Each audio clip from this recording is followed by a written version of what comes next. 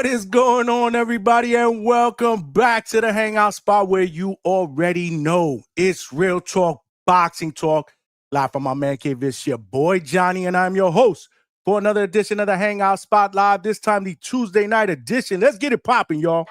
Let's get ready to rumble! Let's go, champ! And I just want to thank everybody for rocking out here on this Tuesday night, man. More importantly, man, thank you to all of you guys that rocked out Sunday night, man. We did over 5 hours on Sunday night, baby. It was a special Border Wars preview show, man, and it was absolutely lit, man. Everybody came out for that shit, man. We had over 1,500 views on that, so shout out to all the fighters that got some really, really good exposure. We are less than a week away. They were talking their shit, promoting their fights. We had Vega and Forbes do a face-off to set us off. We had OC the Boss, who's going to be fighting in the main event against round one. He was on the panel. We had Marvin Tank Furman. He joined us, man, a Border Wars legend who has not fought in Border Wars for about 2 or 3 years, I believe. He was on the panel. McCall and Tip, they're going to be going at it on Saturday. They was talking their shit separately. McCall was talking his shit first, and then Tip came on late night. Sean King James Jones, who's going to be fighting heavyweight, he was on here. Miles Austin. It was absolutely lit, man. We had Two-Tone the Superstar that came and helped me co-host, man. This shit was popping, man. So shout out to all of y'all, man, that tuned in. And if you did not check out that show, make sure you check it out at the Hangout spot on YouTube, as well as all of our live shows, all of our interviews, all of my work, boots to ground, man. It is right there at the Hangout spot on YouTube. And while you are there, text a friend and tell a friend and subscribe to the channel, baby, because we are cooking. We are absolutely cooking, man. Like I said, we are less than a week away from Border Wars. It's going down Saturday, November 8th, Marietta, Georgia. The Hangout spot will be in the building. And looking forward to see all the community fights, all the amateur fights, man. I'm going to get down a little bit early on Friday morning, spend some time with the WBO welterweight champion, Brian Norman Jr. Before they split to Riyadh. They are leaving to Riyadh for their big fight, November 22nd. They are leaving on Sunday morning. So, I want to catch up with the champ, man. And, just chop it up a little bit and wish him well. Any last minute little training I want to kind of check out. So it's going to be dope, man. It's going to be dope. This weekend is going to be lit. But we are here Tuesday night, man. Tuesday night. We here for another banger show, man. And there's been a lot of latest news, headlines, fight announcements, rumors. We're going to go all over it tonight. We're going to open up the phone lines. You guys already know how we do in the Hangout spot. But at the end of the day, man, you guys are the real champions, man. The champ is here! The champ is here! Champ is here. And as always, man, I'm here working overtime. We just getting started, but if we here 4, 5, 6 hours, this is how we do it up, baby. He's a bad man. Let's talk about just how bad he is. We all bad, baby. We all bad here at DHS, man. But y'all know the deal. Is ground rules here at the Hangout spot. Before we get started, if you're watching this live on YouTube, please smash that like button, man. Smash that like button. It is free, and it'll help us get this channel out into the homepage of other boxing fans so they know we rock out Tuesday nights, Wednesday nights, Thursday nights, 9 p.m. Eastern Standard Time. We do our shows on Sunday nights, 8 p.m. Eastern Standard Time. We also do live fight chats and live post-fight reactions where we open up the phone lines and we get immediate reactions to the fights that we just saw either Friday or Saturday night. I won't be able to do a live fight chat this weekend for the big one, the fight that I'm looking forward to. I think a lot of you guys are looking forward to as well. Stylistically, it is, it may be a banger. It may be an absolute banger. You got Virgil Ortiz against Erickson the Hammer Lumen, a 154-pound showdown that's going down this Saturday night in Texas, man. So I will be in Marietta, Georgia, probably most likely at the fight party that they are throwing. So I won't be able to do a live fight chat, but the next big fight, we will be live, and that is going down November 22nd in Riyadh, the big one, which is headlined by David Benavidez against Anthony Yarde for David Benavidez' 175-pound WBC title. Then you got the co-main event, Brian Norman Jr. against Devin the Dream Haney, a fight that we've been talking about since the middle of July. That is going down. That's for the WBO welterweight championship of the world. You got Jesse Bam Rodriguez against Fernando Puma Martinez in the unification fight, bout.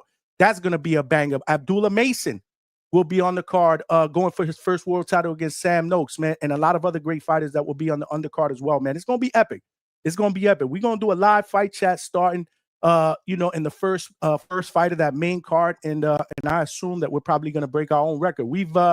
I think the longest DHS show we've done is a little bit over 7 hours. I guarantee you we break that during that day, because again, the fights will be long. They're going down in Riyadh during the day, and then after that, immediate post-fight reactions, man. We're going to take calls. I'll probably have to do time calls because there's going to be hella people calling in, to recap, what we anticipate to be a great, great night of boxing, probably one of the best cards this year, if not the best. Let's see if it delivers, though.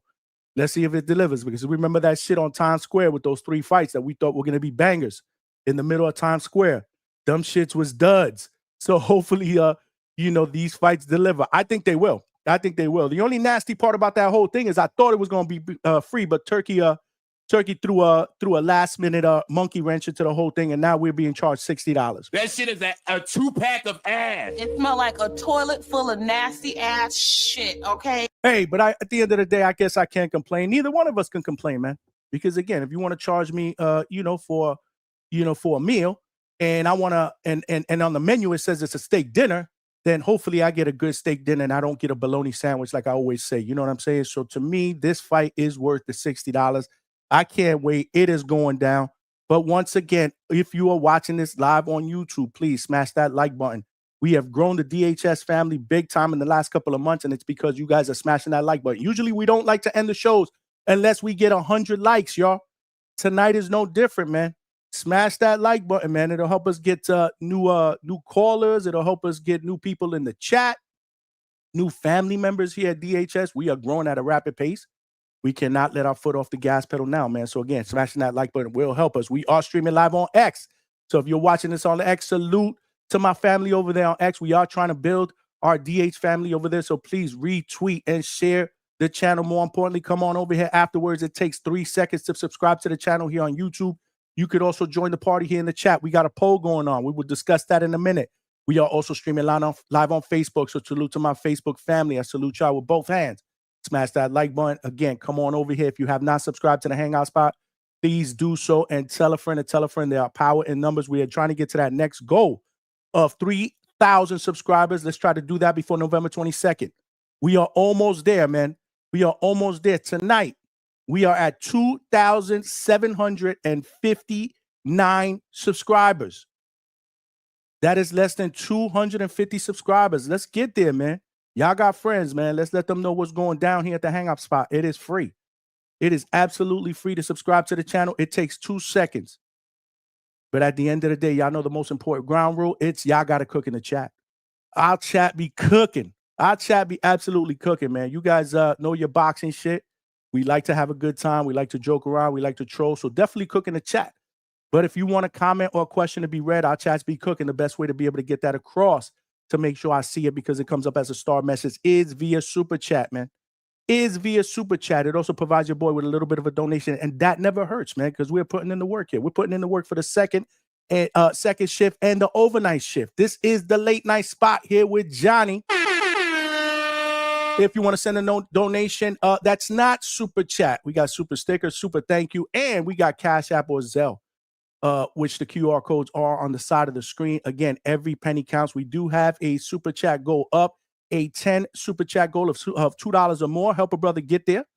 Help a brother hit that Super Chat goal tonight, because we're just getting started, and we are not afraid to put in that work. If we go 4, 5, 6 hours, so be it, baby. This is how we rock out here at the Hangout spot, man. Let's go, champ. Yeah. This is how we rock out. I love boxing. Y'all love boxing. Let's get it popping. Let's absolutely get it popping. Who's in the chat? Who's in the chat, man? Who is in the chat? Alberto is in the building. Alberto said, Johnny, did you see Edgar Berlanga audition himself for the Jake Paul sweepstakes? Shaking my head, nasty word. Hey, man, Jake Paul is making headlines again. And let me tell you something, Alberto. Edgar Berlanga isn't the only one that's lobbying for a fight against Jake Paul. A big money fight against Jake Paul. If you guys have been living under a rock for the last 48 hours, the fight has officially been canceled November 14th. It was supposed to go down in Miami. Yours truly was going to be in the building. That's not happening, obviously. Tank and the legal troubles resurface.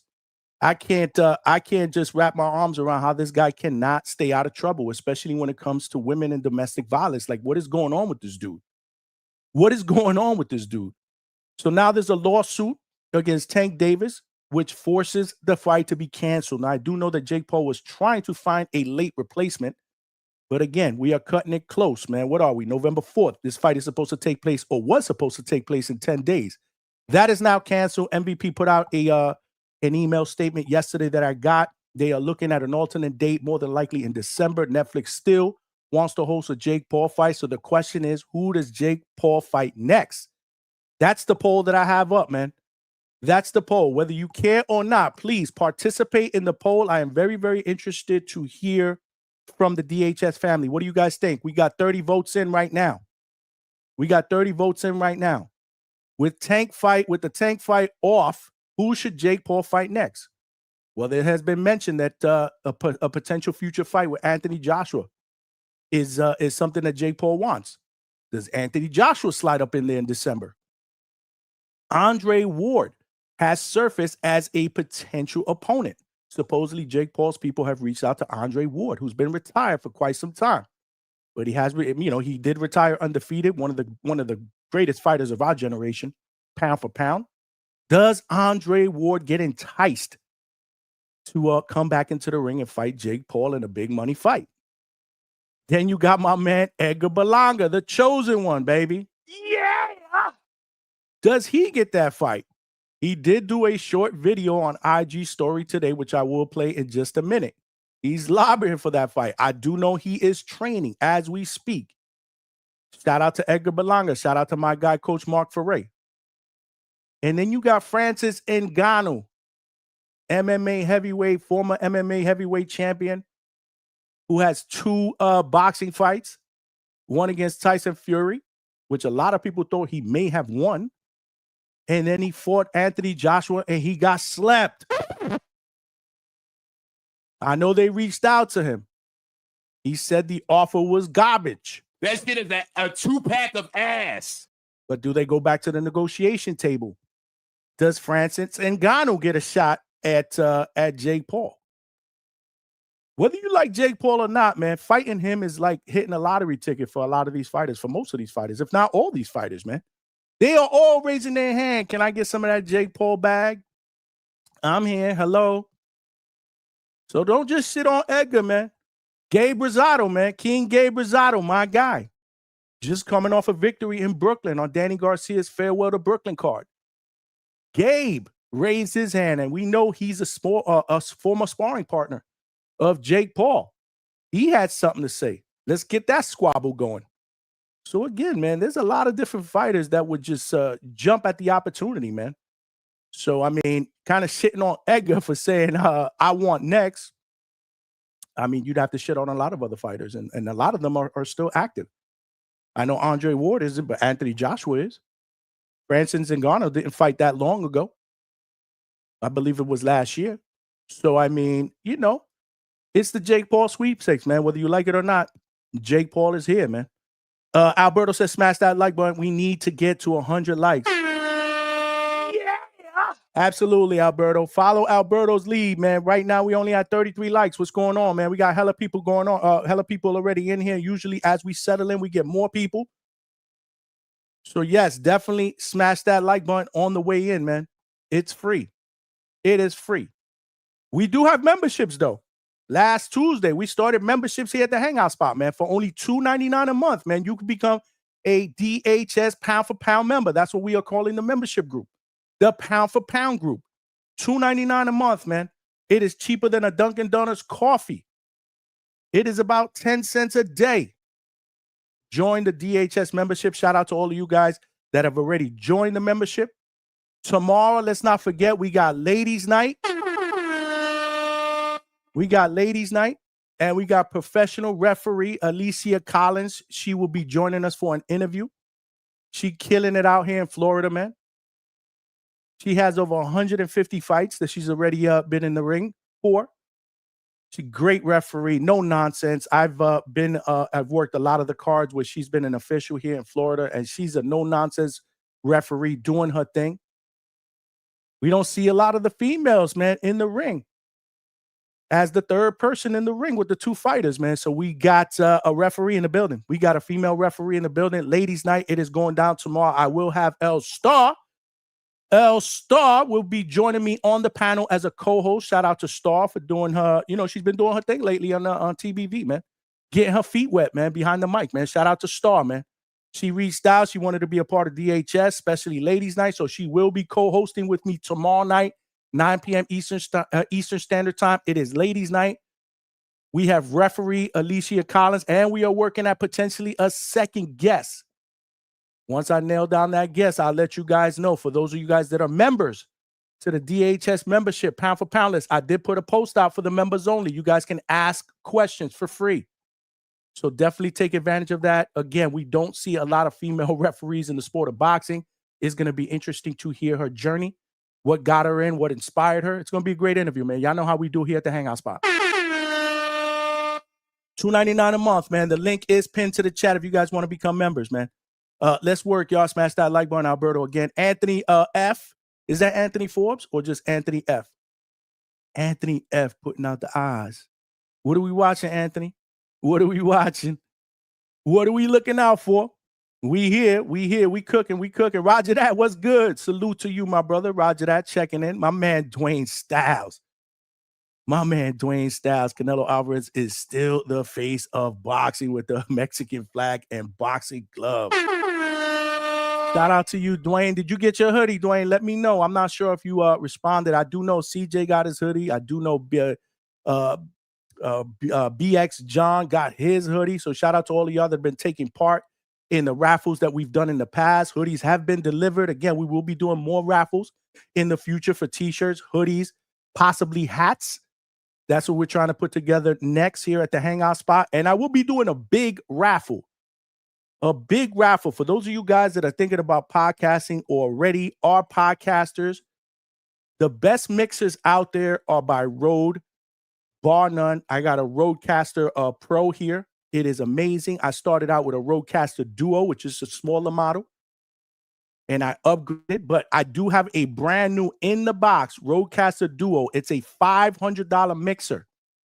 I'm thinking about doing a raffle for that, probably at $20 a raffle. Because again, we are talking about a $500 mixer that is brand new. Like you got it right off the shelf. Box sealed and everything. We're thinking about doing that raffle starting November 22nd for that big Riyadh card. And we'll keep it kicking till probably right before Christmas, because I got to get at least, if we're doing $20 a head, I definitely got to get at least 30 people to enter the raffle. That way I could also have money to be able to ship this thing out, man. I got the box somewhere. I will show it to you guys on a future show, but I'm thinking about raffling off a brand new Rodecaster Duo mixer. So if you guys are interested, let me know. If you guys want me to do that raffle, let me know. This shit is banging. It's banging. So let me know. I agree, Dwayne. Okay, so you agree that Mexico is, or Canelo still is the face of boxing. That's what's up. My man Lowe's knows boxing. Said Johnny from the Mafia spot. Yeah, man. Shout out to Two-Tone, man. He clipped that piece of me crashing out on some of these damn weirdos the other night when Brian Norman Sr. was on. That was some crazy shit, but he put the Mafia music in the background. That shit was epic, man. That shit had me dying. I ain't gonna lie. Yeah, man, we family here, man. We're not trying to, promote that dumb shit, man. Like, be smart, man. Don't be a weirdo. You want to be a weirdo, go on another channel, man. We family here. We gonna start putting out hits. Mafia style, baby. Shout out to you. Michelangelo was good. Berlanga panhandling outside MVP promotion. Man, he ain't the only one, champ. A lot of people want that Jake lottery ticket, baby.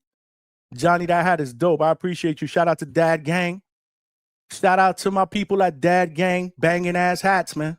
Banging ass dad hats. In fact, we are trying to do a DHS hat in the same fashion as this, man. More to come on that, man. Big Boss Bandalorian, my man.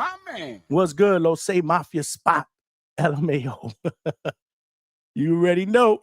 Lo Say Mafia spot, man. I deserve a wrench, bro. Yeah, I can get you a wrench. I definitely can get you a wrench, bro. Edgar Berlanga doesn't want those Armando Resendiz problems. See, that was one of the things that I was going to talk about, Alberto, because there are rumors that Edgar Berlanga and Armando Resendiz, the guy that just beat Caleb Plant for the WBA interim super middleweight championship, there are rumors that him and Edgar Berlanga could get it popping in January. What do you guys think about that? A lot of people were looking towards a potential fight with Edgar and Caleb Plant, who are both coming off a loss. But man, if Edgar skips over that and goes to the guy who beat Caleb Plant, I'm kind of digging that.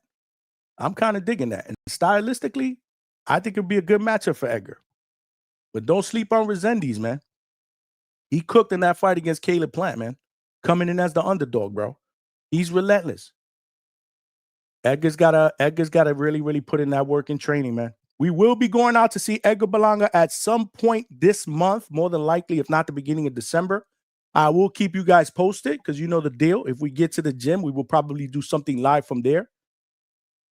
Get Edgar to talk a little bit about his comeback from that loss to Hamza Shiraz. You know how we do, man. Yep, the mafia spot is in full effect, baby. I got to get that mafia music. I got to get that clip from Tone. Bro. He's a bad man. Let's talk about just how bad he is. I got to get that clip from Tone, bro. That shit was funny as hell. Those boxes say, "Can I talk to your son?" Dwayne Styles is in the gym. Yo, let's not forget, Dwayne Styles actually called in from the gym while he was hitting the heavy bag with a bunch of left hooks. That's dedication, my brother. That's dedication here at DHS. We family. My man Chad from Canada was good, my brother. G-Vaughn said, Edgar, the real superstar. Shout out to you, G-Vaughn. Let's see, baby. The comeback is always better than the setback. You already know the deal. That's right. We need to get to 3K. Dwayne Styles, make sure you guys subscribe. We've been live for 22 minutes. Have we gotten any subscribers?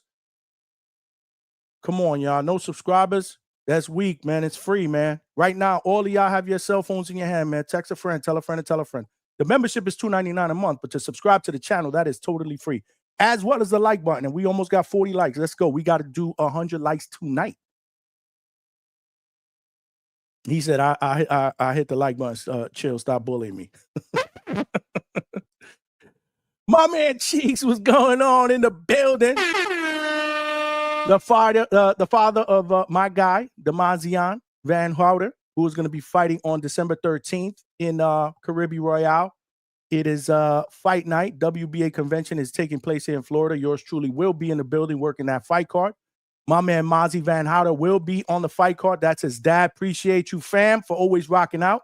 He says, so glad that fight is canceled. Word. I mean, there were a lot of people that was shitting on it. I get it. But listen, at the end of the day, I knew what it was. It was an exhibition.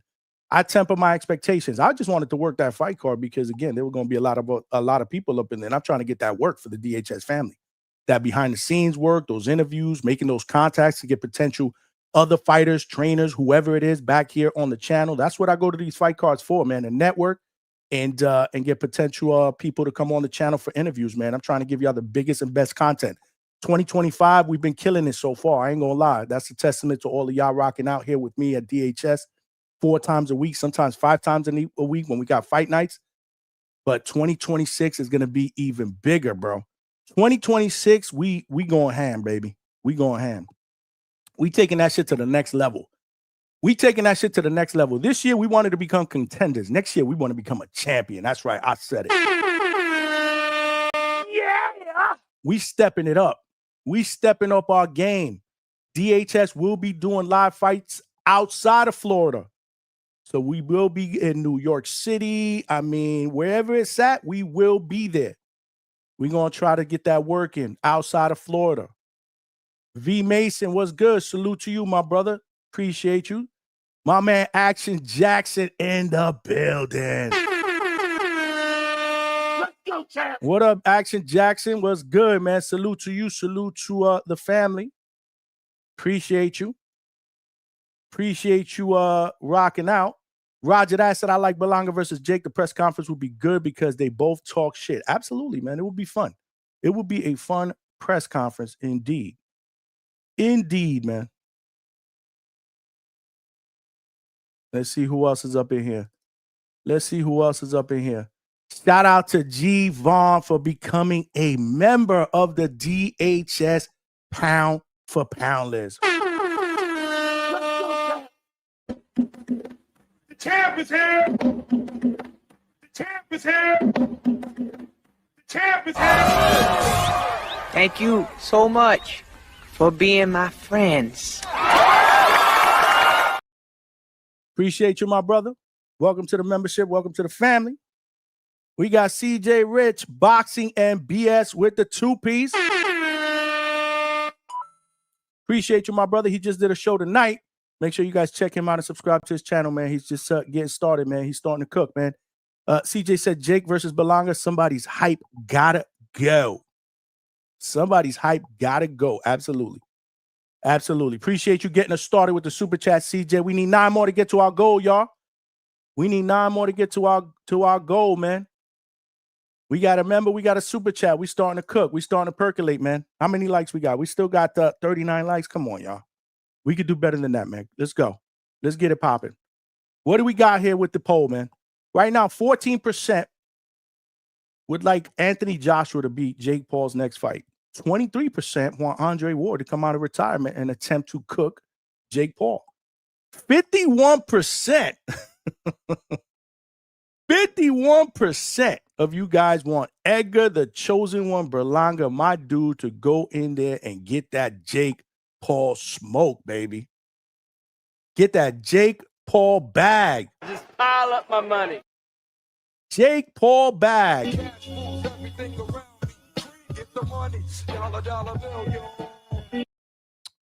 And only 11% want to see Francis Ngannou and Jake Paul. It is what it is, man. Get them votes in, man. We only have 45 votes. We got hella people up in here, man. We got people on YouTube, obviously. We got X. We starting to percolate there. We got Facebook tuned in. We don't play. No. See, you fucked up, G-Von. It is $2.99. You must have did it from your iPhone.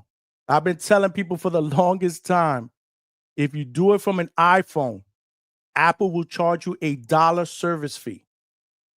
You got to do it from a desktop, Android, or if you're going to do it on an Apple phone or an iPad, you gotta copy the link and paste it in a browser, in a Safari browser, whatever you use as a browser on your phone. Go into YouTube that way. And then when you go into the page and you go into membership, it'll be $2.99. My bad. I've said it before. You probably want to hear when I said it. I actually put a post out as well on the YouTube channel. If you guys want to become members, $2.99 is where it's at, man. $2.99 is where it's at. But yeah, Apple, you know Apple, they got to charge some kind of service fee. And I had to figure that shit out. Malcolm was the first subscriber. He did it on an iPhone. And I was like, let me ask you a question, Malcolm. How much you pay? Because then I saw something when I opened it up on my iPhone, it said $3.99. He said $3.99. I'm like, nah, that's not right. But then when I was opening it up on my laptop, it said $2.99. Anyway, long story short, I had to go back and forth with a bunch of different people on YouTube. Nobody knew anything. Finally, I got the answers that I needed to get by looking online. Apple charges $1 surcharge. So again, if you don't want to get charged $3.99, cancel it before the month is out, and then you can resubscribe at $2.99 using a desktop, Android, or again, copy and paste the link that I put there. Put it in a browser. You can do it from your phone, but you gotta use a browser. So yes, man, my bad, man. My bad. When you saw $3.99, you should have asked me. You should have asked me, man. My apologies, but I did put something on the YouTube channel. Speaking of memberships, man, my guy CJ Rich, Boxing and BS, man. Shout out to you, man, for gifting 5 DHS pound for pound memberships.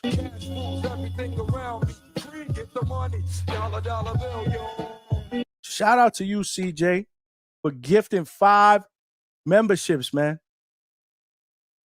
You're the real champ, brother. The champ is here. The champ is here. The champ is here. Appreciate you, my guy. Appreciate you, man, for always supporting the channel, man. Shout out to all of y'all that got a gift membership. I get big money. Scythe Bud, Alfonso Soros, Joshua Alexander, ADRH, all received memberships courtesy of CJ Rich, Boxing and BS. Make sure y'all guys subscribe to his channel, man. Yeah, we trying to cook up some more shit, man. Again, we just haven't been boots to ground, man. But when we get boots to ground, we're gonna be cooking up member-only stuff. Early access. We doing questions, obviously, for our guests. We are cooking up some new stuff, but I am taking suggestions. Trini Bronx, what's good? Salute to the wrenches for holding it down. Salute, chat. Trini Bronx, what it do? What it do? I know you're probably working.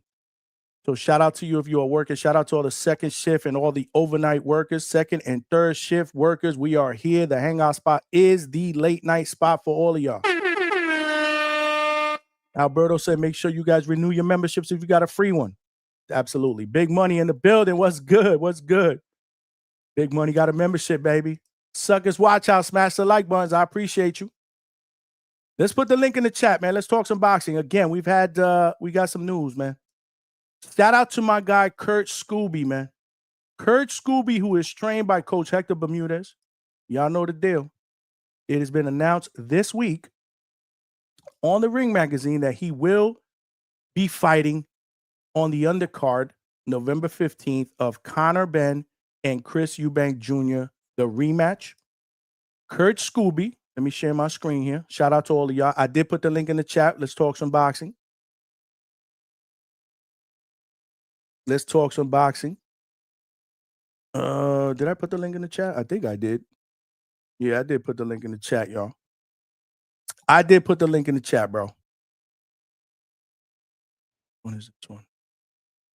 Yeah, man. So, yeah, Kurt Scoby, man. Kurt Scoby, the Ring Magazine has confirmed that a deal has been reached for a cracking super lightweight showdown, 140 pounds between rising contender Adam Azin, who is undefeated, and heavy-handed Kurt Scoby. That will take place on the Chris Eubank Jr. versus Conor Benn undercard on November 15th. Shout out to our guy, Kurt Scoby, and shout out to Coach Hector Bermudez. That's a big fight, man. That's a nice fight for Kurt Scoby on a really, really nice platform, man. Shout out to him, man. Are you guys looking forward to that rematch between Conor Benn and Chris Eubank? I mean, the first one was a really good fight, but are you guys looking forward to the rematch? Here we go. Gervonta Davis and Jake Paul no longer going ahead on November 14th. Jake Paul had a lot to say about Tank Davis.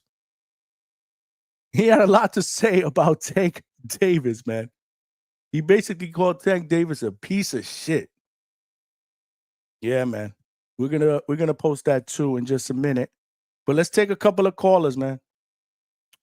Let's take a couple of callers, man, to get us started here with a little bit of conversation here. We got Dwayne Styles in the building. What's good, Dwayne? Salute, Johnny, from the gym. Hangout spot hoodie came in perfectly, baby. Oh, shit, with the hoodie. What's good, champ? Look at that. Hold on. Let me get you here. Oh, Look shit. at Oh. I'm playing. What's up, Johnny? But big switch for the hoodie, bro. I love it.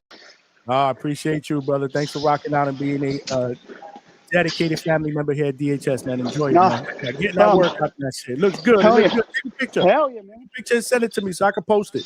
Hell yeah. You know I got you, Johnny. But I just want to say I love the content. Me and Stairmaster.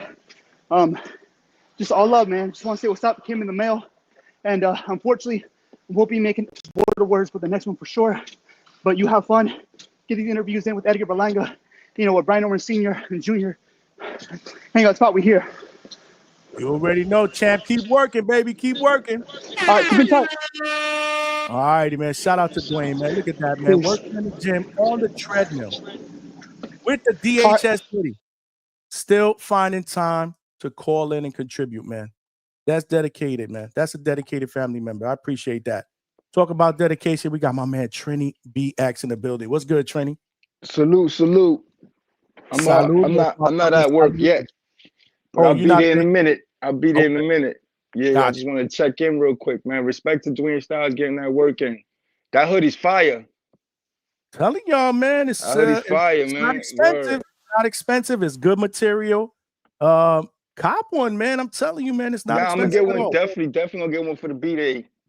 Treat myself to that, man. Word. It's crazy because I seen I was on a live and CJ got his shit in the mail and showed it up close. The shit's fire, good material. Shit's official. Definitely gonna rock that out. CJ got his. It's starting to get chilly. It's starting to get chilly here in Florida, actually, Word. man. You know what, man? Yeah.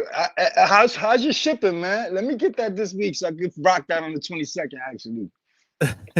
Word. I'm gonna try to make that happen. Word. I'm gonna shoot you something this week, and then we'll make that happen. Get it, baby. We got different colors. We got different colors, different sizes. The t-shirts are good. This is actually one of the t-shirts. Good material. Not thick. Look, I mean, it's kind of, kind of fits your muscles nice. You know what I mean? Like it's not, all out here. The sleeve. Like I like the way the t-shirts fit, man. Well, all right, that's what's up. Yo, yeah, I'm going with this weekend. I'm going with Lubin, man. I was a big fan of Lubin. I am still am. I hope he pulls it off. Do or die for him. I just feel like he can't show any sign of any punches impact on him. You know what I'm saying? This is gonna be the real test of how much Fundora took out of him, because this is gonna be a real dog fight. He got to get to put all that training together, man. Put it all together. You got what it takes to beat Virgil Ortiz right now. He could reverse the whole shit that happened with him and Charlo. You know what I'm saying? It's been, this guy has weight problems. He's, there's a lot of pressure on him to look spectacular against Lubin, so because everybody already got him up there fighting Boots. We need somebody to throw wrenches in their plans, man. I don't like all that setting shit up and all that. So a lot of other fights, I'd rather see Boots in there trying to get a belt at 154. Let hopefully Lubin throws a wrench in there. You know what I mean? Put Haney back on the map, man. We need, make some weight for my man Velsay coming up, man. We need an Asian champion, man. Bring a voice to the people. I saw you on you were on somebody's panel. You were talking about Blast. I forgot who it was. No. I'm trying to put Clay on to him. Yeah. Clay. And a couple other people, because don't get it twisted. He's a prospect. I just like what I see, like what I hear. You know what I'm saying? He's down there locked in the pro box guys. We got to start to let people know about Blast, man. He's the real deal. Or keep quiet. Let me cake on the tickets. Keep quiet. Let me cake off when the odds gonna be great. Keep it quiet. Let me cake off a little, and then you know what I'm saying. But like I said, get them and try to. I know you're working on it, but this is the perfect panel to break on those young guys so they can get to the fans before. Because I'm telling you, they're gonna get upset wins. The media is gonna rush them. Get them out there, pitch it to them like that. You know what I'm saying? It makes sense. Go to their coaches. Blast is my guy. I could go over there. I could interview him. He's just not I've been trying to get him on the show. He doesn't really like to do like the podcast and all that stuff. I don't know what it is. I told him, I said, you speak well. But yeah, but I'm working on it. He said, he keep telling me, yeah, I'm for you, I'm gonna do it. But I haven't got him, but I haven't really pushed him because I know he's been putting in that work. He was putting in that work in Canelo camp. But now that you remind me, I'm gonna reach out to him this week, man. I'm gonna try to get him on the show, man, for sure. And shout out to the border war fighters that's setting the good with the early certain fights are coming a little early. I think that's gonna send the trend for the whole day, man. Respect for all the fighters. Yeah, absolutely, man. And I'm gonna check back in. I'm gonna keep listening. You already know, brother. All right, that's Trini BX in the building. Make sure y'all smash that like button, man. We got Alex Vega, Border Wars fighter Alex Vega. We got CJ Rich on the panel. What's good, CJ? What's good, Alex? Well, it's popping. Salute Trini. Obviously, shout out Johnny. Vega, you can go. He was up here first. Vega. What's good, Vega? I haven't heard from you since Sunday, man. What's popping? Chilling, man. Just walking these dumbass dogs. One of them might not make it back inside. They're not fucking listening. I just got back from training. And yeah, man, now it's time to relax. And yeah, just trying to see what's going on at the Hangout spot. You know how we doing, man. We doing the late night spot, man. We here, man. A lot of shit going on in boxing, a lot of rumors. Obviously, Tank and Jake is off. A lot of people are raising their hand. They want that Jake bag. I mean, I can't blame them. I mean, it is what it is. But, you know, I put a poll out. Nah, man. I mean, listen, even Gabe Rosado, who is a former sparring partner, he threw his hand in his hand in the hat there, talking about Jake on an IG post, man. He want that smoke too, man. I didn't hear about that. Okay, you dug deep on this. Okay, I have heard a lot of names. Let me speak on that real quick. Yeah, I don't know if you I just tapped in right before I hopped on the panel when I dropped the super chat and that shit. But okay, I heard AJ, right? The dudes you have on the poll, Ward, Ngannou. I did hear. I don't know if he spoke on this, but Ward said, Ngannou rather said that he felt disrespected by the offer. Now I'm hearing this secondhand, so I don't think that one's feasible. Ryan, you feel me? I even heard this wasn't on the poll, obviously, but I heard Clarissa Shields. I'm like, come on, man. I understand pushing women's boxing, but let's not even put that out there, bro. No. Let's not even put that hey, out shout there. out Clay. I heard that off of Clay, so I wouldn't even put it in the air. But yeah. Who said that? But no, Clay. My man. But Claymore. no, there was a list on who's the best 10 opponents for Jake, and Clarissa was like number 9.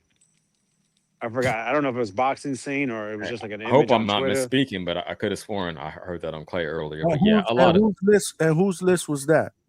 Like I said, I don't know if it was boxing scene or like I know I read something and I seen it on Twitter. It was like a list going around. Okay. It was like Floyd, Conor McGregor, Clarissa. The names probably nothing official because this is just recent news, right? So yeah, no, it was just a writer giving like who they believe is the top 10 people.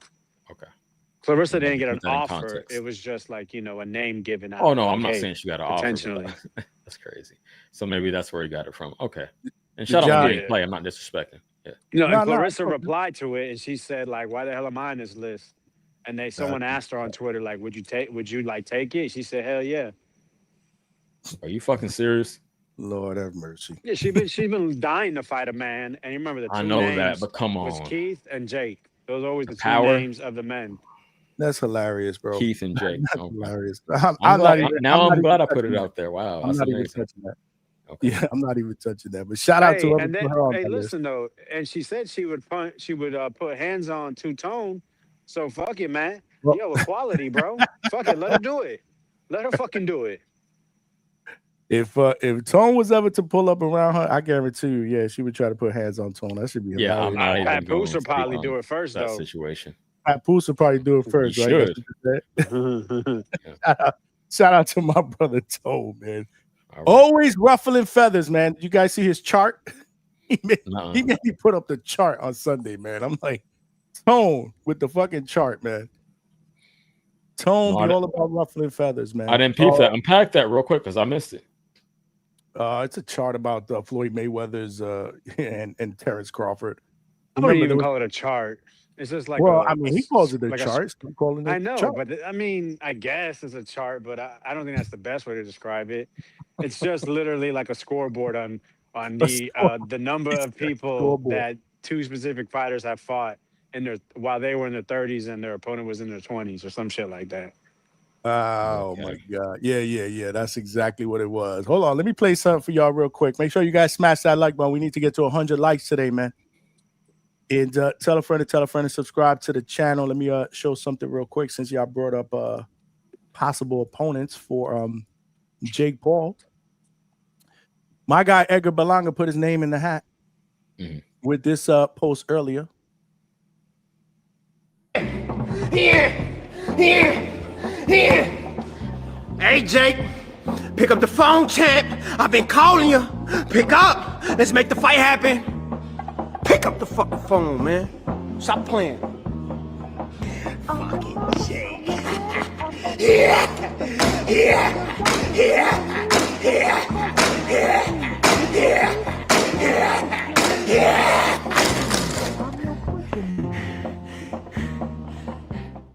Let's go, baby. Let's go. Good form. Okay. Hold on. My man said, let's get it popping. He said, pick up the phone, bro. He might as well, but I really don't think Jake would even take that level of risk. I'm really interested to see what the fallout's going to be, man.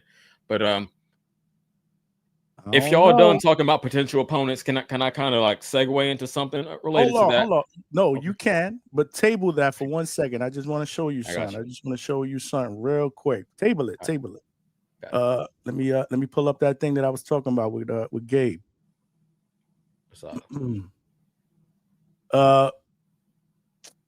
Where is it? Fuck. Well, shit. While you do that, I'll just speak on the potential opponents. So Yeah, it's yeah, what yeah, yeah. Please. Francis, Andre Ward, Edgar Berlanga, and who was the last one on the poll? Ryan? Francis Ngannou. Oh, he said Francis. Oh, he said. Say I don't know if the you three have again. Francis on the poll. I voted for Berlanga. I don't know who the We fourth. got is. Anthony Joshua, Andre Ward, Edgar AJ. Berlanga, Francis Ngannou. And if there was an E, I would put we don't give a shit. Oh Wonder how many man, people will vote. that's I the don't give one a that shit. I would. Yeah, that's the one I definitely would vote for. But in Yeah, I bet. regards, listen, they're gonna do it, right? That's reality. Jake Paul puts on events, right? So now they're gonna push it back to another month, right? So we're what, 5 weeks out. So Mhm. so listen, AJ, they seem like they already have a plan for him. They already talked about putting him in the U.S. or over there. I think in another show, Japan or something like that. They want to throw him on a matchroom show, so they have plans for him. And Ngannou said it was disrespectful for them to offer him a Jake Paul fight, right? So Exactly. Andre Ward and Berlanga. I think as a boxing supporter, I would love for it to be Andre Ward because he's a guy that I know can lock in for 4 or 5 weeks. With the skills that he has, basically has carved out for what 30 plus, 40 plus years possibly within boxing. I know he can make it happen in a month. However, it's short notice, right? These are events. Edgar Berlanga is your guy. That's the guy to pick. Even though he would be coming up multiple divisions, right? He does have the power. And you see, even though that content he created, I'm not sure how that makes the possibility of him and Jake fighting exciting, but that's what he does. He's not going to sit around and just make a video and say, pick me. He's going to do something. It's going to be something out of the ordinary. He's going to try to stick out. And for some reason, he gets a certain amount of people to clap their hands, give a standing ovation, and cheerlead. Shout out Johnny, shout out Ness. So, yeah, I think Berlanga is the guy to do it on short notice. Okay. I wouldn't be opposed to it, man. I'm having a hard time finding that. But go ahead, CJ. You could switch it up. We can always come back to this. Well, I'll piggyback on that, and then I'll segue. It's related to this, but no, absolutely. That's why I voted Berlanga as far as like a sideshow. Again, anyone who don't know, I'm a former pro wrestler, so I know it's about putting on a show. That's half the battle. It might be 75% of the battle. So yeah, okay, that's cool. That's what Jake Paul's about anyway. So, I was thinking, even though it wasn't on the poll, a possible Ryan, because I heard he got reinstated at least by the WBC just today, I want to say. But okay, so we done on that. What I wanted to get to is how it's affecting everybody around Tank, meaning the undercard. We had some pretty big names on this undercard, and is that in jeopardy now? Or are they going to keep the same ones? And also his team. They're not getting their payday, right? So he kind of fucked a lot of people over with his actions, in my opinion. And I wanted to know how y'all felt about that. I heard that Gary Russell and Hiroka is in jeopardy. That if Jake doesn't fight a PBC guy, then they're not going to put that fight on that card, and they might put that on like a Manny Pacquiao undercard or something else.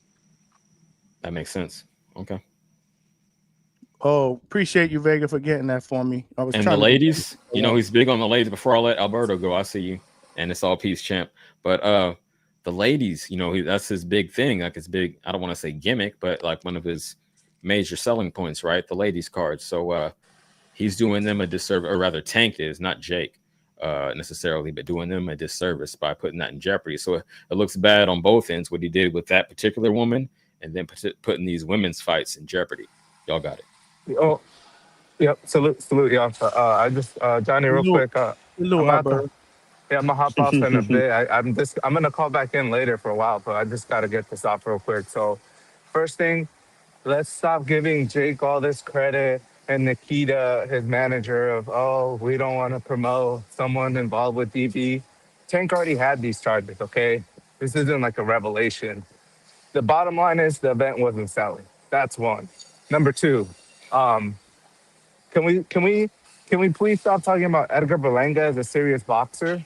Like seriously, like the dude is a 168-pound Ryan Garcia. He's whoring himself out for a payday. he climbed up that tree. You know, he barked up that tree to get that big fight against Shiraz, and look what happened. So he's not trying to fight anybody. You know, he just wants an easy payday. Well, yeah, in all fairness, that's what we're talking about as an opponent for Jake, because it is a gimmick, right? So that makes sense. More support. No one was saying he was serious. Nobody said that up here. Well, I was saying this, and because this kind of cause like last week or a few days ago, we saw news that he's gonna fight the 168-pound Mario Lopez, Armando Resendiz, right? And then now he's over here auditioning What you call him? What'd you call him? That was a good one, Alberto. The 168-pound Mario Lopez, and then now that's fucking good.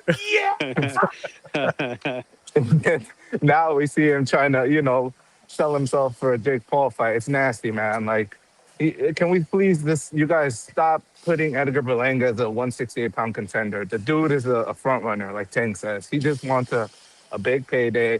He doesn't really want to become a world champion, or else he would be trying to run the squabble with Jamal Charlo, Plant, or Resendiz. Okay, please.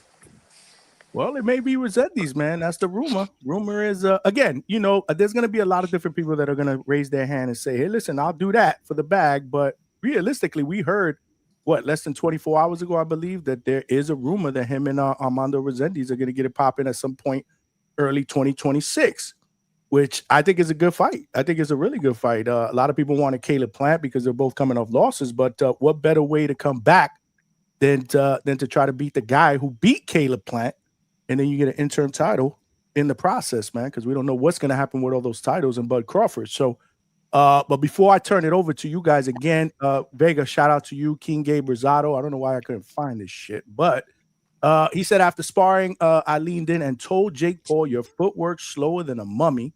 I can see your right hand from a mile away, you big dummy. Okay. He said, the boxing fans want a real fight. This is it. Short notice. It don't matter. We ready. 100. Send the contract. So again, this is what it is when it comes to the Jake Paul sweepstakes, man. There will be people that will raise their hand and say, I'll do it. I'll do it for 20 million, 30 million, 40 million, whatever it was. And Tank just fumbled a $40 million bag, I believe. Incredible. Incredible, man. Jake also got his bag fucked up, but he should take blame for choosing this as a bout.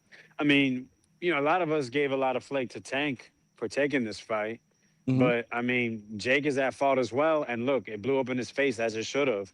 I mean, in actuality and reality, in my personal opinion, I wish this whole event gets scrapped. The main event gets scrapped. I don't care to see Jake Paul fight. It's like, bro, I said the same thing for Canelo. My family forced me to watch that Terrence Bud Crawford fight. And I've been saying the same thing for Jake Paul, man. I don't care to watch his fights.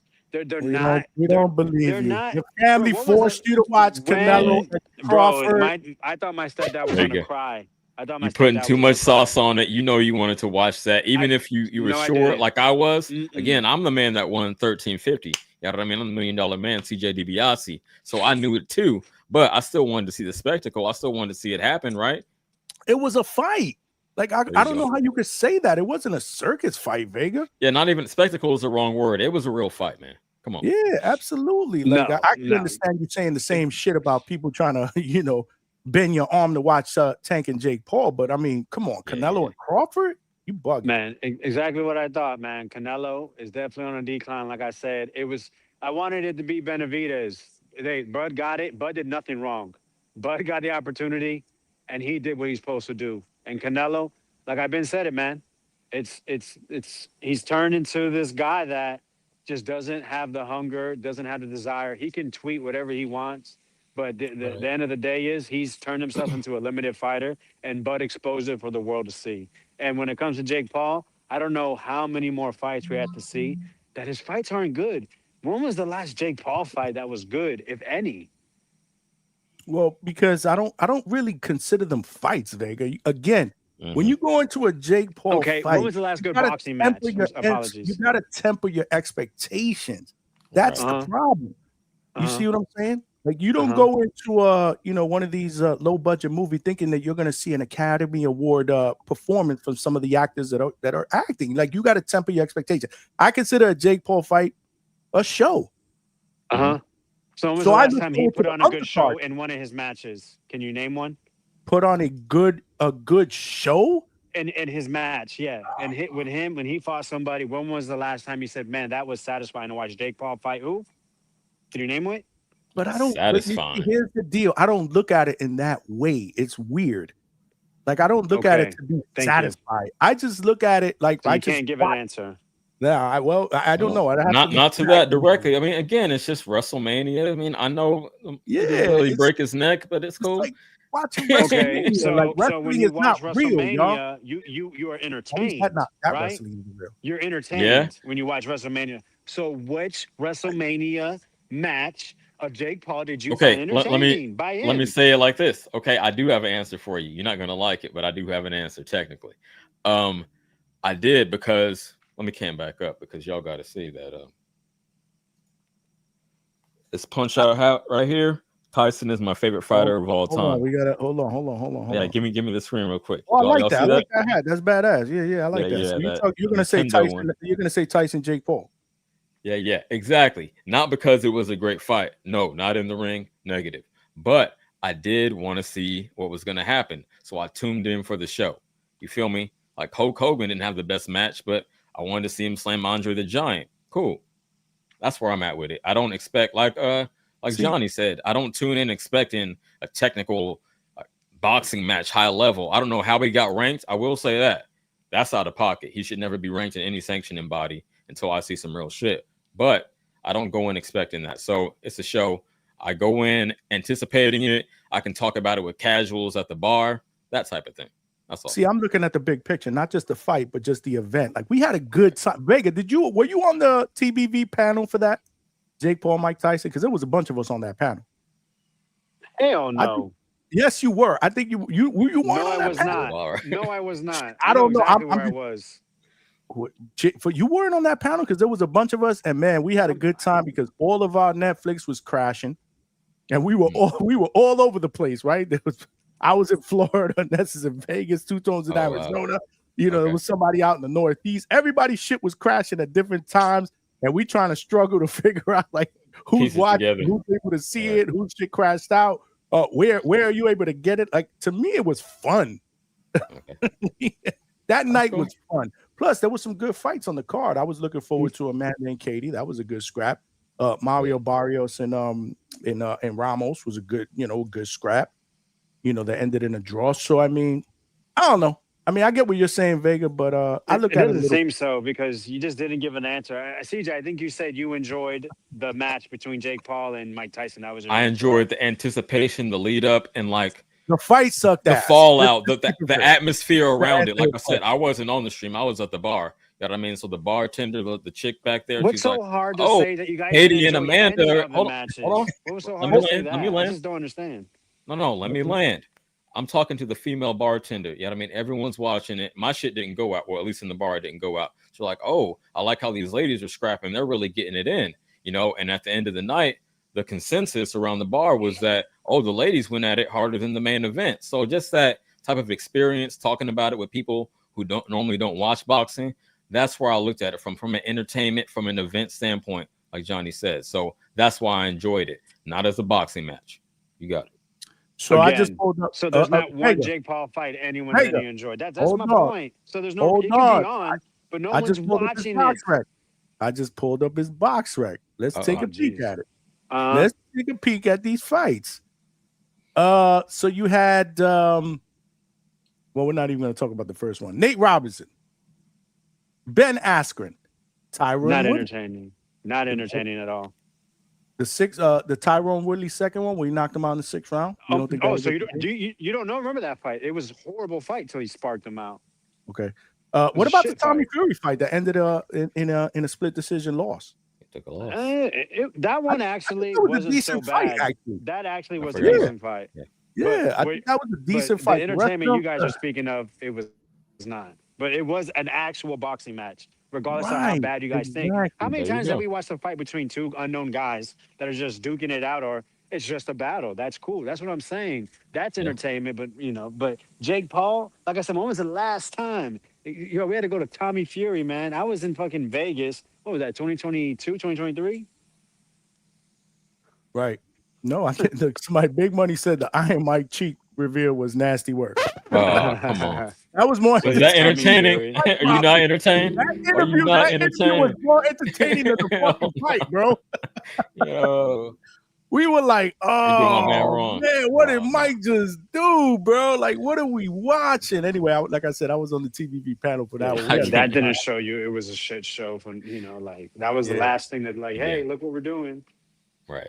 Listen, I don't disagree, but what I'm saying is I don't go into it looking for a great fight. Mm-hmm. I enjoy about managing expectations. At the end of the day, it's like I get a little bit of a wrestling vibe type of fight or whatever, and then it is what it is and it's over. But listen, I'm not saying his events aren't cool. I'm saying his actual fights. No one. Let's stop pretending like it's must watch. We don't need to watch it. We can watch the undercard and literally turn it off for the main event. Do you do that? I want to see you do that. Not even peep it. Just boom. Record yourself doing that, then I'll believe you. Because I know you're gonna watch just to hate on it, at least for that, right? Somebody said it made me cry. WrestleMania 2 was lit. Actually, my favorite WrestleMania, and this is when I used to watch wrestling when I was young, was actually WrestleMania 3, to CJ's point. The whole card, Hulk Hogan, Andre the Giant. But the card was crazy. I remember at that time, because I went to watch that in closed circuit TV.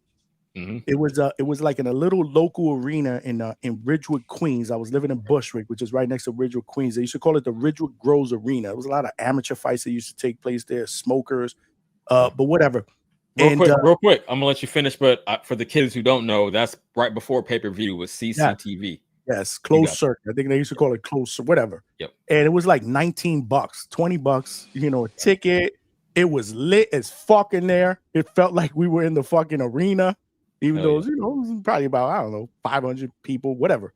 And the whole card was dope. I remember that shit took place in a football stadium where they had like 90,000 people, so it broke fucking records back then for a live sporting event. Live event, yep. And then it finished with Hulk Hogan and Andre the Giant, and Hulk Hogan slamming Andre. Nobody had body slammed Andre to that point, right? Yeah, exactly. I remember the best fight of that night was Ricky Steamboat against Macho Man. Was a great fight. I'm telling you, I remember that shit. That's when I used to watch wrestling. Then after that, but I was much younger. Then after that, when it started, I don't fuck with wrestling or whatever. But I was much younger. That to me is when wrestling was wrestling. You know what I'm saying? But so that's what I consider like going into a Jake Paul fight. Like again, I tell people this all the time. Like people will DM me, tell me, "What the fuck? What do you think about this? Is bullshit." I'm like, bro, why do you go into it thinking you're going to see a fight? That's your fault. Temper your expectations, brother. There you go. I don't go into a movie like Scream 7, which they're just coming out with, and again, for real, thinking that there's gonna be another Scream 7. I just Scream 7. I just saw the fucking the trailer the other day, thinking that I'm gonna see an Academy Award winning movie. Right. It is what it is. Jump scares, motherfucker jumping out. I ain't seen since like 2. I'm gonna be real. I haven't seen since Scream 2, but well, there's 7. We had 7, which means we'll probably reach about 10, 11. I don't know how many Friday the 13th there was. There's probably about 10 of those. I mean, they continue to just pull, and bleed off the same storyline, but people go to watch, right? There you go. People can't go to argue watch. with the numbers. You can't hate don't hate the player, hate the game. Exactly. At the end of the day, my man Claymore, what's good, Claymore? Well, good, family. Man, you already know how we doing it up here at DHS. Make sure y'all smash that like button, man. Make sure y'all smash that like button. Subscribe to the channel, man. And CJ, I just want to say shout out to you, man. Thank you for gifting those memberships, my brother. I appreciate you. Absolutely. Means a lot to me, man. Good content. I rock with you, so more people should rock with you. That's all. Hey, man. Means a lot to me. Hope you enjoying that hoodie, man. How's that? Oh, hoodie, yeah. man? I'm gonna put it. I mean, it's too hot up here in Sacramento right now, but whenever you rock it, just take a quick pic, man. Let us post that shit. If you guys want a hoodie, I will put the link in the chat. T-shirts. I got the T-shirt on now. Great fit. Look. It even makes a person like me with not a lot of muscles Seemed like I got muscle. You know, looking buff. Hey, I do want to. I want to speak sometimes. real quick. It is quality, y'all. The hoodies are quality. This is gonna last me Good quality, man. through Good quality. the winter. Yeah. Ain't no bootleg. We don't put on no bootleg shit. What brand is the hoodies? Oh shit! What the? I got it on me. Because I work with another company that does it for me, so they do it for me. Oh, look at the tag. I'll let you know. Yeah. Flip the tag or whatever. But nah, good material, man. Good material, reasonable prices. But shout out to CJ for gifting 5 memberships. Shout out to y'all. If y'all want to become a member, I will. I think the link is pinned to the chat. It's only $2.99 a month, and we cooking here. We need 40 more likes to get to 100. Tuesday night show. Tomorrow's ladies' night, by the way, guys. Tomorrow is ladies' night. We got. Huh? What does that look like, ladies' night? So what's it gonna be like? So I do a ladies' night. What is it, CJ? Maybe once. Well, I want to do it once a month, but sometimes it kind of about but about once a month. I've already done 2, right? So I like ladies' night to be me and some ladies on the panel. Okay, they're doing their thing. So tomorrow, Star is gonna co-host with me. All right, and I like to get lady guests. So the last ladies' night, I had 2. I had a Paula Vargas, who is a female hand rapper extraordinaire and cut woman. You don't see that a lot in the world of boxing. That was a great interview. Right, I remember that. Paula Vargas, and then we also had Chloe Chaos, who is who's a contender from Australia, and she's lobbying for a big fight. She just signed with my man Brian Flores from Square Circle Fighters. He's trying to get her on the most valuable promotions card because they be rocking with the females. She's killing it out there. So I had her on the panel, and there was like a 12-hour time difference. So she had just finished training. She popped on the panel. We did a nice interview with her. Before that, I had I forget the first ladies' night. I think I had Christy Martin on here. And let's not forget Christy Martin is a legend. Her movie comes out. Oh yeah. Her movie comes out Friday. Biopic. Yeah, absolutely. Biopic comes out Friday, Starring, man. We got Christy Martin up here. Yeah. Oh yeah. Clay, that was up. Come on, Clay. That was up. Christy, I think Christy, she cool. I see her all the time. She's a promoter now, Christy Martin Promotions, and she promotes my guy, Tony Aguilar, who's a Mexican fighter, lightweight Mexican fighter. She promotes him, and I see her all the time. I got to get Rachel Donaire up in here. I got to get my girl Rachel Donaire. She got to come up here. That's it right there. Yeah, we can try to get her on tomorrow. Give her all. So tomorrow we got Star that's joining the panel, and we got professional referee, who will be in the building with us tomorrow. She'll be in here. Hold on a second. Damn. Why am I drawing a blank? You guys are making me fucking draw a blank. Yo, fam. I'm not doing shit. Alicia Collins, who is a professional referee. She referees a shitload of cards here in Florida. She's no joke. She's no nonsense, man. And we're gonna have a professional referee, Alicia Collins, on the show tomorrow. So that's basically what ladies' night is, Clay. Long story short. But what's good with you, man? How you doing? Doing good, man. I'm doing good, man. I'm not working tonight, so I'm like, y'all. I did a little live. We spoke on that Erickson Lubin. We did not speak on that yet, but we can. What we were talking about is a lot of the latest news that's been popping. Obviously, Jake and Tank is off, so most of our conversation has been around potential opponents for Jake Paul. I did mention in my intro, which lasted about a half hour, Adam Azin against my guy Kurt Scoby. That fight has been announced. That's going down on the November 15th. Chris Eubank and Conor Bank rematch card. So that's dope. That's going to be a great fight. They just signed that? No, that's done. It's signed, sealed, and delivered, man. Shout out to Coach Bermudez. No, but it just got signed recently, right? Yeah, shout out to Coach Bermudez. Yes. Actually, Kurt Scoby was supposed to have a fight the week after. He had told me, he's like, I'm fighting November 21st. Okay, so he was in camp. I was just Riyadh card. Right. No, yeah. He's coming off a stoppage victory in Sony Hall, New York City. Let's not forget, in October. And then he told me I'm going on November 21st, November 22nd. I believe it was one of those 2 days. And then all of a sudden, this fight, because Adam Azin's opponent pulled out because of an injury, boom, he stepped right in. Coach Bermudez kind of said that on the panel, not the panel in the chat. I believe it was on Sunday. It was like, shout out to Scoby, man. Big fight coming up. And I'm like, what the fuck you talking Bermudez? I haven't seen Bermudez up here in a minute. I haven't seen him. I don't know where Bermudez is. He be in all the chats. So I don't know where he is. Maybe, I don't know. Maybe I did sign him. Maybe I don't know. Maybe he owe me money. I don't know what it is. Shows a little bit. All right. Now you know he my guy. He'll be up in here later on. But so that fight, Border Awards, Vegas said Azin will probably be too fast for Scoby. Hopefully, Kurt has a good coach. Yeah, hopefully. Hopefully, he got a good trainer, Kurt Scoby. I know he playing. I get it. But that's gonna be a good fight. It's gonna be a good fight. It's gonna be a really good fight. I mean, the Ring Magazine again. You're talking about Adam Azin, who you know they're very, very high on. He's undefeated. And Kurt Scoby, 18-1, 16 knockouts, coming off another stoppage. He's a big puncher.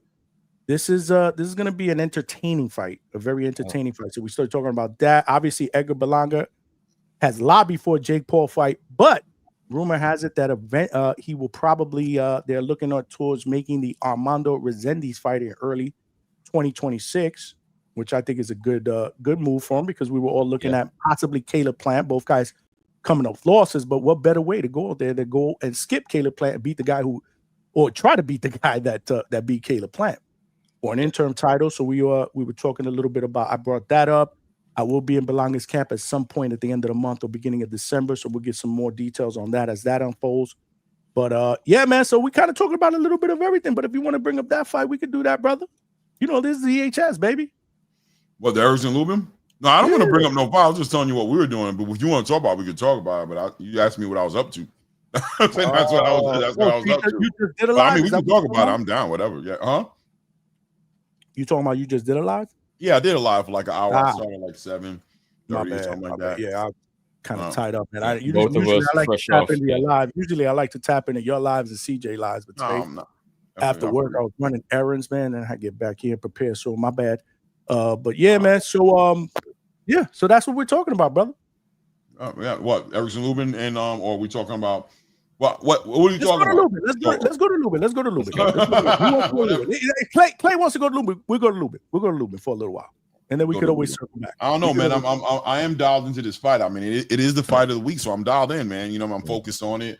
I'm thinking about it a lot. I'm up and down with it. I think it's definitely a 50-50 fight. I think the space is, you know, we're still dealing with a boxing space that's getting used to, in my personal opinion, to that sweet science really holding its own weight in any fight, right? They look at the punching like, oh yeah, but what's gonna happen when he gets punched though?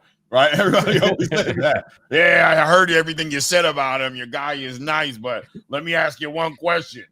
What about when he gets punched? Like, oh, you're right. I guess I don't know, man. What happens when your guy gets punched? Everybody getting punched on, bro. It's boxing, bro. You know what I'm saying? I don't know, man. We have to clearly has to resist that, but what about everything else? That's what they said about Terrence and Canelo, right? Exactly. Yeah, Terrence is nice, and I'm be honest with you. I think he's a better boxer than Canelo. I'll tell you that, but I'm just saying. What about? Absolutely, that's all I heard.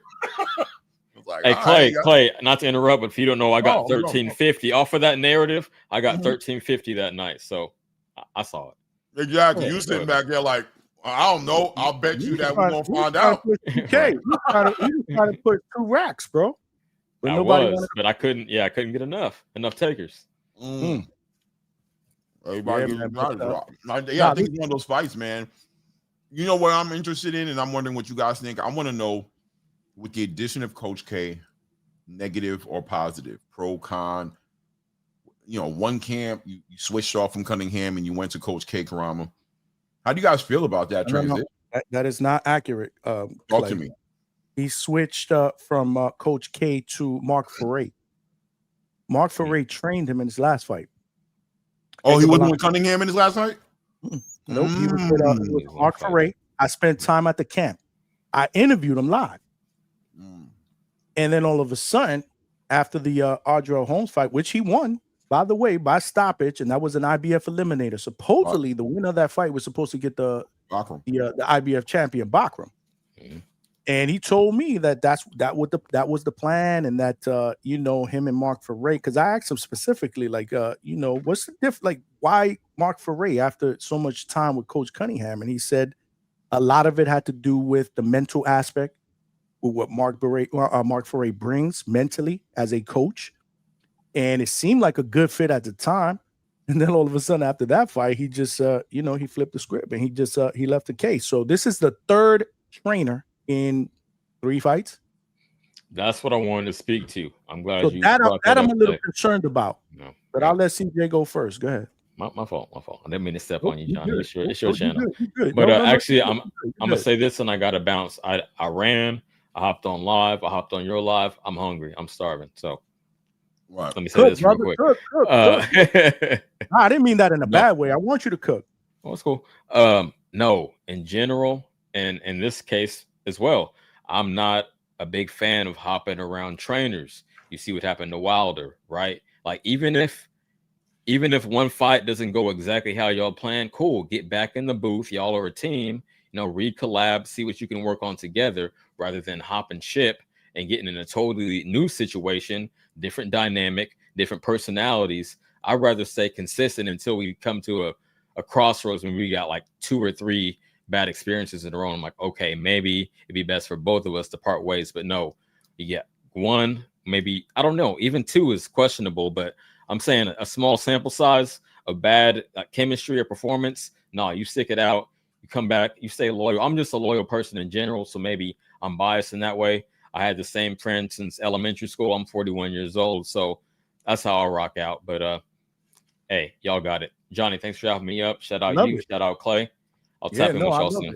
I love it, bro. We here, brother. We here. We ain't going anywhere. If you want to come back on later on, I'm here with my man Clay Moraine. So Clay, I don't know, man. I kind of feel the same way.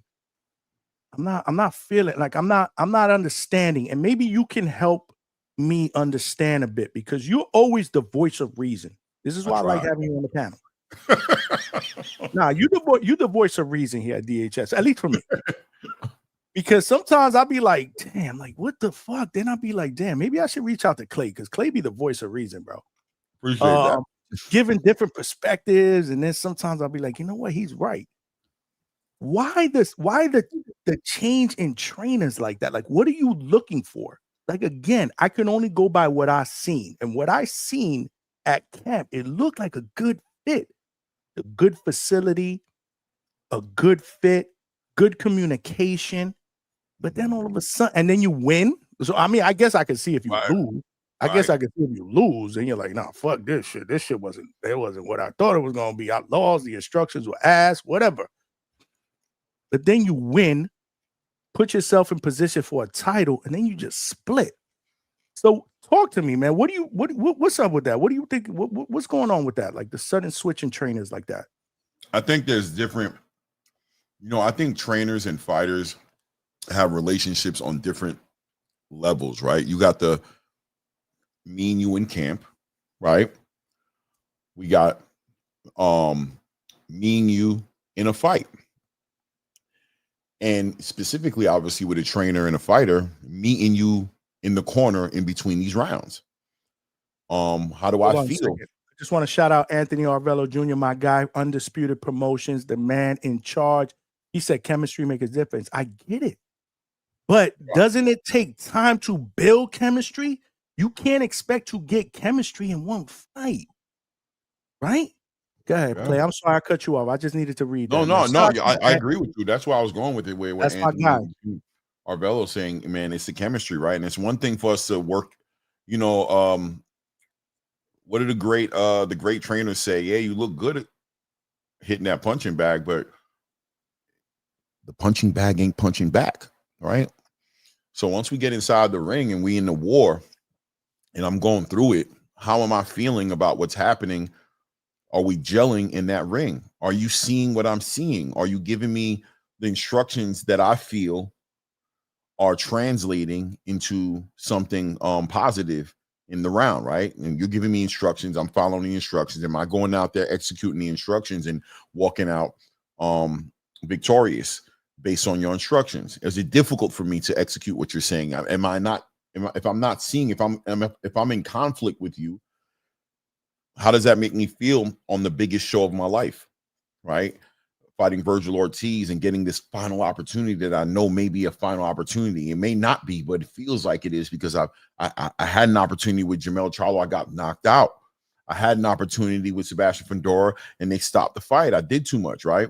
I had close fights with Jesus Ramos. I had a decent fight. I did stop Andrew Holmes, but did I feel like whoever I was in those fights is ready to deal with a Jerron Boots Ennis, a Virgil Ortiz, a Sebastian Fundora rematch. You know what I mean? Any of the Backrums. Am I confident in that? I don't know, but I'll say that I also know that Erickson Lubin does have a relationship with Coach K, right? They go back to the Olympics, right? These guys worked with each other back in the day. So sometimes, man, you want to go back home. You want to go back to who had you, who you feel like you give credit to creating the best version of you, to who you remembered being the best version of yourself with, right? To your best days. And if Coach K checks those boxes, then I understand where Erickson Lubin's going with it. But I think what you said was very significant. Time. But what about the time? And this is one fight camp that you have back with Coach K. Coach K is a different man. You're a different man. This is not 7+ years, 7+ years ago. This is a new day. There's still some chemistry that we got to figure out if it's working. You guys are kind of throwing the dice that you guys can take off where you left. We'll find out on Saturday if that's true or not. But yeah, what they said about the chemistry, I think is super important. And so what you saw inside of that training camp when you saw them training together, that's a good look. But does that represent what Erickson Lubin felt like when he was in the ring? When he was being cornered by him, did he feel the same way? That's fair. That's fair. This is what I'm talking about. I wanted to get your perspective. I want to get everybody's perspective because I just wasn't getting it. And sometimes when the trainer doesn't get it either, like everything was fine, not feeling it. But again, it's all about feel, right? This is about the fighter. I get it. What he's most comfortable with. I see people in the chat. Y'all cooking with that. I want everybody to give their thoughts. Call in too. I'm gonna put the link in there. If you guys want to call in real quick, give your thoughts. It's more than welcome. Super chat them, whatever you want. But man, I just, something about me doesn't feel right about, again, if you go from Cunningham, his last fight with Cunningham, then Mark Ferrey, and then this one, this is the third fight in a row with a different trainer, man. I don't know if I'll ever, and maybe that's just the old-fashioned boxing guy in me. I don't know if I'll ever feel right about that. I mean, but I think the X factor is he actually went back to the beginning, right? That's actually what he's in real time, right? What he's really done. So I think the question is, can Coach K and Erickson Lubin rekindle that? Is that something where did they have that kind of relationship?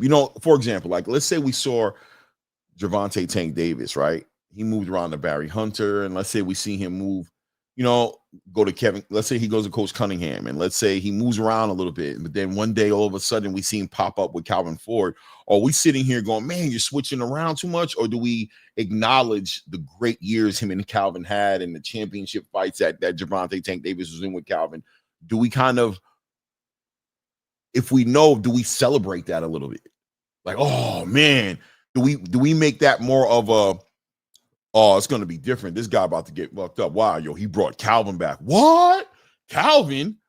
No. Oh, it's going to be crazy. Is that how we feel about it? Or do we feel that, do we question if that chemistry is still there? If Calvin's able to still bring the best out of Gervonta Tank Davis? And, I bring that full circle just to say, can Coach K, does he know how to speak to the fighter, to the boxer, to the Olympian in Erickson Lubin? You know what I mean? And is that something Erickson Lubin needs for the biggest fights of his life? Does he need something like that? Does he need that Olympian to be spoken to, that fighter to be spoken to, something that maybe those other guys just never had a connection with? Great point. And hopefully to your point, yeah. I mean, because this is, I would say, even though there's not a strap on the line, and he stressed to me that at this point in his career, he's been through so many different title eliminators and ups and downs, and no one can question his resume. He wants to win a title. But then this fight comes along, right? Which is realistically not for a major title. It's not for a title. So it's more of a, the biggest, or one. I mean, let's call it what it is. I guess most people are going to say he's the biggest name. Him and Boots are the biggest name at 154 right now, even though they're not. According to Ring Magazine, he's the number one 154 pounder in the world. Right. Correct. So I guess we could say this is the biggest fight of his career. So if what you're saying bodes true, then I understand it. but I don't know if I necessarily will agree with it. But I'm always wrong, Clay. I'm wrong. You're always wrong. You want to win a bet? Bet against me. Boy, you want to win a bet? I'm not always wrong. Let me rephrase that. I'm actually right here and there. I'm you know, I've been wrong before. You know, and I don't. Right. Me too. 100%. Yeah, I mean, none of us are perfect. You know, when we do our predictions and our picks, there's just something about it. It doesn't sit right with me. But we're gonna get back to that. Let me just read this super chat real quick. We got Kirby's Barbecue with the 5-piece. Straight cash, homie. Appreciate you, my brother. He said, breaking news. Sean King James Jones, my guy who's actually fighting in Border Wars, heavyweight. He was on the panel on Sunday. That show was epic, by the way. He said his final sparring tonight ended with his sparring partner's nose gushing blood from a sharp right hand. Hashtag we are ready. Let's go. I like it. I like it because when Sean was on the panel on Sunday, and shout out to all of y'all that rocked out, man. We killed that show. But if you did not get a chance to see it, I didn't get a chance to see it. When was it? We had hella fighters on the panel, man. We had Vega and Boots do a face-off. They killed it. OC the Boss. Vegas Marvin, boxing? Huh? Vegas boxing? Vegas boxing. Forbes, bro. Anthony Forbes. So he went. So he did his first. I think this was the first face-off official that they had together, because most of them, you know, we haven't seen a lot of Anthony Forbes. I reached out to him. Vega, you know, helped me reach out to him. We reached out to him. We got him on the panel, and they were able to talk their shit. They were talking their shit. Like Forbes was saying he gonna stop Vega. Vega's like, hell no, I'm gonna stop you. This shit was crazy. It was lit. And then we had OC the Boss. We had Marvin Tank Furman. We had McCollin Tip. We had Sean Jones, Miles. I mean, it was popping, bro. I was just rotating Border Wars fighters, man, giving them that platform to talk their shit before Saturday's event on in Marietta, Georgia. But anyhow, I was telling Sean, I was like, damn, I'm excited to see you fight, because he's like, yo, man, like I'm gonna become. I remember him telling Two-Tone, he's like, Two-Tone, I know you like violence. I'm gonna become one of your favorite fighters to watch, bro, because I'm all about violence. And look what he did. And he told us Tuesday, because I asked him, I was like, so guys, what is this last week looking like, right? Because you guys are probably getting on a plane, or some of you guys are driving Thursday, whatever.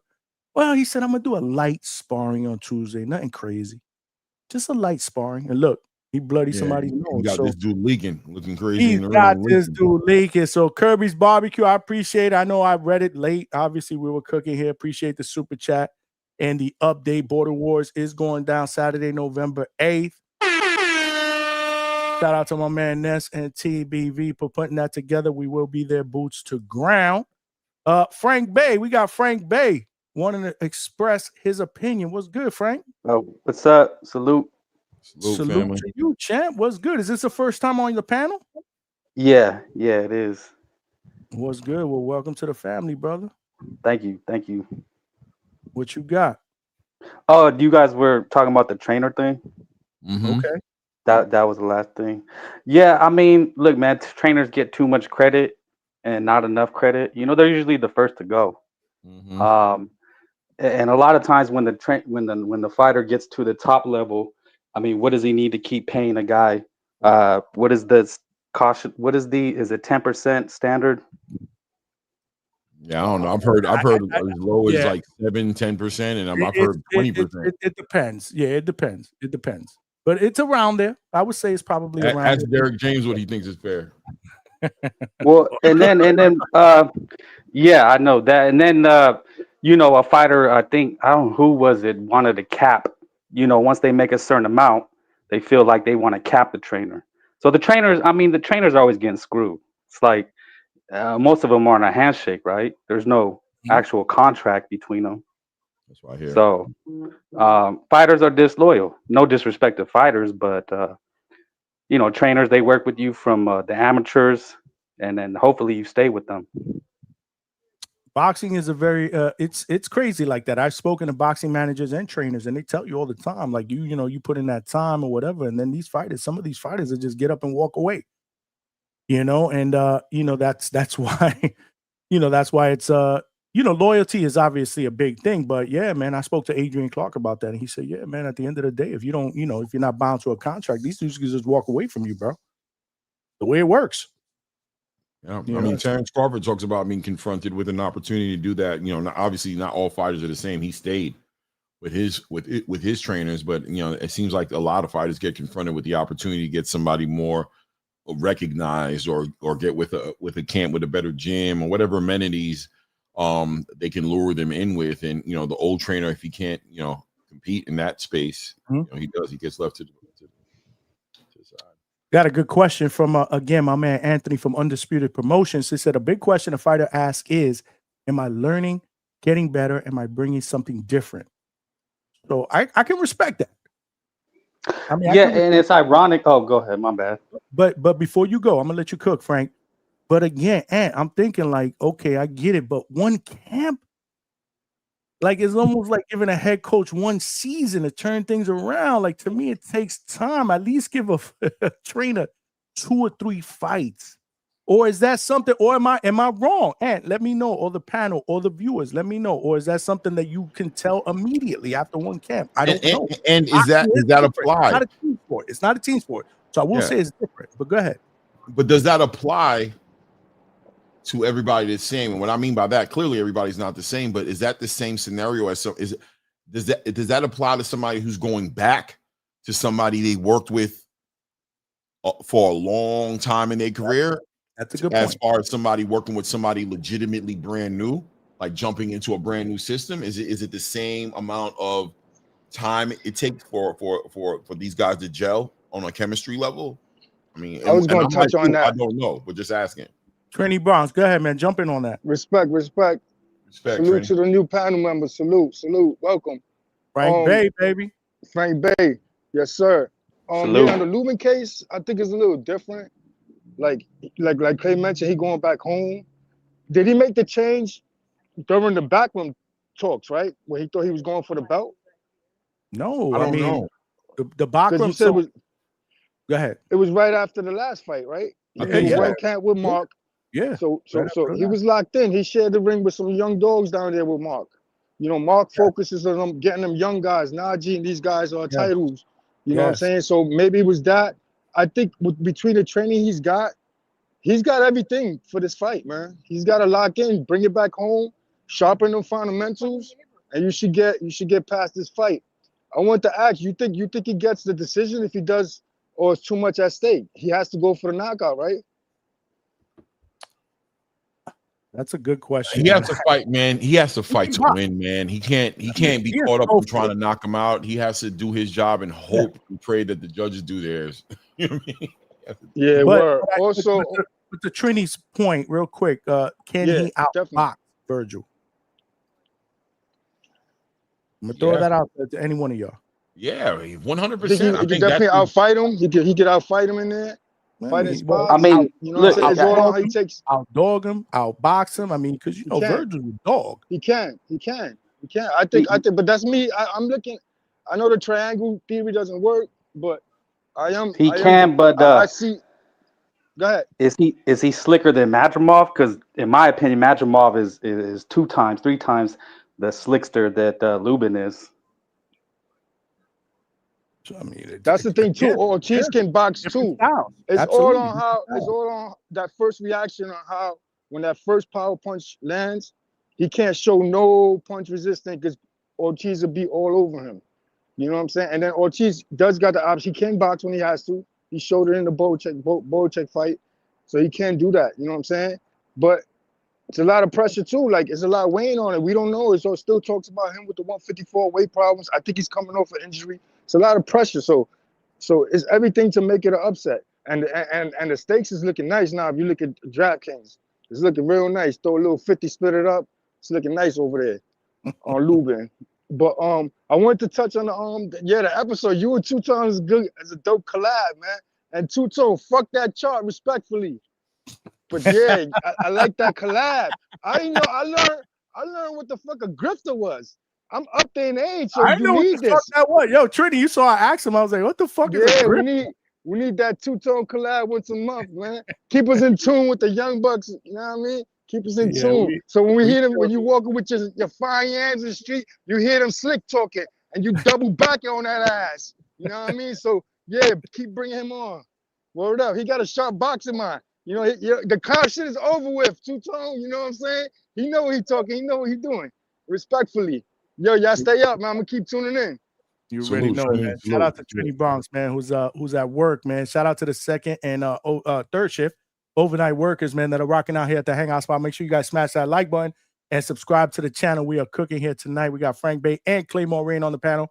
We are talking boxing, the latest news, rumors, and obviously this weekend we got a big fight between Erickson, the Hammer Lubin, and Virgil Ortiz. A lot of stake for Virgil Ortiz in this fight. Trini Box was talking about Two-Tone actually helped me co-host the Border Wars on Sunday. It was crazy.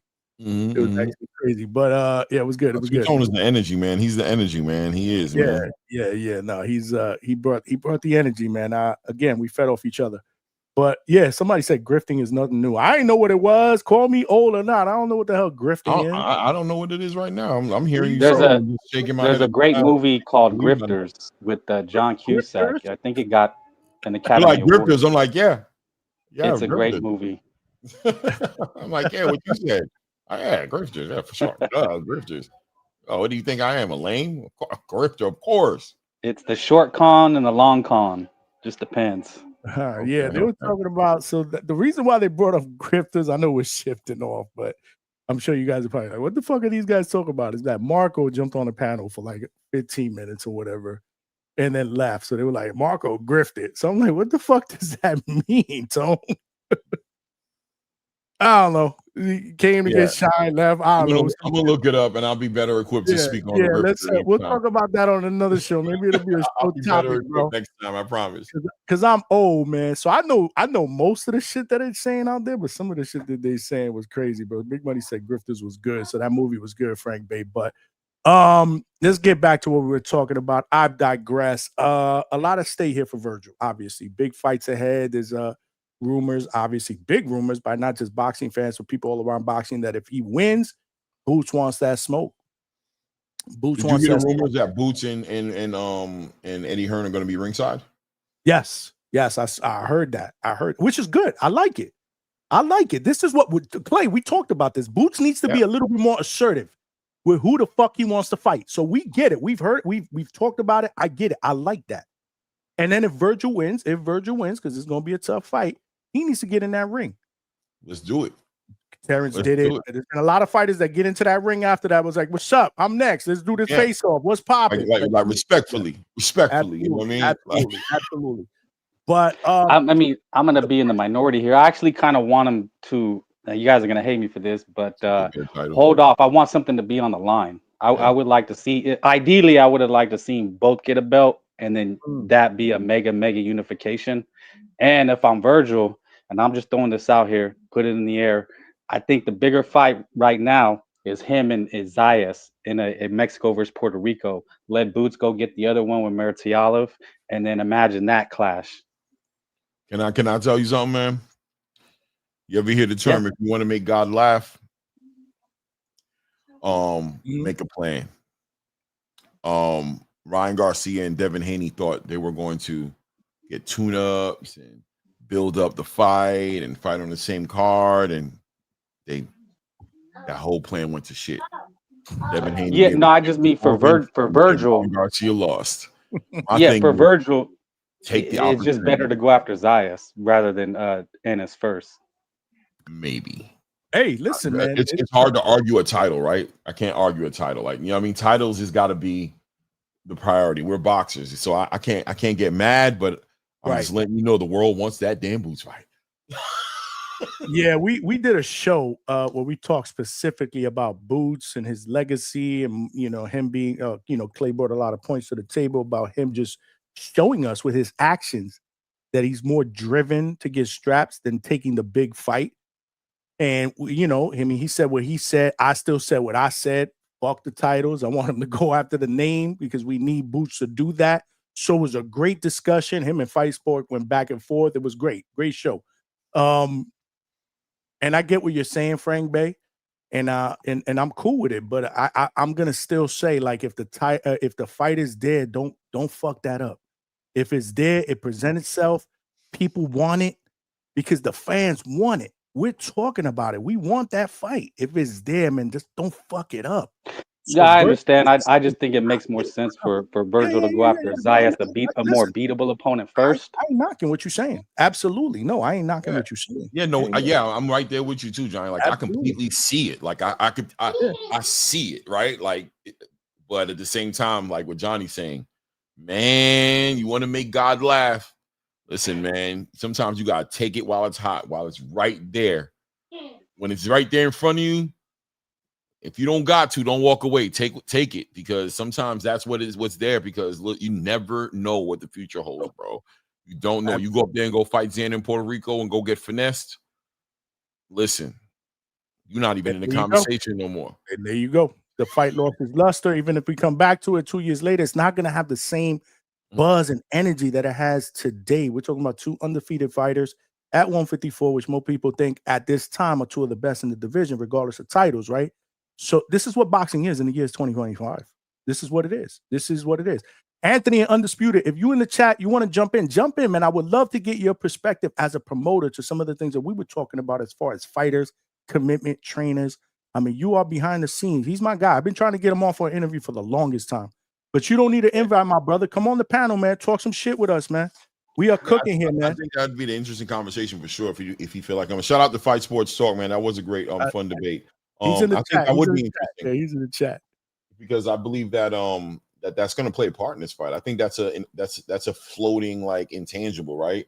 Like he made these adjustments. It could be really good. It could be really good, right? And it could be the reason why he wins this fight. It could be the what separates him from any other performance he's done. But it could also be a little off-putting, maybe, and kind of put him in a bad position in this fight. Speaking of the devil, Big Money said, I disagree. He said, we still talking about Virgil and Boots 4 years later. I don't know, man. 4 years later? How about if they both lose? I mean, maybe we could convince ourselves, depending on what happens after that, years later. But I don't want to live in the future, man. I want to live in the present, bro. I'm here today. We're all here today, baby. Tomorrow ain't promised. Tomorrow's never promised, bro. Don't tell me what's going to happen 4 years later. Tell me what the fuck's going to happen this year. I'm here, my man. I'm here. But shout out to you, Big Money. You are family. Smash that like button. We still need about 30 some odd likes to get to 100. Anthony, my man from Undisputed Promotions, is that you? Yeah, I'm here, man. What's going on? My brother, what's good? Everything's good, man. I seen you pop up. I wanted to jump in here and check you out. Missed you over the weekend, man. Some good fights. I know. I couldn't make it this weekend, but I will be at the next card on the 13th, man, for the convention. I'll be there, man. Yeah, that's gonna be good. We got a couple guys here, local, but I was listening on the chat, man. It was an interesting conversation with you guys, because working with fighters from a promotion perspective, it's not our job to really dictate and pick the teams that the fighters work with. But I do see in and out a lot of things that, where fighters do have a good relationship with the coach. But at the end, it depends on if you're looking at things from an emotional side or you're going to look at it from a business perspective. And right now, as a fighter, you got to have the right team and put the right people in place to get you to the championship. It doesn't always have to be your father, your friend, your brother, your cousins. It has to be the guy that's going to work with you the best and get you to where you want to get to, because one mess up, it could ruin the direction of your career. You know what I mean? Yeah. No, absolutely. Absolutely. I'm glad you jumped on the panel here because I wanted to get your perspective because, again, you work with fighters and you work with the you talk with the trainers. I get the chemistry thing. And this is a question I wanted to ask you. And by the way, before I even get to that, shout out to my man Yams, man, and Travius Ingram, man. Great fight. It was a draw, but that should have been ruled a knockdown, by the way. Just wanted to tell you that. Yep. The referee was in a bad angle, man. And this is the kind of stuff that happens in the sport. But if we would have got the draw, if we would have got the knockdown, we would have been champions right now. Yeah, but it's all right, man. Yams is my dude. We got to get him back on the channel. We've had him here before. Yeah. The next fight will be even better. Are you before? I know I'm digressing here, but are you looking for a rematch? Right now, Trey got to go through some recovery, right? So we don't know where Gomez is going to end up. All is well? Yeah, he had his jaw. I'm gonna let him speak to the fans and let people say what really is going on with. We're gonna try to get him on next week. Right. So I mean, he's on He's in good spirits right now. You know, he fought a guy with 250 amateur fights. He had 8 amateur fights. We got him to 12-0. Of course, we moved him where he was learning on the job. But then this opportunity came up, so we jumped in and we said, you know, we feel like we're ready for it. And he showed it. You know, he went 10 rounds with this guy. So, and then without the knockdown being called, you know, we didn't get the win, but we got a draw. So we'll be happy with that, man. Okay. Well, we're gonna circle back to some of the things you're working on, but what I wanted to I just wanted to let you know we have some things, you know, coming up for the December show when you come out. You know, with the fighters. You know, we got Corey, all those guys. So we're gonna close out the year strong. Yes, shout out to my man Corey Marksman, Too Smooth. We've had him on the channel. This is his promoter on the panel. My guy, my brother Anthony Arvello Jr. Man, Anthony, I've been wanting to get you on a freaking show for so long, bro. So thank you for popping on. Yeah, for sure, man, for sure. I thought about you at the fight, man. I was like, I haven't seen him, man. And you know, when I see you pop up on my feed now, I was like, I gotta get on there with him. For sure. Nah, the last one I couldn't do. It was busy. Do you, I was traveling. Do you have any opinions on the moves that Erickson Lubin made with his team going into this fight, as far as how you think it might affect them, negative, positive? What do you think about that? Great question. Let's just say this. I heard it here first. So I really didn't know what was going on. There's always been talk about, you know, when Lubin switched camps or whatever, but Lubin originally was with you know, Jason Galarza from right here from Orlando. And that's more like the emotional relationship as far as training goes, you know what I mean? And then from there, Lubin, he moved on, and then he went to Mark. And I think that Lubin's at the point in his career where he can't take a chance. And if he feels a bit uncomfortable, or he feels like things ain't working to where it needs to get him to win these fights, then he's got to make a decision for his career, you know, and hopefully they don't have to end off on bad terms. They just have to understand that, you know, I think you got me to where you needed to get me, and now it's time for me to move on. I don't think that's the first choice that a fighter should go with. I think they should, like, I think you were saying it on the somebody has said it here on this chat, where if you're going to be fighting, and give him a chance, like give the trainer a chance to, you know, to build you, or to build the chemistry. Give it a chance. Don't just dead it on one fight. But sometimes one fight is all it takes to end your career. So I think Lubin's just doing the right thing for himself so he can finish off his career the right way. So Anthony, I said that because that's what I wanted to ask you. You talked about chemistry, but again, like, you're not giving it time to fester after one fight. Plus, I get if you coming off a loss, so, you know, it just wasn't there, wasn't feeling it. But he's coming off a win, a stoppage, where after that win, he was supposed to get a title shot at Bakram. That was an eliminator. So again, that's what I wanted to ask you. Like, is it possible, you know, at one fight for a fighter to feel like, I'm not feeling it? Well, we could always give our opinions, but we don't know what happened. There could have been a disagreement in the gym. There could have been maybe he's stable mates with somebody he don't really want to work with. Maybe whoever the head coach is friends with wants to work the corner. But there's so many things that could come about where it don't have to be the relationship. It could just be that the job is not going to work. But you said that you need time to build the chemistry. Well, when you're 19, 20, 21, you got time. You got a young career. You're going to get some easy fights to get your, you know, build your experience. He's at the end, I believe. I don't think Lubin's got another 5, 6 years, 10 years in the game. I think right now is where he's got to win these big fights. Virgil Ortiz he went with this fight. What other option does he have? You know what I mean? He's got a few bigger fights if he wins this one, but he can't take the risk anymore. He's got to be sure that what he's doing in the camp is going to get him the win. Great points, great perspectives, man. As a promoter, do you ever give trainer feedback to your fighters? Do they ask you? Do you volunteer that information? How does that whole thing work with the fighters? Is that just up to the fighters and you just let them worry about it? How does that work with you? That's a good question. I have relationships with all of them, right? So I'm friends with them. I've known them for years. Some of them have worked my corner. Some of the fighters have fought for me as an amateur. I fought with some of them, trained alongside some of them. So it's different to where if a fighter does come to me and ask me, what do I think? I'm going to give him my honest opinion. You know, I have to, because in the end, we could all be friends. We could all have a great working relationship, but it's a business and we all want to win championships. We all want to win. So we got to make the right moves, the right decisions to win.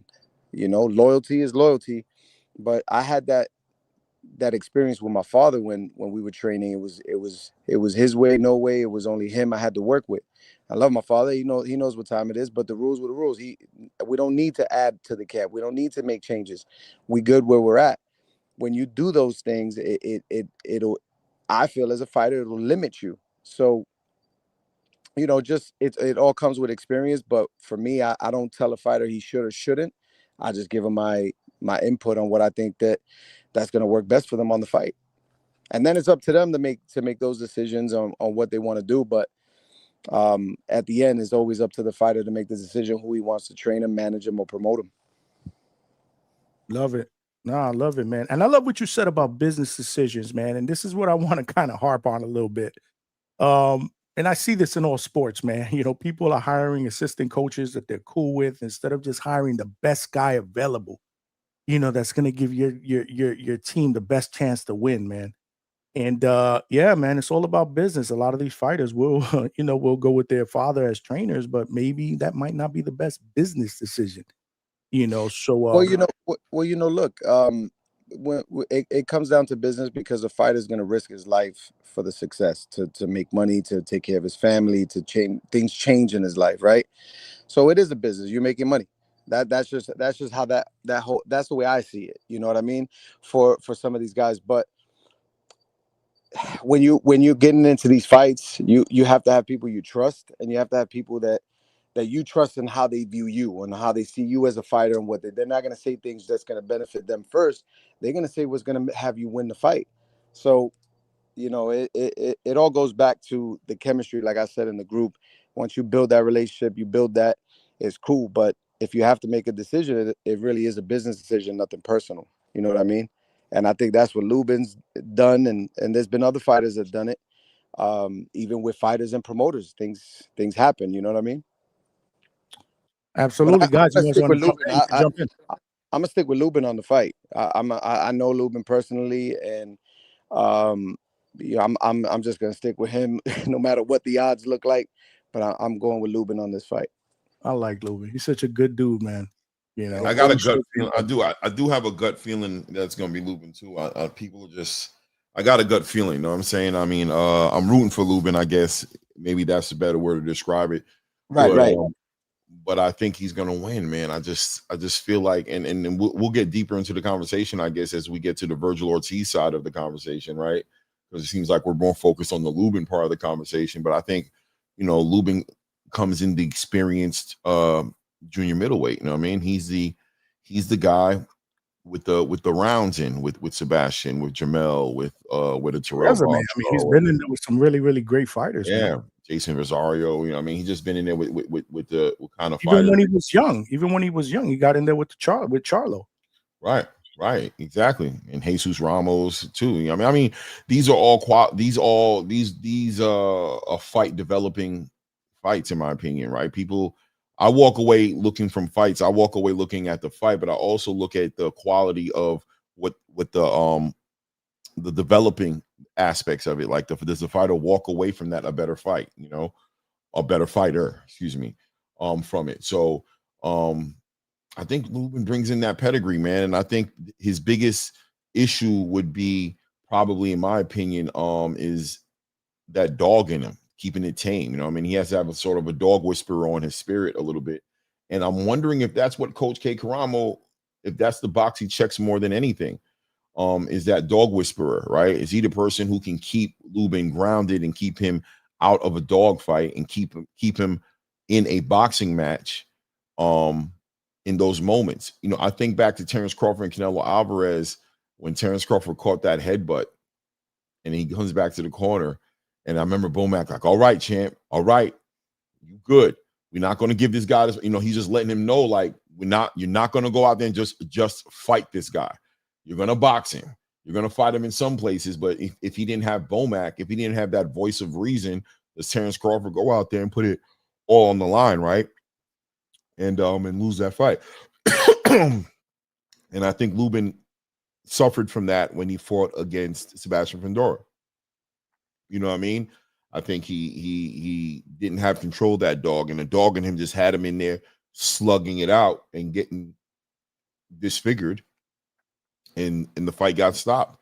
I think this fight right here, we want to see Lubin be poised.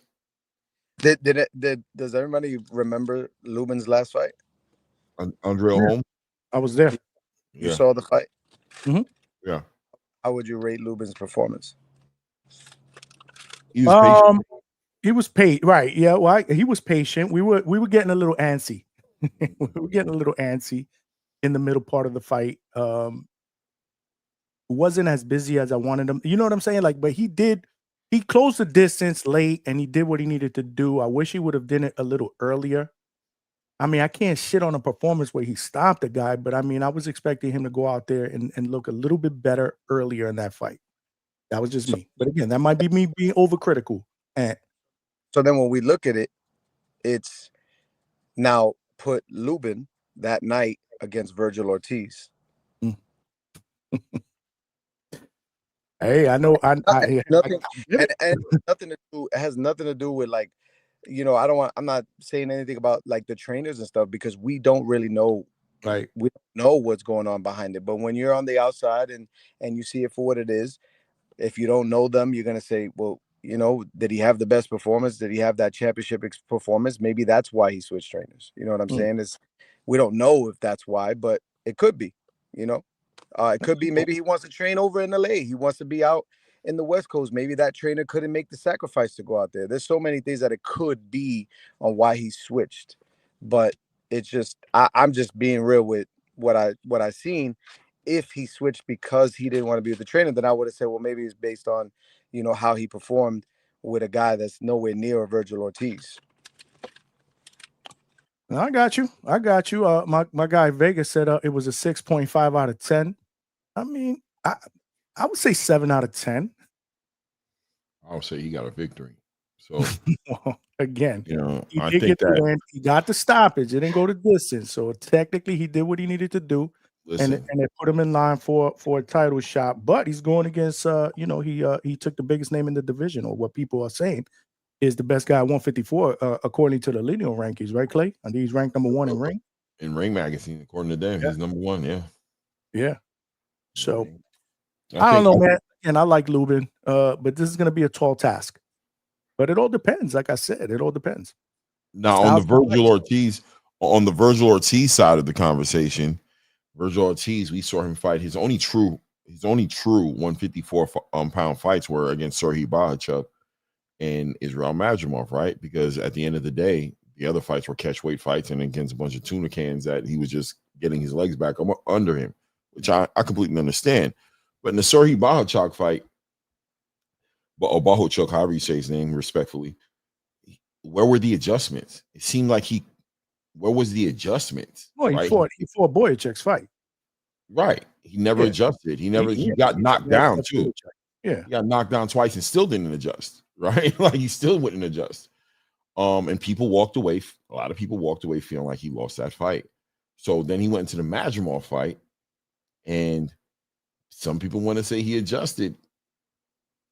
I'm not necessarily one of those people, right? I think Madrimov had an upper respiratory infection.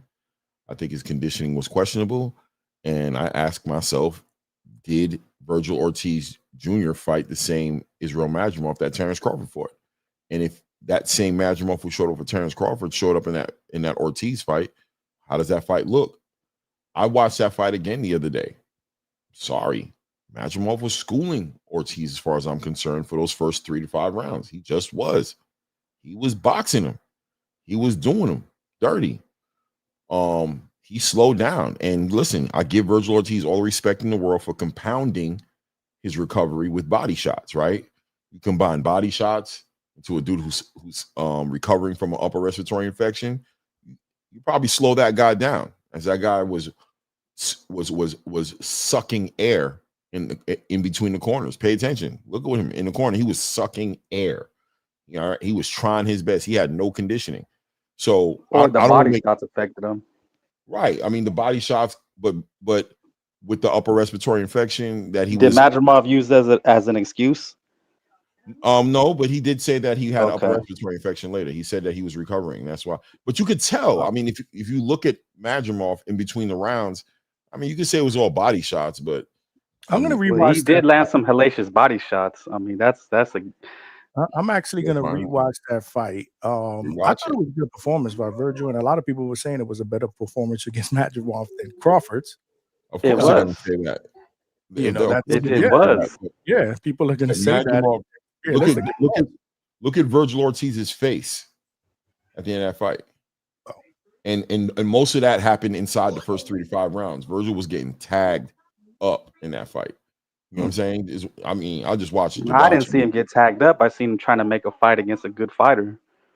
So you didn't see his? I mean, look, just watch it. Tell me that's not. Madrimov busted Bud's eye too. So I mean that happened too. Okay, that's fine. But I'm saying inside the first. You know, at the end of the day, it's a fight. Right. I'm saying inside the first 3 to 5 rounds, Virgil was not able to keep up with the boxing acumen of Israel Madrimov. He wasn't. He arguably lost. I think Mannix had him again. Watch it. It is what it is. You know what I'm saying? So what I'm saying is, can Lubin start where Madrimov left off at to a certain degree, right? Can Lubin bring that boxing and let's see if Virgil Ortiz can adjust? Because I did not see that man adjust. I didn't see it. You know what I mean? So he's a force your will kind of fighter, force his will kind of fighter. He does not care. He's going to push forward, and then you'll get stopped, right? Yeah. He'll work you. You can't keep up with the pace, your conditioning, and then you get stopped. But if Erickson Lubin's able to get in front of that with good movement, slick boxing, right? And he's able to make him pay because Lubin also has a lot of pop on his punches, I think this fight can go in a different direction. I agree. I agree 100% because that goes back to, you know, Lubin training out in LA, you know, high altitude, different things. But, you know, I feel like he's getting ready for that full fight. He's not coming in here thinking he's just going to come in and walk through Virgil. I think he's preparing for the toughest fight, you know, that he's been in. So, you know, I agree with what you're saying. Either way, it's going to be a great fight. Absolutely. We are looking forward to it. We got Anthony Arvello Jr. from Undisputed Promotions on the panel with us, man. Shout out to all of y'all. If y'all members and y'all want to ask a question, shoot them in the chat. Obviously, this was unexpected because y'all know the deal. Y'all never know who's going to pop up here at the Hangout spot, baby. It could be a fighter, trainer, promoter, ref. Every night there's a surprise here at the Hangout spot. So I could not put a post out for the members, but if the members want to shoot a question in the chat, you are more than welcome to do so. Malcolm, what's good, man? Yo, my audio good? We good? Ooh, not great. Yeah, you kind of sound like you definitely in a closet or something. Or like, you sound like you like 10 miles away. Like your mic, your phone is here, but your body is down the block. That's better? A little bit. What you got, brother? What's going on, man? Talk to me. Yeah, shout out to the Hangout spot. Shout out to you, Clay. It's bad again. You serious? Yeah, it's like you got us on speaker. You got us on speaker? Nah, I got. I'm disconnected. Let me. We good? Real quick, Johnny. I'm gonna check out, man. It was good talking with all you guys, Clay, all you guys. And I'll be back on soon for sure, man. You know, you family. You welcome back anytime, man. You got to come back. Yes, sir. Hangout spot. All right, I'll talk to y'all. You know it. All right, take care. That was Anthony Arvello, the man behind Undisputed Promotions. That is my guy, man. That is my guy. He has a really, really nice array of young fighters. We've had Corey's Too Smooth Marksman on the channel, Carlos LeBron, and Travius Yams Ingram, who just fought this weekend on a really good DAZN card. I mean, he has a lot of great young fighters. I wanted to kind of pick his brain on some of his fighters, but he was in a rush. We'll get him back on here. We'll plan a show where I get him on the panel. We do a nice interview. I do want to talk about, or I do want to ask some questions about his story. He's a young guy, former amateur fighter, Puerto Rican promoter. So I do want to get his story into what got him into his current role. So we'll reschedule that. We'll get that going. But like I said, you never know who's going to pop up at the Hangout spot. Smash that like button. We're still about 30 likes away from 100. Make sure you guys tell a friend and subscribe. Malcolm, are you back? Is the audio good now? Oh man, it Oh, just it's sounds worse like than you're like before. a mile away. Like what is it that you're doing? Oh yeah, I'm really serious. All right, I'm gonna jump off and I'm gonna jump back in. Then hold on, I don't know what's going on. Yeah, it just sounds like your phone is here, right? This is my hand, right? And he's all the way down the block. Yeah, like he forgot his phone. You know what he sound like? He sound like when the Bluetooth go out on you, you don't realize it, and you're really talking to the speaker on the phone that you left across the room because you thought you were connected to it. Yeah. He usually puts on his Kenichi bear. Shout out to Malcolm. But yeah, man. He's gonna tune back in and get some questions in. Our guy Ray Davis, Claymore, is in the building. What's good, family? Yo, let me ask you a question. When you watched the fight, right? Did you score the fight? Which one? The Madrimov Ortiz fight. No, I think I was doing a fight chat somewhere for that. Okay. I remember saying Virgil won, but I didn't score it. But I will watch it again. Clay, you got me. You got me curious. You got me curious. I'm gonna watch that fight again. I was gonna watch it. I was gonna find some time to watch it anyway because again we got this fight coming up on Saturday. But I am gonna watch it, and we will circle back. I'll try to watch it tomorrow during the day or whatever, Wednesday, and we'll circle back. But so you're picking. So are you picking Lubin? It's hard. It's 50-50, man. I'm just going. My gut is saying it's Lubin, man. I got a feeling Lubin's gonna. I got a feeling about it, man. I ain't gonna lie, man. But this is a close fight, man. And we haven't dove all the way in on Virgil all the way, but I'm looking forward to see what adjustments he can make, though. I think this fight is gonna be a litmus test for both these guys, man. It's gonna be a litmus test for Erickson Lubin to see if he's back in where he's supposed to be as far as the conversation in 154 is concerned. But it's also going for me. I'm going to see if Virgil's really the goods. I think Virgil is heading into his biggest. This is his test, right? 147. He didn't get to really have that test. His test was going to be Stanionis. It was going to be Duran. He had unfortunate health issues. He came back, and this is his test. 154. This fight here with Erickson Lubin is going to be Virgil Ortiz's test. It's the Madrimov could be, people could take it for whatever they want. It's okay, right?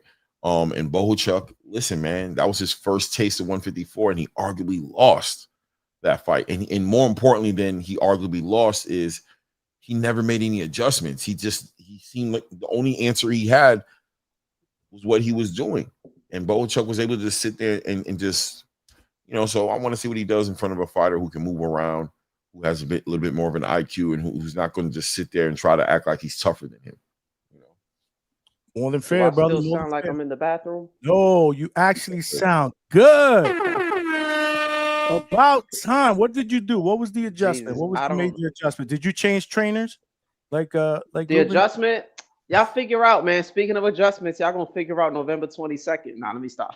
Oh, here we go. I'm not doing that today. But I think it's from going in and out the crib with the Wi-Fi. So then I just had to turn I just had to disconnect the Bluetooth. But yeah, shout outs to you. Shout outs to Clay. Shout outs to Bay. And then yeah, man, I wanted to ask Ant something, man. I just want to know what was good with my boy Corey. Yeah. Damn, I'm mad he got off. He heard the audio. You scared him off with the audio. Yeah, he heard the audio. It was sudden. He was in the chat. Then I wanted him to jump in because he was cooking in the chat, and I wanted to get his perspective about this whole thing with the trainers. And he brought a lot of great points and a lot of great, some good perspective, from the eyes of a promoter, and that whole relationship with the fighter, trainer, and promoter. So that was dope. We'll get him back on, Malcolm. We'll get him back on. All right, bet, man. Yeah, about this Lubin and this Virgil talk, man. I wish Erickson Lubin kind of explained the reasoning why. Definitely it's not our business. It could definitely be something personal. You know what I'm saying? It could probably not, like he was saying, it could probably not be working because of, certain locations, or just maybe in training camp it wasn't that fit. We don't really know. We're quick as people, as fight fans, to think it was something bad. It could be something like, along the lines of, I'm not feeling the facility. I don't want to train in Florida, even though he's from Florida. I want to be It could be mutual, like Jose Benavidez Sr. and Diego Pacheco. It could be, hey, man. Hey, you don't know. I'm not fond of it, though. Like, here's my range. It is what it is.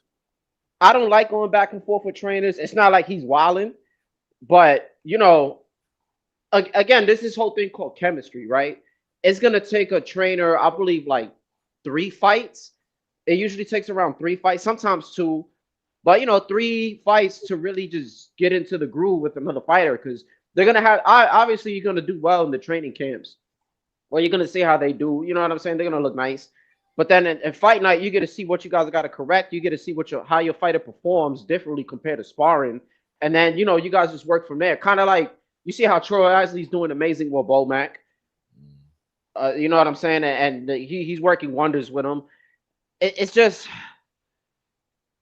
I don't know. You just need more time to marinate. And then if we're questioning his performance, even though he got the stoppage, it's like, bro, you came off of a layoff. It was damn near 20 months, I think, that he wasn't active. So if you didn't like your performance and you felt like it was probably, I'm just saying that's if. You didn't like your performance and you just felt like you had a bad training camp, bro, it's 20 months off and then you're somewhere new. So you got to kind of expect something a little different. That's just the way I've seen it. So, you could go back, and at the same time, I feel like Lubin is just going to be Lubin, because now you got to readjust. Even for those 2 months or maybe 3 months where you were training with Mark or however long it was, you kind of adjust it slightly different. So now when you're going back to Coach K, you got to kind of readjust your settings, or you got to hit that little factory reset, not fully, but you still got to change things up again, and I do think once he goes in the ring with Virgil, I don't think we're going to get any boxing ability. Lubin is a dog, point blank. You hear it when he talks, you kind of see it. We've seen him before. Like, he just likes to get in there.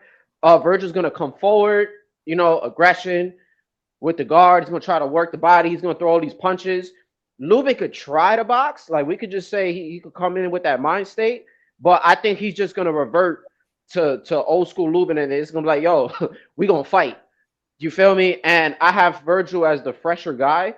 Definitely Lubin punching. I don't think Virgil really punching like that, but he got some kind of pop, but I would favor that style of fight towards Virgil for sure. So I don't know, man. I don't want to discount him right now. It's sounding like that. But I just don't see no way that Lubin beats Virgil right now. One thing I want to circle back real quick before I turn it over to the panel is Malcolm. I don't know if you heard earlier, but I just want to bring up Clay's point, and I want to bring up Anthony Arvello's point about the change in trainers, because I thought Clay made a good point. We're not just talking about changing to any trainer. He's changing to a trainer that he's been familiar with, that he's trained with in the past, in the amateurs. That's what you said, right, Clay? Yeah, in the Olympics, amateurs, and I think he might, maybe some of his earlier fights, so I'm not too sure, but definitely a deep training, a relationship. He was in there with the Shakurs and all that in that same team, same camp. Yeah, so I'm glad that he brought that up. Is again something to think about. And then, like Anthony said, you got to look at Lubin at this point in time. He's not a 19, 20-year-old guy. He's a seasoned vet. It's almost like the time is now. So, if you're going to change trainers to someone that you feel you're more comfortable with, that gives you the best chance to be able to beat what people are saying is the best 154-pounder, again, something to take into consideration. I'm on your side. I'm a little concerned over that, but I do like the two different perspectives. So just something to think about. What I wanted to chime in there, right? That's kind of why, because that was a good point from Clay. The first point you originally made, it's why I was saying, damn, how do I explain it? Yeah, just go on, bro. I lost my train of thought, man. It's still early for me, bro. Get it back. Nah, it's still early for me, bro. We're good. We ain't going anywhere. We ain't going anywhere anytime soon. Nah, I just had the stock chases real quick. I had a little brain fart. Oh, where's that sound bite at? Yeah, one of those. was diabolical. Nasty. That's the stock chase. But no, oh yeah. So baby. You see how we're talking about him going back to Coach K? That's crazy. Yeah, we saying the whole going back to Coach. That button is diabolical, bro. Yo, that fart is one of the most vivid farts I've heard in a long time. When I've seen that part, is just like, yeah. That's the stock chaser button, bro. When you come up here and start babbling, like, I didn't say that. Shout out to stock. Word, yo, stock that. Go ahead. I'm sorry, Malcolm. Go ahead. Nah, you good, bro. We were saying the whole Coach K thing.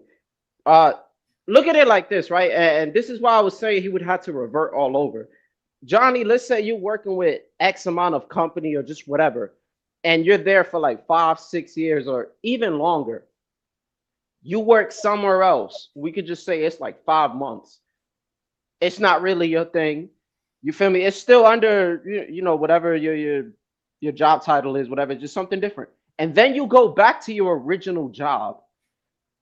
Even though that's where you started at, you still got to do a little reset. You know, that was like my whole little point, because you still started to manage or you know, work with someone else. You started getting used to certain other things because everybody trains different. Some people do strength and conditioning early in the day. Some do it later in the day. Some just do it on days off. You know, it's just small little things, or even the routines of how you train, or you're hitting the bag first, or hey, we're going to spar X amount of days. So all of that kind of resets. You know, so I was looking at it more from that perspective. And it's like, yeah, this guy coached you before, but now you got to get back into that groove. And I feel like there's some kind of uncertainty, because more than likely for you to get another trainer, and it probably wasn't anything personal, you feel like you needed something new, there's something that you feel like you're lacking. That's how I looked at it. Like you felt like you just need that new, you know, resurgence, kind of like Amir Khan and Virgil Ortiz. It's like, hey, I might need, my bad, Virgil Hunter. You know, I need a Virgil Hunter in my corner. You know, that's how I viewed it. Yeah, I viewed it the same way. I think it's a dog whisperer. I think it's that corner work in the fight that that's what I believe. But I mean, we don't know what it is, but I think it's that I said it earlier. I'm trying to remember what I said, but that, you know, Coach K is able to speak to the Olympian, the boxer, you know what I'm saying, in Erickson Lubin, that he feels he needs to go into these bigger fights. He wants that confidence in his corner, and that confidence in the instructions that are going to be coming to him, and how the instructions are going to be coming to him in between those rounds, especially the tough ones, right? Yeah, man. Malcolm, you wanted to respond to that? Nah, he got it. There was nothing too crazy there. Drop the mic. Drop the mic, Clay. Malcolm's never in a loss for words. You dropped the mic there. That's I think, but look, I think we go into this fight with questions, man. That's what makes fights great.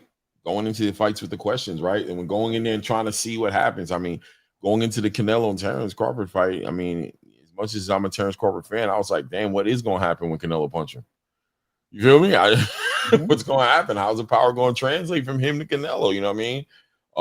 You know, I believed he'd be okay, and I believed he'd be able to perform the way he did. But yo, I remember before going to that fight, like right before the fight, right at the end of the co-main event, my stomach started bubbling a little bit, bro. I started feeling a little bit. That fear started kicking a little bit. The reality of the situation started kicking a little bit, bro. I would say it wasn't until, I ain't gonna lie, when he came out with the Desperado, because he fooled me, and that was what I needed. Because I thought that song was Canelo. I was like, Canelo coming out first? What's going on now? Because it was Mexican music. I'm like, yo, Canelo getting ready to come out. Then I see my guy come out the back with the guitar. I was like, oh, snap. Did you know right off the bat that was from Desperado? No, I had no idea. I had no idea until he came out with the guitar. Oh boy, Malcolm, here we go. Malcolm ain't know. I knew that shit. Malcolm, tell him. You knew it? I knew Johnny ain't know. Bullshit. That shit is a pack of ass. Malcolm was like, what the hell is that? A guitar case? I'm like, bro, that's Desperado, bro. My guy walked out there with the guitar. Shout out, Johnny. Oh, it's up. I said, Alberto, were you hearing that live fight chat? Yeah, I was here. Bro, You that was when called the it. dude put the guitar case on his shoulder, started shooting people. There was a machine gun in that shit. I was like, yo, that's gangster. All God needed to do was put the shit on his shoulder. But again, he had boxing gloves on. Obviously, he wasn't going to be able to hold it. But I was like, man, I caught that shit real quick. These amateurs ain't no shit, bro. I know. Not I definitely. playing I'm one that of them. shit. I did not know at Here all. we go. This the problem, man. I'm trying not to go to the old head versus the unks and Hey, man, you got can it, Johnny. you can give it to me, bro. I don't care. Pause. Whoa. Yeah, that was There we go. Hey, You wildin', Johnny. Lord have That's mercy. payback. Bro. Don't clip that, That's nobody. payback. Here we go. Watch. This will be on the Hatrix tomorrow. Now, I'm assed out now. I'm too old for that shit. What's wrong with y'all, man? Y'all fucking crazy. Hey, yo, hold on. Hey, yo. I don't even know what Johnny. to say anymore on this fucking show. Hey, yo, I say pause if I feel it in any kind of way. You'll hear me say it in 2 seconds. Like, yo, pause just in case, bro. I don't fucking play that shit, man. That's what these dudes, man. Hey. Whatever. I know they're gonna clip that and throw that shit to the haters. Listen, I used to act like it didn't bother me either, but it did. That's why I say pause. I guess maybe I'm too old, bro. After a while, I was like, damn, bro. Coach Bermudez, what's good, Coach Bermudez? Where you been, Coach? He said self-control is strength and calmness is power. That's got to be his quote of the day. He usually jumps on the panel and gives us that quote before he logs off. But he ain't been on the panel, so I don't know. Maybe I owe him money. Maybe he don't like me no more. I don't know what's going on. He ain't showing me no love. I see him on everybody else's channel, but he ain't jumping on mine. It's all good. It's all good. Nasty. It's all good. It's all good. Alberto, what you got, brother? Yeah, I just wanted to chime in real quick. Salute, panel. Yeah, my bad. I didn't even see you back there. My fault. Shit. Nah, you're all good. I wasn't even trying to be pushy like that, but you guys were touching on the trainer thing, and I wanted to jump in real quick because jump in, bro. I think I don't think that's a good look, man. I think Erickson Lubin is 30, going on 31. He's too deep in his pro career to be trying to get something out of a trainer. Like after 25, like he is who he is. He's gonna fight how he's gonna fight. I don't think any trainer is gonna necessarily they're not really gonna switch up his style. He's pretty much gonna fight how he's, instinctually gonna fight. Cause he's had hell of a trainers, man. Like he's had Coach Cunningham before. He was with who's your guy, Johnny? I forgot. I'm sorry, I forgot his name. Coach for yes, and Mark Frey, and then now he's with who's he with again? K Kamara. K Kamara. Oh, yeah, and that's the dude that trains Tiger Johnson, right? Up in Cleveland. No, that was I don't know. Is he training them now? Because I know he was training with Prentice Brewer before. No, he trains Shushu, right? Doesn't K Kamara train Shushu, y'all? I think he trains Shushu. Okay. Well, sorry, not to sidetrack, but that's still, these are like top of the line head coaches, trainers. So I think Lubin, like I echo the same sentiments that Malcolm did. I feel like he's gonna lose. And then I don't even rate Virgil highly, guys. Like, I want to make that very clear. I don't think he beats Boots, man, just because his style is too reckless. Like, he's fan-friendly, right? But I think he lacks IQ. And, the guy's almost 28 and never been a world champ. That kind of, he's in that Berlanga tier with me. Berlanga, Ryan, guys that are in late 20s and never held the world title. That sometimes, yeah, you could say politics, but these guys, they have big promoters. So if they were as good as, they're built to be, they would have held the title by now. Right? Hey, Berto, Alberto's always catching a stray from Alberto.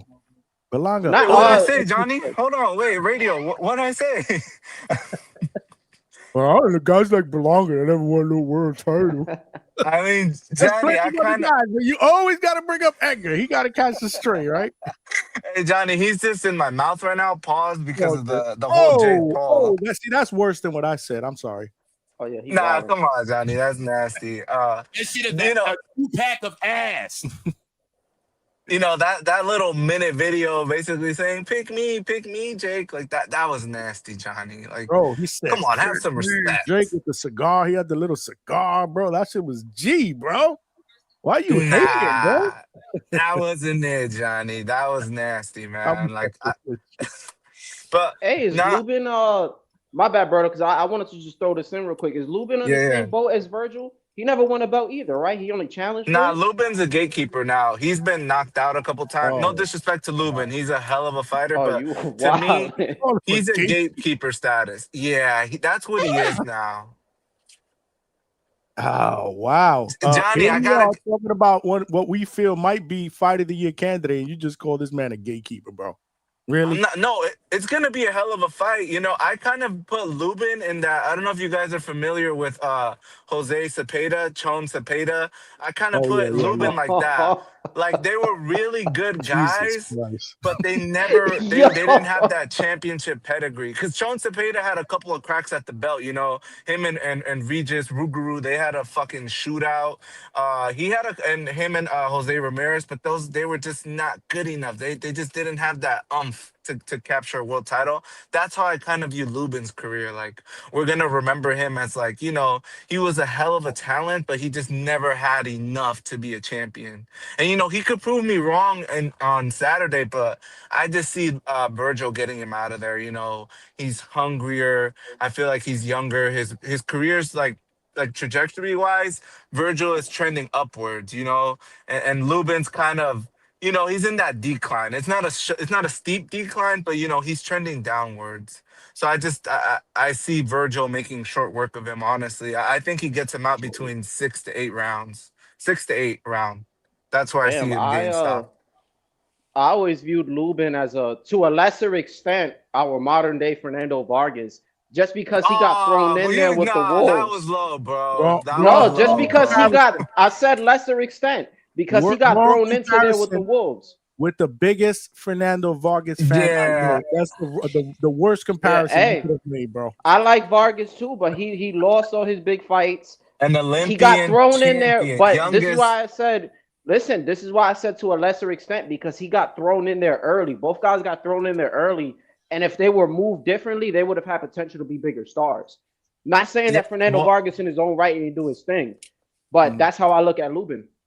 I mean, Fernando got thrown in early, but, you know, we still got that title. So he rose to the top. And, you know, they did rush his career. They gave him a lot of hard tests early on, you know, but we were still, or not we, but, you know, Fernando still went on to become a world champion, U.S. Olympian. So that's not fair. I just think that's apples to oranges. Come on, you called the man a gatekeeper, bro. Yeah, I stand on that. He's a good gatekeeper. But he contended for a belt. And he threw another stray at Edgar. So yeah, it serves him right, right, Malcolm. We still love. Oh yeah, hey, I need Edgar Berlanga versus Jake Paul. By the way, I forgot about that. I forgot to. Yeah, we might as well. If we're not gonna get Tank, throw Edgar in there. He's probably out of shape though, but nah, he's in the gym. He's been working. He's in the gym. He's in the gym. Gonna be ready for December. You look a little pudgy. He says he will be. Hold on. We got Ryan from the 6. Before I go, let me just read the super chat. We got Anthony Forbes with the 5-piece.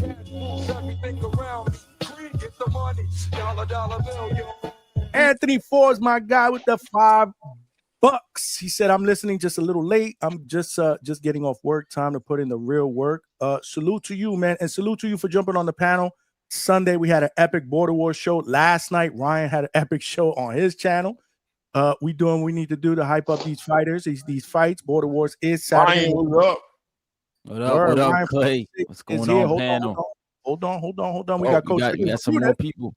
Yeah, who just became a member of the DHS Pound for Pound membership, baby.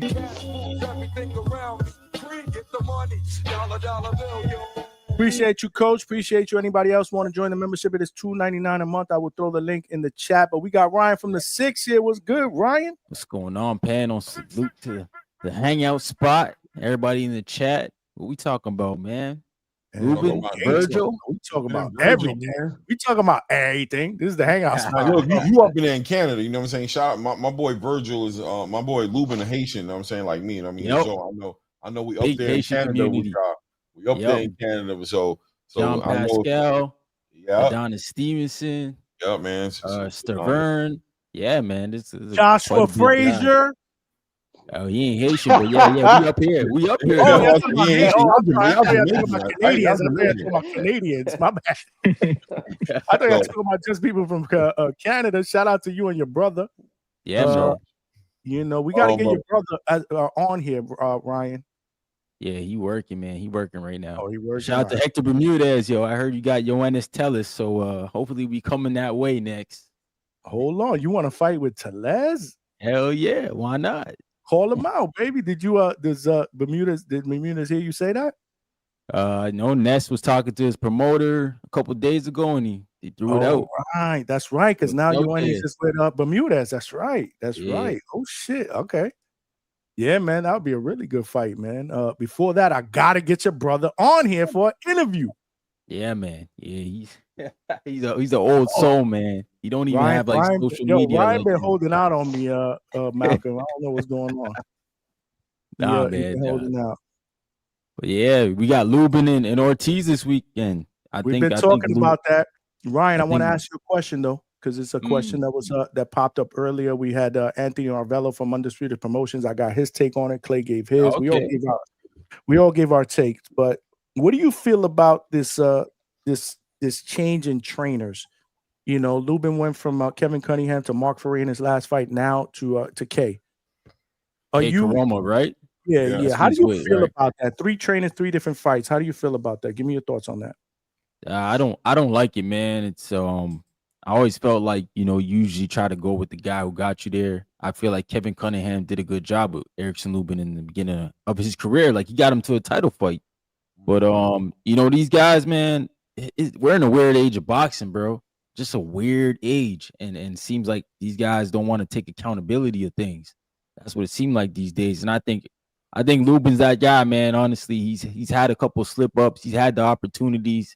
He hasn't executed on them. But I don't know if the K. Karoma thing helps him. I think K. Karoma's a good coach, but I just don't know if it helps him for this fight. I think they needed a tune-up to get that chemistry together before they go ahead into a big fight. But hey, when the big fight calls, you got to answer the call, man. You may not get these opportunities. So I totally understand it, but I don't think we'll see a big change in this fight, to be honest. So what you're saying is that you brought up a good point with the whole chemistry thing, because that was a word that we threw out a lot, you know, during our our go round when we were talking about this. You don't believe that that Lubin at this point in his career, to use an analogy, an old dog can't teach an old dog new tricks? Yeah, I think we're at that point, man. Unless he's open to changing things, which is like, do you want to change a lot right now? Like, do you really want to go through that against Virgil Ortiz of all people? Like, so I just think it's more like a relationship of where K. Karoma was like, okay, you good at this. Let me try to sharpen that up some more. Let me add some more to what you got, but not change too much in the pot, man. I think that's what he's trying to do. But we'll see how he looks. Because K. Karoma, didn't he just lose Tiger Johnson, though? Which is crazy. Yeah, I think Tiger Johnson's training with somebody else. So Prentice Brewer. It was Prentice Brewer before that. Yes, that's who it is. Yep. Damn. Yeah. Yep, it was Prentice Brewer. We've had him on.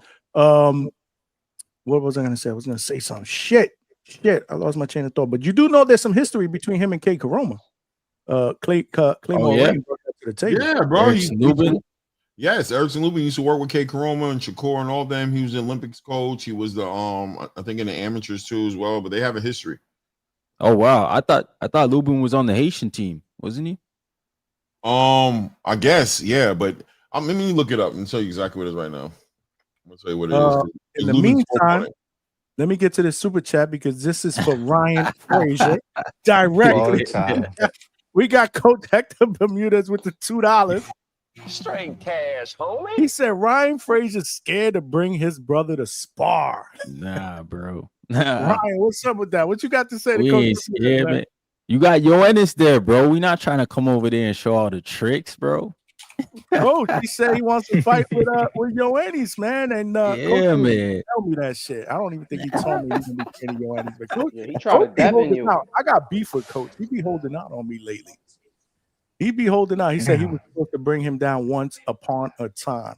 Yeah, So he was supposed to go down there before to Les. Yeah. Oh yeah. Yeah, We trying to get a fight, man. Coach, he's trying to get that Tellez fight. Yeah, we found out through the promoter, Amari from Box Lab. Shout out to him that now he's going to be working with you and Big Rob. Yeah. Yep. Yeah. So I thought that was great. Somebody got noise in the background. Y'all watching TV in the background? Somebody watching TV? Is that Alberto? But yeah, no, that'd be great. That'd be great if you can get that fight. I think Ness brought it up, right? Ness brought it up to Amari during that interview. Yeah. You know me outside texting. I was like, yo, make sure you tell this man, bro. Oh, you told him? You texted him?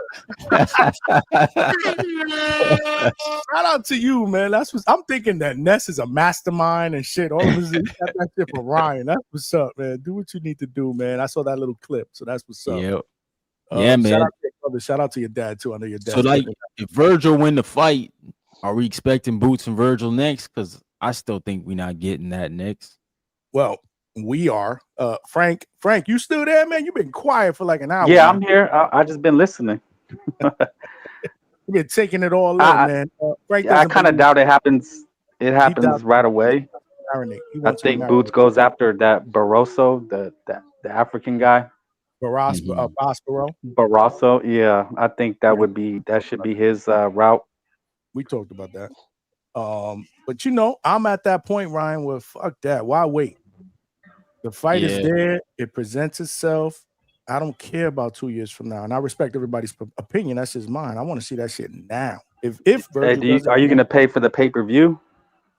Oh, yeah. I mean, it's going to be pay-per-view.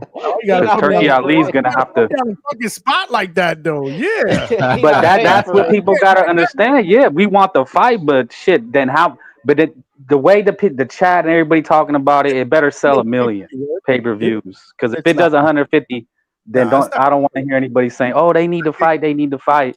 I think those days of $1 million pay-per-view buys, I don't know if that exists anymore. I'm sorry. But everybody on YouTube and Twitter, oh, they need to fight. They need to fight. Well, then better be ready to pay the $80, $90 for the pay-per-view. Well, they better be ready to give us a good undercard. That fire stick, bro. They suffer. You see the problem there? We want pissed about all this pay-per-view. My bad, bro. We're pissed about the pay-per-view thing, but Turkey made it completely worse after saying that starting the dev card with Norman, that pay-per-views are gonna be free. The Zone is out here wilding. They charged everybody 20 plus. Is anywhere between 20 to 30 a month. Then y'all coming up with this. But just to be the devil's advocate to you, I know. But just to be the devil's advocate, we're crying. We want Virgil and Boots. Like we're pleading, begging, but then we're not going to pay. Like that makes no sense. We want better BFB. We want Benny versus B-Ball, but we're not going to pay. Nah, bro, they owe us fights. Nah, they've been holding out too many fights too long. Nah, they owe us. We done paid for too much bullshit. Straight up. So they got to give us the fights. And then y'all giving us like a pay-per-view between Virgil and Duran. Yeah, they didn't. Virgil and That's Duran. That's gonna be pay-per-view for sure. Of course. I think it's pay-per-view worthy. Yeah, you don't think that fight is pay-per-view worthy? No, let's not do this. No, they hearing, listening. The fans no, I don't think so. Right now, no. If we keep saying this is pay-per-view worthy, they're gonna charge pay-per-view. They're gonna make sure. All right. You know what I'm saying? And then later down the line, this fight happening in 2 or 3 years. Now you good. But if this fight happens in 2 or 3 more years down the line and it marinates and Boots looks good beating whoever he's beating and he get a belt and Virgil somehow gets a belt, they definitely going to charge more. Eddie Hearn don't care. Chat, coach. Go ahead. I'm sorry. Go ahead. My bad. I got thrown off. But they don't really care. They're just going to charge us more. I'd rather we just get the fight now. And I'm gonna fire stick it because I'm not gonna continue to just pay more money. The Zone's original model was that the pay-per-view was dead.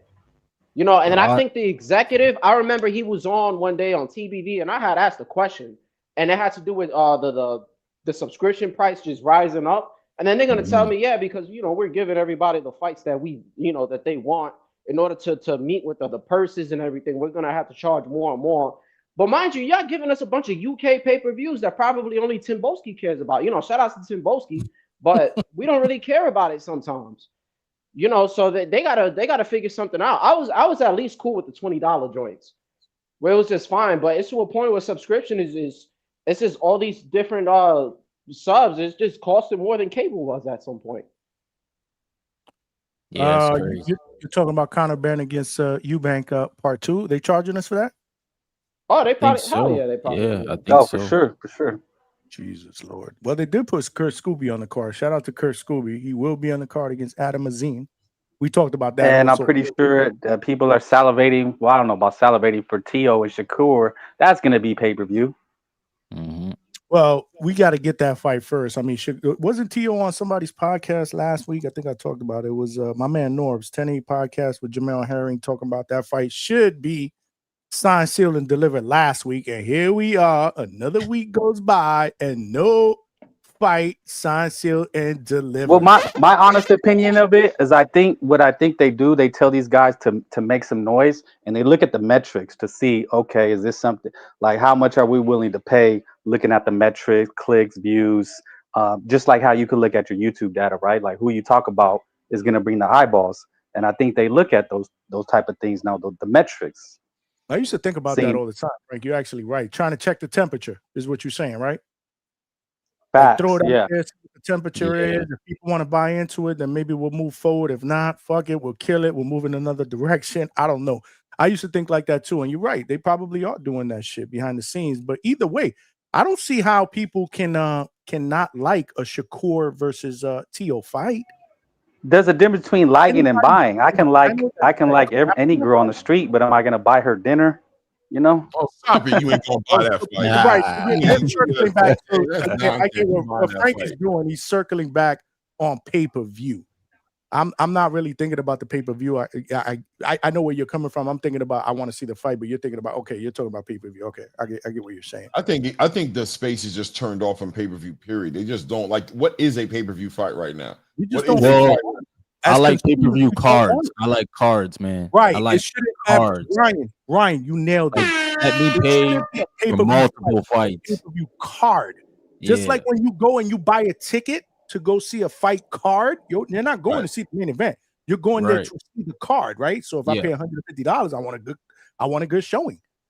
Yeah, and like that Shakur one, it sounds like I don't know how true this is, but they're saying Keyshawn might come back to fight Richard Hitchenson's on that card. So that's like dope. If they could start stacking it that way, that's a good start. We're still not paying. Having some PBC fighters. But you're saying you're still not paying as far as in comparison to stealing? It's just we live in a day and age where it's too easy to pirate it. Exactly, that's what it is. I couldn't see myself. No, I agree, man. I think the streaming era is here. I think guys need to get creative with how to do this thing. I think the Tubi thing wasn't that bad last week. It looked pretty good.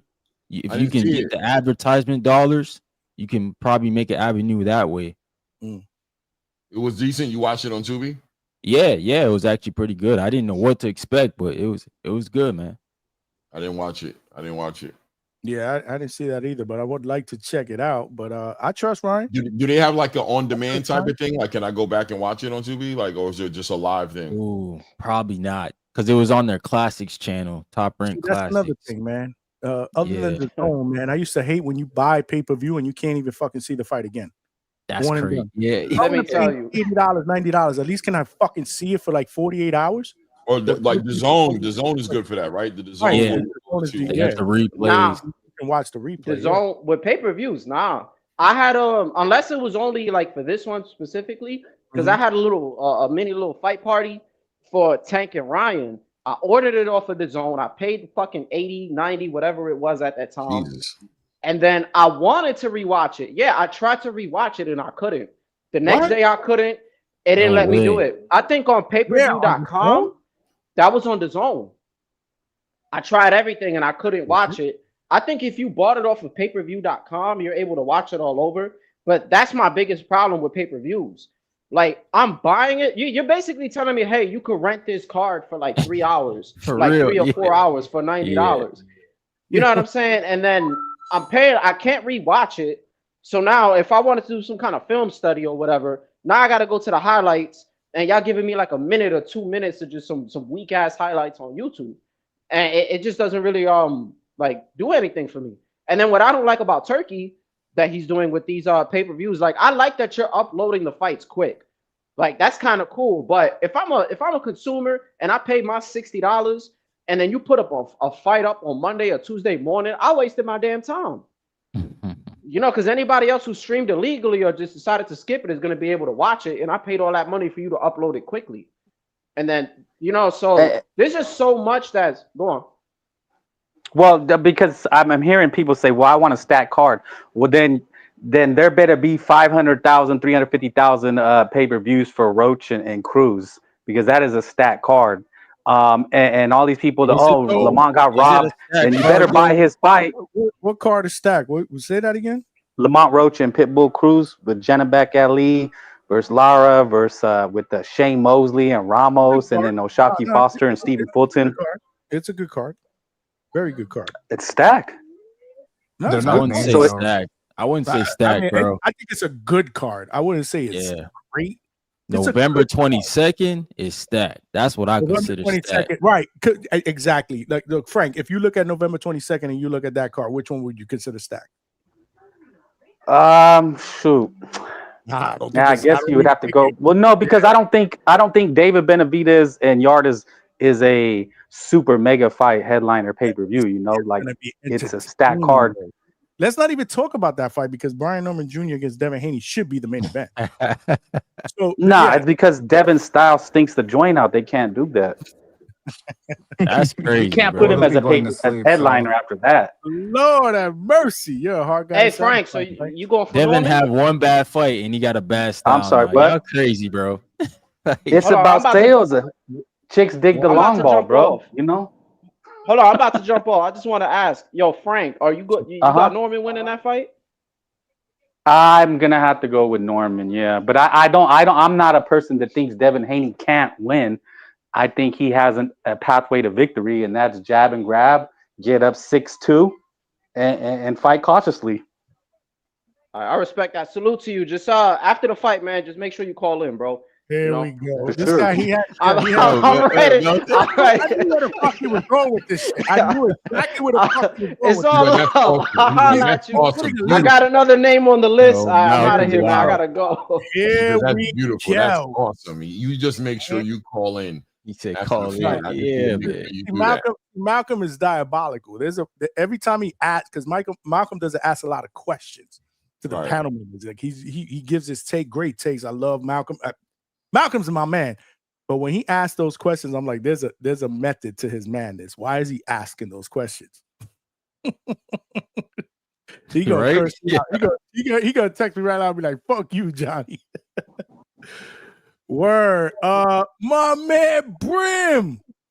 What up, Brim? Yo, Brim. Can we get the eyebrow? Where's the eyebrow?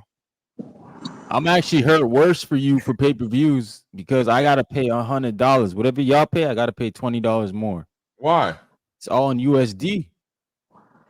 All USD is worth more than Canadian dollar. But Yeah, so I always gotta pay more. Isn't y'all the zone cheaper than ours? Oh shit, Ryan! I was gonna ask you about that. So it's USD too. The only thing is I get NFL though. I get NFL. That's what I get that y'all don't get. You get a little value NFL for that on extra the money you're spending. Okay, you in the same boat then. I'm sorry. Hold on, because I'm nosy. Where do you get NFL pack? You get the NFL football package on the zone. Yeah, I got the red zone, everything, like all the games. Shit. And is it a good price for everything? Yeah, it's with the zone subscription. I think that's the only difference between mine and you guys, because I heard people saying we don't even got the NFL, and I'm like, what? Football on the zone? Yeah, the zone got the rights for the NFL outside of the United States. Oh, I didn't know that. Yeah, that's why I always said that UK and everybody else gets more value for their money than us in America. Okay. I got it. I always want. I don't know, man. If I was to like live in Canada or move to Canada, would I feel like I'm getting less, or like over there in Canada? Do you guys feel like we get more, like over here with the zone? Well, anything just in general. Like, is it culture? Like, do you feel like we get certain things over here? Like, I always felt like it's the same damn near, but it's clearly not, obviously. But I don't know why. I just thought Toronto is like New York. Toronto's a little different than the rest of the city. Don't mention Toronto to Ryan this week. Don't mention Toronto. Ryan, are you in Toronto? The Dodgers. Yeah. Drake blew it for y'all. You should have had Drake not go to the games. Y'all would have won if Drake didn't go. Drake on a losing streak. Drake's fault, bro. So Y'all is crazy. Toronto like New York? Yes, it's like baby New York. Yeah. Yeah, Toronto nice. I like Toronto.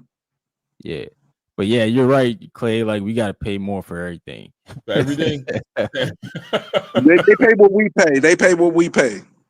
So I will never dog you out again, Ryan, saying that y'all ain't getting screwed like we are, because you're in the same boat as us. You just getting the NFL with it, so you get a little value, just a little bit. Yeah, a little tease. Yep. What up, Bram?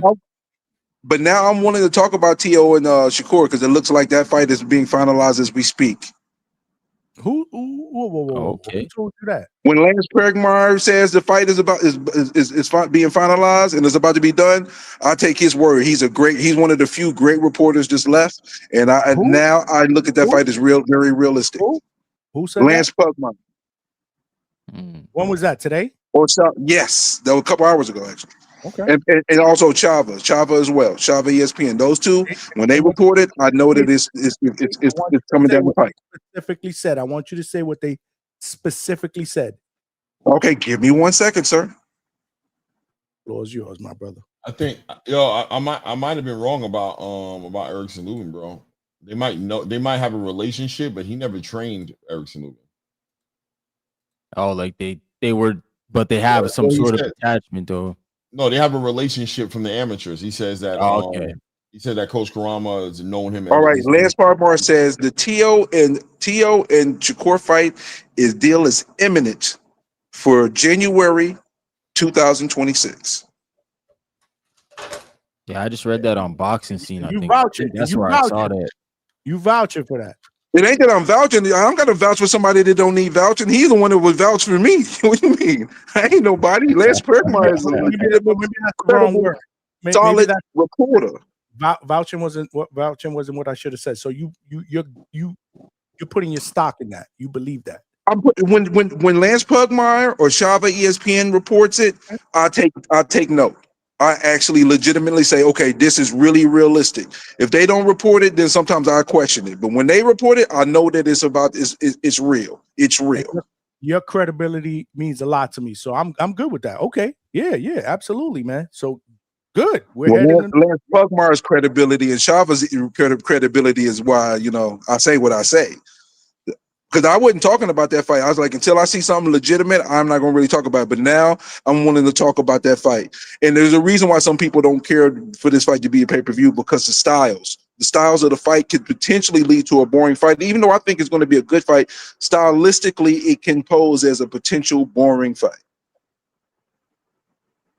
Yeah. Just being real. It could. You're right. You're right. It could be either a good fight or it could be a boring fight. You know what fight is not going to be boring though? It's crazy. I know. You know what fight's not going to be boring? Say, go ahead.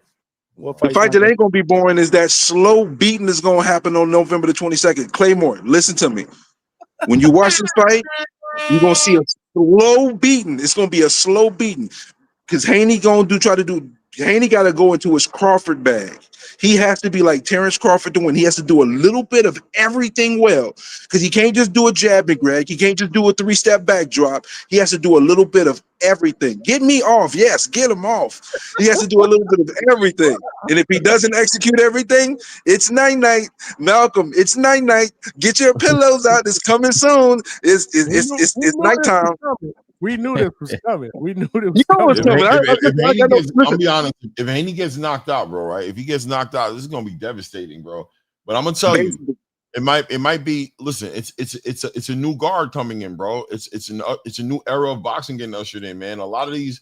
Listen, bro. Like if he gets knocked out, man, it's just a sign of the times, man. So much is going on in the boxing right now. A lot of these dudes are gonna be getting clipped. So Claymore, check this out. I'm not delusional to say, hey, Devin can't win, because there is an avenue for Devin to win, and I've actually presented those things to where Devin can win, being great with his timing, setting the tempo, also making Brian Norman Jr. work very hard for every punch, just like how Bud did Canelo. He made Canelo work really hard to get some work done. That's what he's going to have to do. He's going to have to go into that bag, and also. I've had too many people tell me, oh, Haney's going to knock out Norman. I'm like, yo, 2019 knockout? Are you serious? Are we talking about the last time he got a knockout, Tiger Woods won the Masters, bro. The last time he got a knockout, Dirk Nowitzki was still playing for the Mavericks. Last time he got a knockout, Le'Veon Bell was playing for the Jets. Last time he got a knockout, Kawhi Leonard was playing for the Toronto Raptors. What are we doing? So I'm dealing with that type of delusion right now. And at the end of the day, I think Devin can lose a 12-round decision because if he gets cracked and he reverts to being overly safe and not putting in any work to get some rounds, I can see him surviving 12 rounds but getting beat on and lose a 12-round decision. People say, "Oh, Norman can't win unless it's by knockout," and I disagree with that. I just disagree with that. Yeah. I don't know, man. I think this is the first time seeing Haney at 147. I just need to see. I need to see what the weight. If the weight was an issue, I just need to see if that's why he couldn't, where the punch resistance was an issue, why the power wasn't there. I need to see what Shane Mosley saw in the training camp that I'm not seeing in the ring. You know what I mean? I want to see it. You talking about what Shane Mosley seeing? Yeah. What did Shane Mosley, what did that team, his whole team see, it has been seeing in his training game that I have not seen? You know what? I'm sorry, Claymore, but Malcolm, listen, y'all got to get ready to put an APBI on Malcolm because he already said if Devin get KO, he ain't gonna show back up. We're going to hunt him down. So somebody click on this channel and we gonna flag his channel and we gonna raid him. We gonna come attack him and we gonna tag him everywhere we go. And it ain't biased, bro. It's based, Brim. It's based, Brim. Remember that.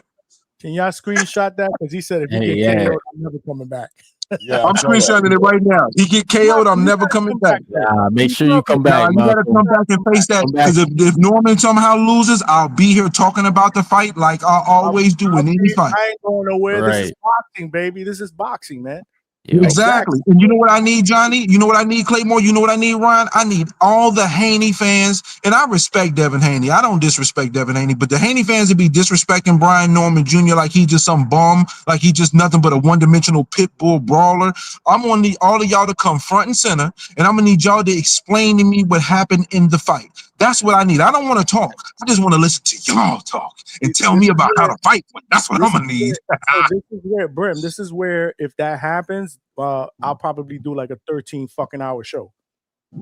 Because I'm gonna pull up. I'm gonna be there. Open up the lines, and I want people to just call in. Well, first of all, I'm gonna have to do some collections. I'm gonna have to collect from DraftKings. I'm gonna have to collect from Stock Chasers. I got two other people I gotta collect for. So I got a collection plate. You know what I'm saying? It's gonna be servicing. Pastor Brim is coming in with the collection plate and saying, "Oh, Lord knows you gotta give me the dough because you bet on the wrong course, of course." Crazy. Yeah, I'm nuts. I know it's true. It's true. I'm touched. It's true. Malcolm said he'll be here. He just capping. He said, "I'll be here, bro." He might be on the panel because he did the. Stock Chasers, you walked into this shit. Yes, you did. You know what it is, Stock Chasers. You know you the realest Haney fan in the business. You the realest Haney fan in the business. Stock Chasers. You ain't like Art, man. You ain't like these other goofies talking about some. He gonna knock him out. What's up with him making weight? He gonna be weight drained. Like the capping is so ridiculous that I'm getting from some of these Haney fans. And Stock Chasers. Weight drain. Who gonna be weight drained? They said Norman gonna be weight drained. Like Norman ain't walking around right now like 158. Like he only like 10 pounds away and he ain't dropped a pound yet. Like, come on, stop. Nah, he's looked good in his weigh-ins. Like he ain't looked like he been struggling to me. So I don't know. I mean, I think he had one situation where I think he might have struggled a little bit. I mean, again, Brian Norman Jr. has said this. The only thing that can stop me is me. He turned the corner and we said, you know what? I'm going to dedicate myself all the way. Anything that I left a stone unturned, I'm going to stop doing that. I'm going to turn every single turn every single stone over and make sure I'm 100% prepared at all times. And with that noted, he ain't going to have a problem making weight. And I don't think Devin's going to have a problem making weight, even though we know Devin is a big old boy who been going all the way down to try to have that advantage that he ain't gonna have on November the 22nd. Stock Chasers, we're gonna be Haney chasing, boy. He said, man, and they said my blood pressure be going up, but their blood pressure is gonna be going up during the fight, bro. You got a lot of haters in the chat, bro. Oh yeah, man. Listen, I'm hated and loved, baby. At least you know who I am, man. It ain't like Alicia Keys. It ain't you don't know my name. You know my name, and you know my game, and you know what's gonna happen when Norman gets the classy. Now, what happens? Crazy Let with me ask that. you, if Haney knocks out Norman or stops him, right? If he stops, If that happened, I'll lose my mind. I'm done for. I'm Clay, done Clay, for. Clay, I what am the fuck? done for. Hold on, Clay. What happens if that happens? that's what I want to know. I'm done for. If somehow that happens, I'm just gonna come in and just be real quiet and just take the abuse, bro. Because that's all I'm gonna get is abuse. I'm gonna get abused badly, and I'm gonna have to take it. If the referee got to jump in the middle of them, like yo, it's over, and just hug Norman and call his father. Unless they cheat, unless they do some premature stoppage stuff, unless there's some funny business going on. But I'm not here to make any excuses though. You know, win, lose, or draw. I'm talking about a solid stop. Like, yeah, man, it need to be stopped. Like, you agree with it. Like, yeah, bam, dog. Yeah, he had to stop. Bro, the chances of that happening though, Claymore, is about the same amount of chances as both of us getting our hands on Sanaya Lathan or something. You know what I mean? I don't think that the chances are low. The chances are low. Hey, play it. You know what I'm saying? Talk for you. Speak for yourself, brother. You know what I'm saying? Hey, man, not everybody. You might have a little bit more of a chance than Haney does. You know what I mean? I need to stay on Speak for yourself. It was good for us. You need to stay over Clay there. was like, speak for yourself, Brim. She know what's good for her. She need to stay over there, player. You know, you need to stay where she at. Claymore gonna make it rain. Claymore gonna make it rain. You heard? Amen. You talking to the wrong guy, man. You talking about a pimp up there, Brim. Huh? Brim, you talking to the wrong dude. That's a pimp up there, Brim. No, he ain't a pimp. He's something like a player. Player right there. Player from the Himalaya. Player, Himalaya. Told not to be told. Yeah, but the thing is, I am talking to the right person to let me know his chances are better at Baggins and Lathan than Devin Haney getting the KO stoppage versus Brian Norman. That's not good for Devin. You know, if that happens, all this shit is getting clipped. This is horrible for Devin. Bro, listen, it's all good. I'm here for it. I'm gonna stand on my square, baby. If something crazy happen like that, I'm gonna be here and I'm gonna take the crow. I'm gonna eat it. I'm gonna take the punches and I'm gonna smile and I'm gonna give credit where credit is due. Because if he does that, pound for pound number 6, guaranteed, bro, guaranteed. Hall of Famer, guaranteed. Pound for pound number 6, guaranteed. I ain't no clown. I ain't goofy. If Devin was to do something like that, he's pound for pound number 6 or 7 at worst. Yeah, Devin. Yeah, if Devin was the KO Norman, pound for pound number 6 or 7 at worst, and guaranteed Hall of Fame or first ballot. He definitely goes on. Damn, first ballot. First ballot. He's borderline a Hall of Famer now. Let's just keep it a beam. I mean, you can hate Haney all you want, but he borderline now. I would vote him in on the second go round if I was a voter, just to keep it a buck with you. I hear that. But I'm biased though. I'm biased. Everybody says I'm biased. No, you're not being biased. You're giving all the credit in the world to Brian Norman. That's what you're doing. You're saying if you beat up Brian, everything you're saying is building up off the strength of Brian. No. Clay. I gotta stop you 1 second. It ain't really all about the strength of Brian Norman. It's the strength of the third division championship.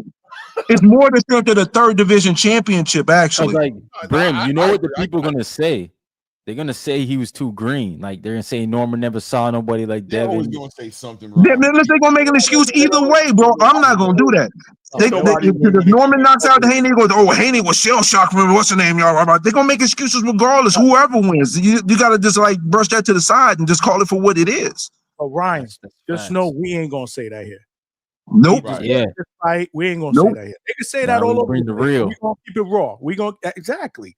No, absolutely. He belongs in this fight. There's no way something like that could happen. Like, well, he shouldn't have been in there with him. That shit is whack, bro. We don't do that. Somebody in the chat said, I don't know how somebody can be so confident in Haney or Norman. And I'm gonna tell you why I am confident in Norman. It's really one major thing. I asked several boxers this question. How important is the mental aspect when you go into a fight? Man, they telling me 90%, 70%, 80%. Nobody told me less than 70%.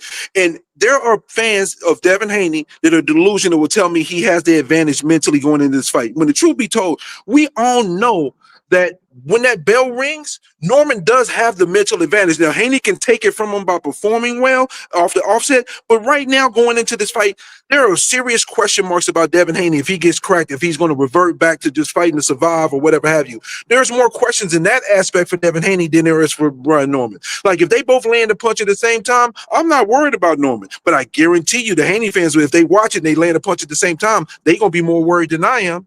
So the jury's still out on that aspect. I'm not saying that Devin can't overcome it and he can't do his thing and really put on a great show. But the truth be told, I think once he gets cracked, I think he's gonna revert. He's gonna revert. And he's gonna fight to survive. And he can lose. He can easily lose a decision trying to fight to survive. Grim, you know what I believe? Even to his fans, and even to me as a fan, a supporter, whatever people want to call me. I don't like being called a fan, to be honest with you, because support is a better word.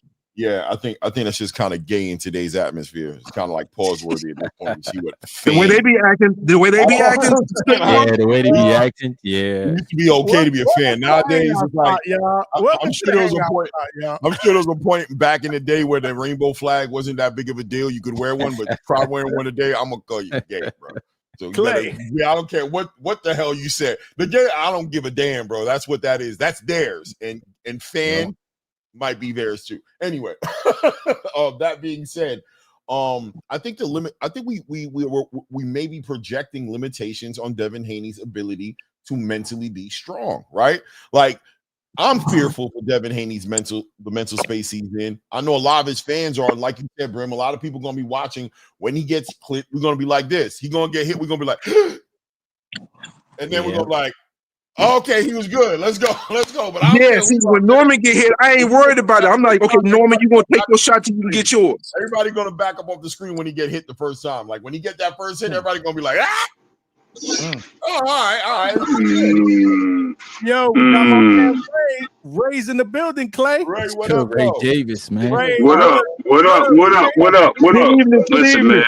Ray looking like a creep in the parking lot right now. What you doing? That's exactly where. Oh my, hold on. Turn this down. That's exactly where I'm at, man. You still too out. They look like he's spying on his wife right now, bro, in the parking lot. Like, yo, I'm out here in this block. Nah, bro, we don't do that. We don't do that, Clay. But listen, let me tell you something, man. I think I built this up on the channel enough to explain what it is. Listen, you can see Brian Norman as the knockout artist of this fight, but let's be clear. The man ain't taking this fight the way he's taking it. He's not dialing in the way he's dialing in because he thinks Devin is an easy fight. He knows there's levels to this fight. He's been exposed to the levels of this fight. He's been exposed in his career thus far.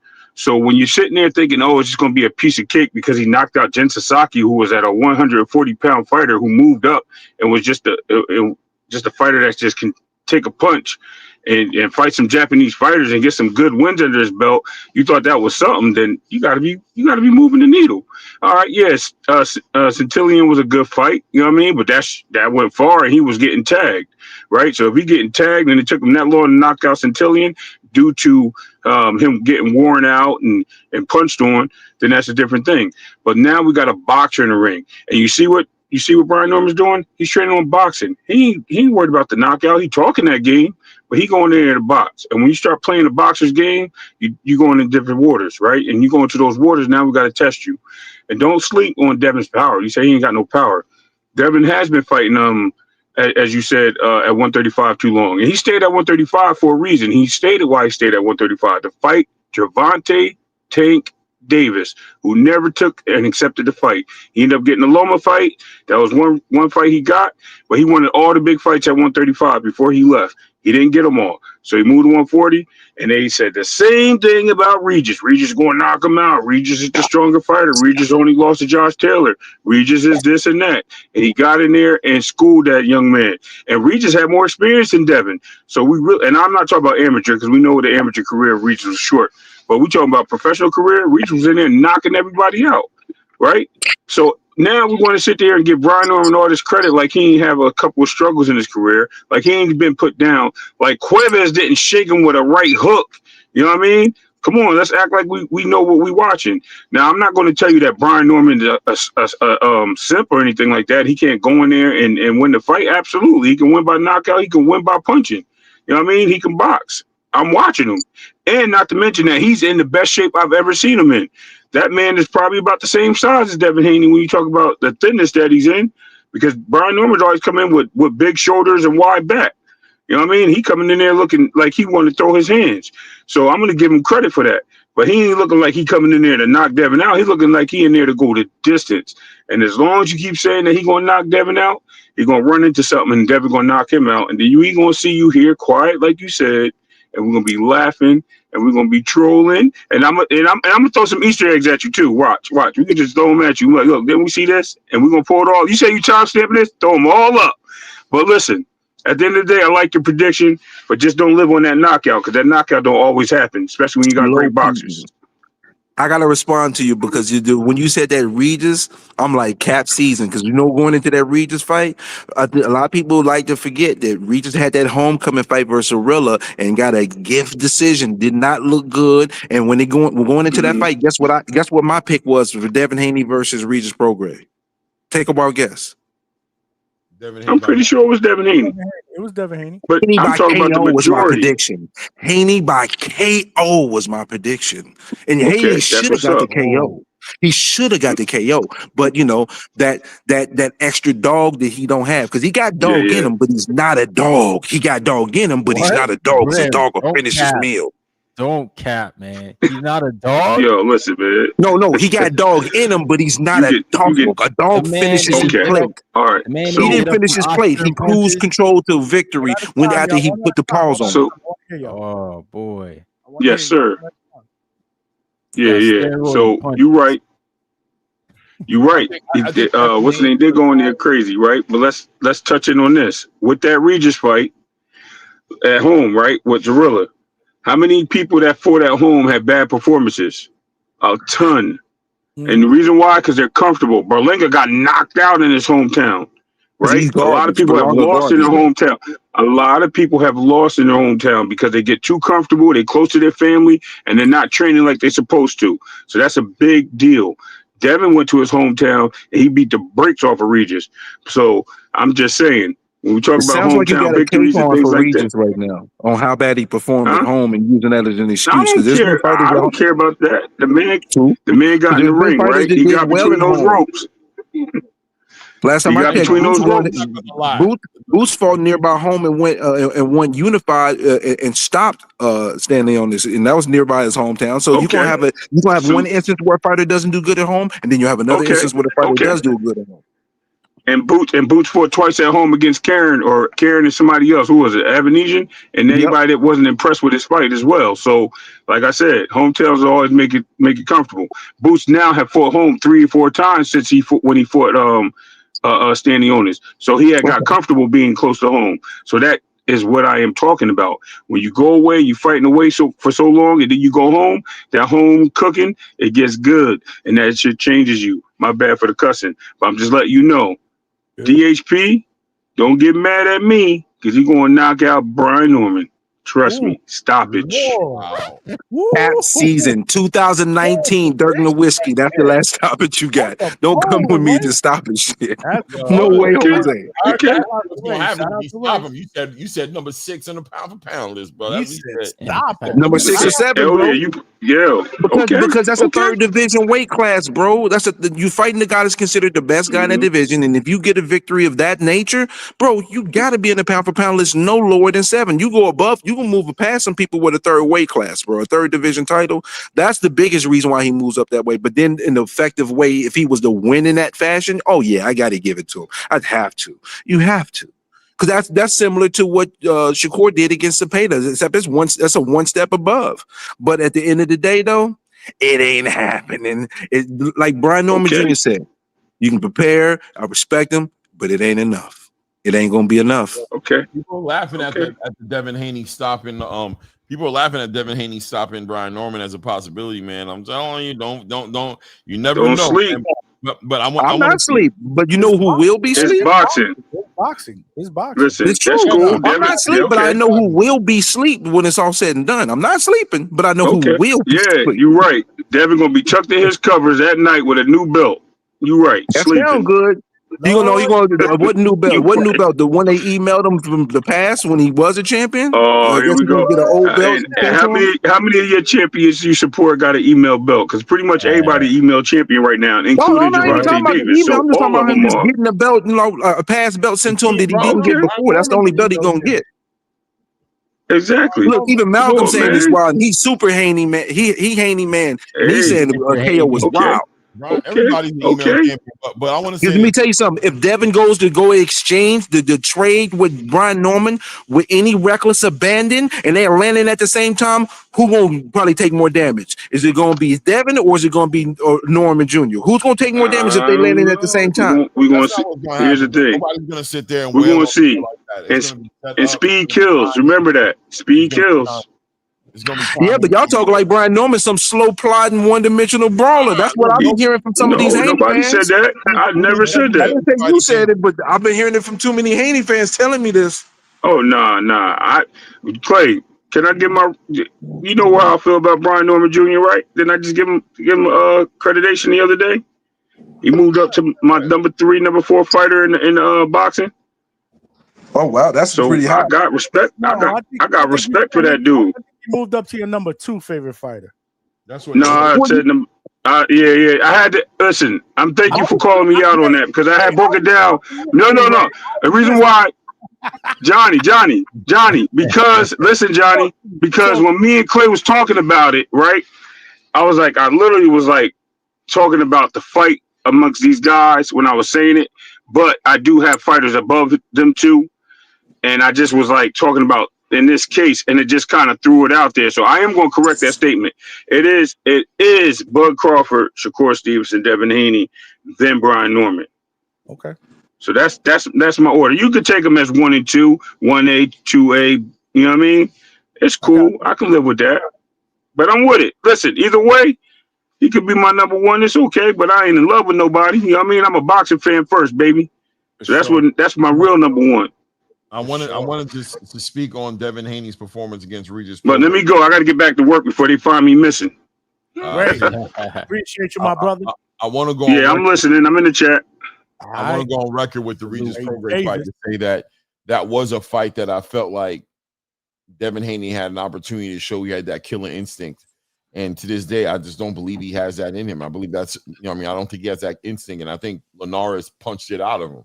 I'll be real with you. I think he's been very paranoid and very conscious of his chinniness. I think he got hit by Linares, and I think in the back of his mind, that's the PTSD that he hasn't been able to get past.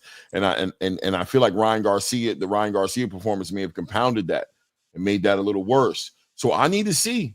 I have to see it, man. I didn't see it in the Jose Ramirez fight, and this Brian Norman fight is going to be there. I need to see it. And I'm still in the air about Devin Haney and how he feels about getting punched as far as his punch resistance is concerned. And that's a valid concern. Yeah, Stock it is. Cases doesn't seem to think so, but it's I'm along the same lines of Stock because I seen Devin Haney get sparked the first 30 seconds of that Ryan Garcia fight and survive for 12 rounds and win most of the rounds. Right. Listen, right. listen, I'm there with you too, Ryan. I'm right there. Can I with you. for 1 second though? But will we admit to this? Brian Norman is a much better and more consistent fighter / boxer than Ryan Garcia is. I don't know if he got a faster hook. Let me. Can I add something, fellas? How y'all doing? And you acting like Brim. You acting like Brian ain't never touched the earth either. Like he ain't never been put on the ground. Put that boy out down. Yeah, he got knocked down. And the thing is, if you watch what happened after he got knocked down, he was putting paws on Boca Chica, and then Boca Chica fouled his way out of the fight. Yeah, you gotta remember supposed to knock you down. That's my point. One at a time, guys. Boca One at Chica. a time, please. I love it, but we gotta go one at a time. What's up, Coach? Hey, quick thing. With that Ryan Garcia fight, what we have to keep in mind is we know Ryan was not in shape for that fight. The rounds Devin Haney won were the rounds that Ryan Garcia was not fighting. He was doing that half Philly shell, turning his back, But whenever he got he had the energy to fight, what happened? I think if he was in full good shape for that fight wouldn't have went the distance, nowhere near the distance. Nowhere near the distance. We all know that. So the rounds that Devin Haney won, we know why he won those rounds, because Ryan Garcia was not fighting those rounds. Plain and simple. We all saw it. And when he was fighting, what happened? It was so dominant and so clear. Okay, we just have to call a spade a spade, you know? And I and I give him the credit for getting up and continue to fight. I give him the credit. But going into this Brian Norman Jr. fight, just a Rocky analogy. This was like Rocky fighting Clubber Lang that first time. You see it in his eyes. You see it. He knows that this is different. He knows it's personal. And Brian Norman's taking this shit personal. This shit is for, I mean, your dad can talk on it. Watch, when they were disrespecting his dad and stuff, this shit is personal. I'm telling you, this shit is personal. He wants to hurt him. I don't even think he wants to knock him out clean. He wants to hurt him. But he wants to make an example. Let me ask you a question though, because I remember salute Coach Marcus, by the way. We cooking. I remember Coach said that Devin was gonna find a way to get out this fight months ago. You said it a lot. So you were already wrong once. Yeah. So this is how I feel, man. I feel like, you see me, I got a lot of respect for Brian Norman Jr. and y'all know that. I'm not one of those dudes sit here compare him to Regis because that's bananas or this, that, and the like, bro. He's a hell of a fighter. This is Devin done fought all these dudes, but this is Devin's hardest fight, and you got to be crazy to not understand that. But the point of the matter is, I feel like the underestimation right now is insane to me. Like it is really crazy, and it's almost so bad that because there are some people that ride with Haney and they've been going crazy talking. I'm not one of those because I'm realistic, but at the end of the day, like all these questions, and I mean it's been dragging on for months, and now we here, Devin's in Riyadh waiting on Norman Jr. to arrive. Like this is where we at. So I feel like a lot of people gonna be surprised. He gonna be ready to fight. Like the man knows where he's at. When he did what he, this is the thing. It's a mental thing. When he did what he did with Ramirez, that tells me right there. He haven't shown me when you went through Ryan and did what happened, and then you came back. You took a year off and you came back against Ramirez. That showed me mentally that you're not there. That was a mental checkout. He wasn't ready. And you're going to try to tell me now all of a sudden I'm supposed to believe you're ready to fight when you just showed me what you've shown me? But my point is, how can he not be ready to fight if he's there? He was ready for Ramirez, and what did we get? We got a 12-0 sweep. But okay, all right. See, you're right.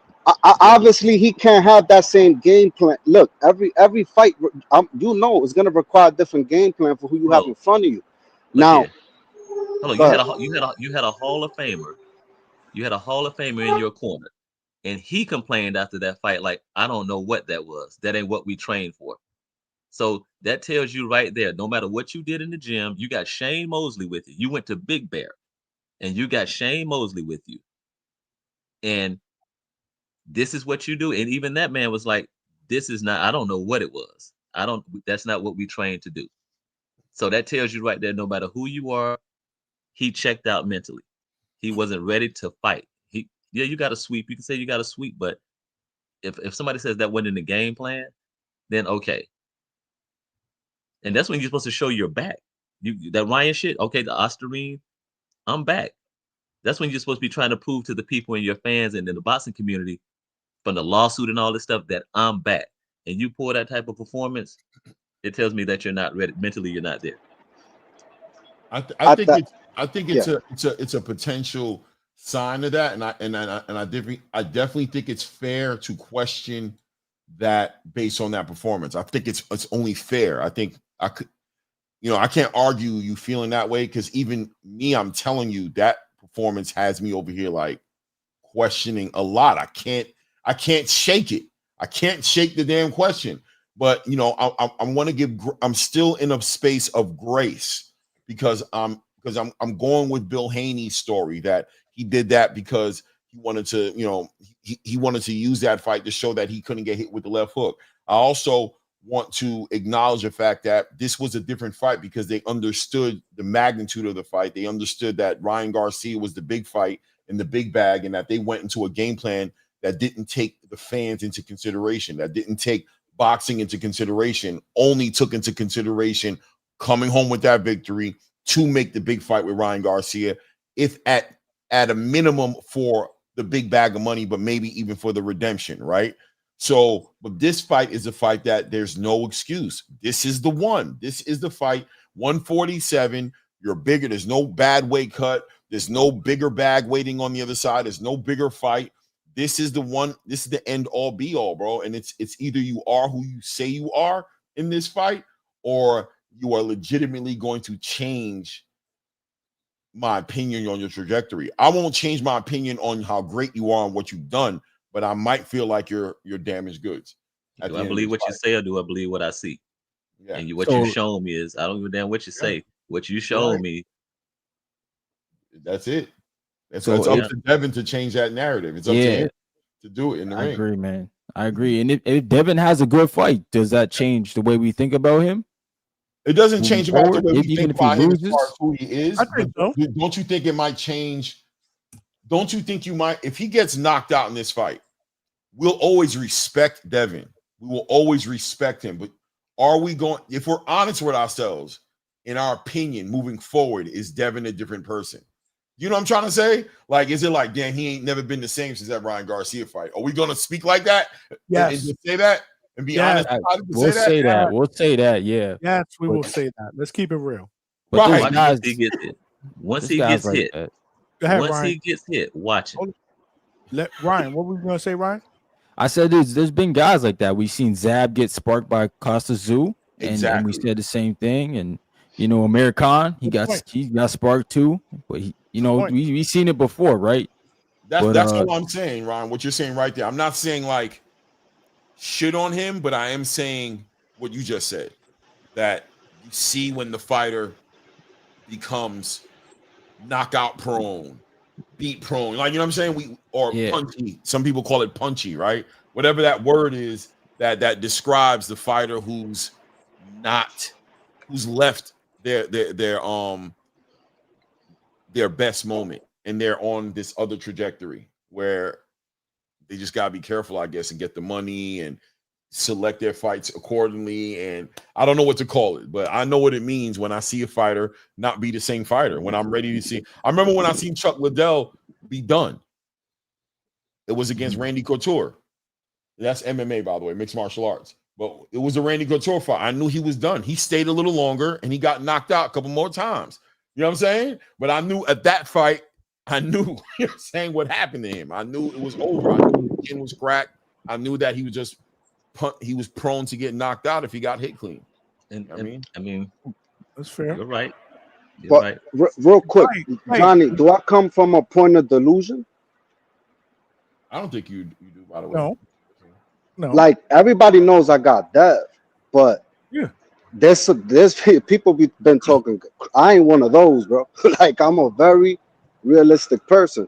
And what I'm trying to say is that if Devin at 147 rehydrates, feels comfortable, and is physically at the best he's ever been, and is mentally understanding what needs to be done, and he's in a good space, as you should be for a fight, y'all very well know that Devin could go in there and make it incredibly difficult for Brian Norman Jr. to do anything. How many ifs was that? That was a lot of ifs. I mean, no. What do you mean? What do you mean? Like, yo, I coach say, what was the last one again? Look, yo, what was that last one? Look. How many ifs were there? I got lost. Like 2 or 3. I got lost. What was the last two? Can we count the ifs? Nah. What? No. Basically, listen. What I'm trying to say is this. At the end of the day, we got two. We got two fighters, right? And all I hear is Devin this, Devin that, Devin this. But at the end of the day, I can give you 2 pages of flaws that I see in Brian Norman Jr. because as far as I'm concerned, in a lot of his fights, respectfully, he gets cracked the entire fight. None of these guys are perfect, though. Okay, but why do we ignore that? But why do we ignore that? Go ahead. I think Stock Case is just saying that we're selling him out too soon. We haven't. He's saying we've seen one crazy performance, which had a lot of extra variables, and I agree with that as well, right? Like we've seen one crazy performance that had a dude come in 3.5 pounds overweight, was on Osterine, and Devin Haney had a bad weight cut. We've seen him walking around like Neo from the Matrix with the sunglasses on, trying to cover his raccoon eyes. We know he's been depleting himself for years, and we saw all of this culminate into the worst night of his life, clearly.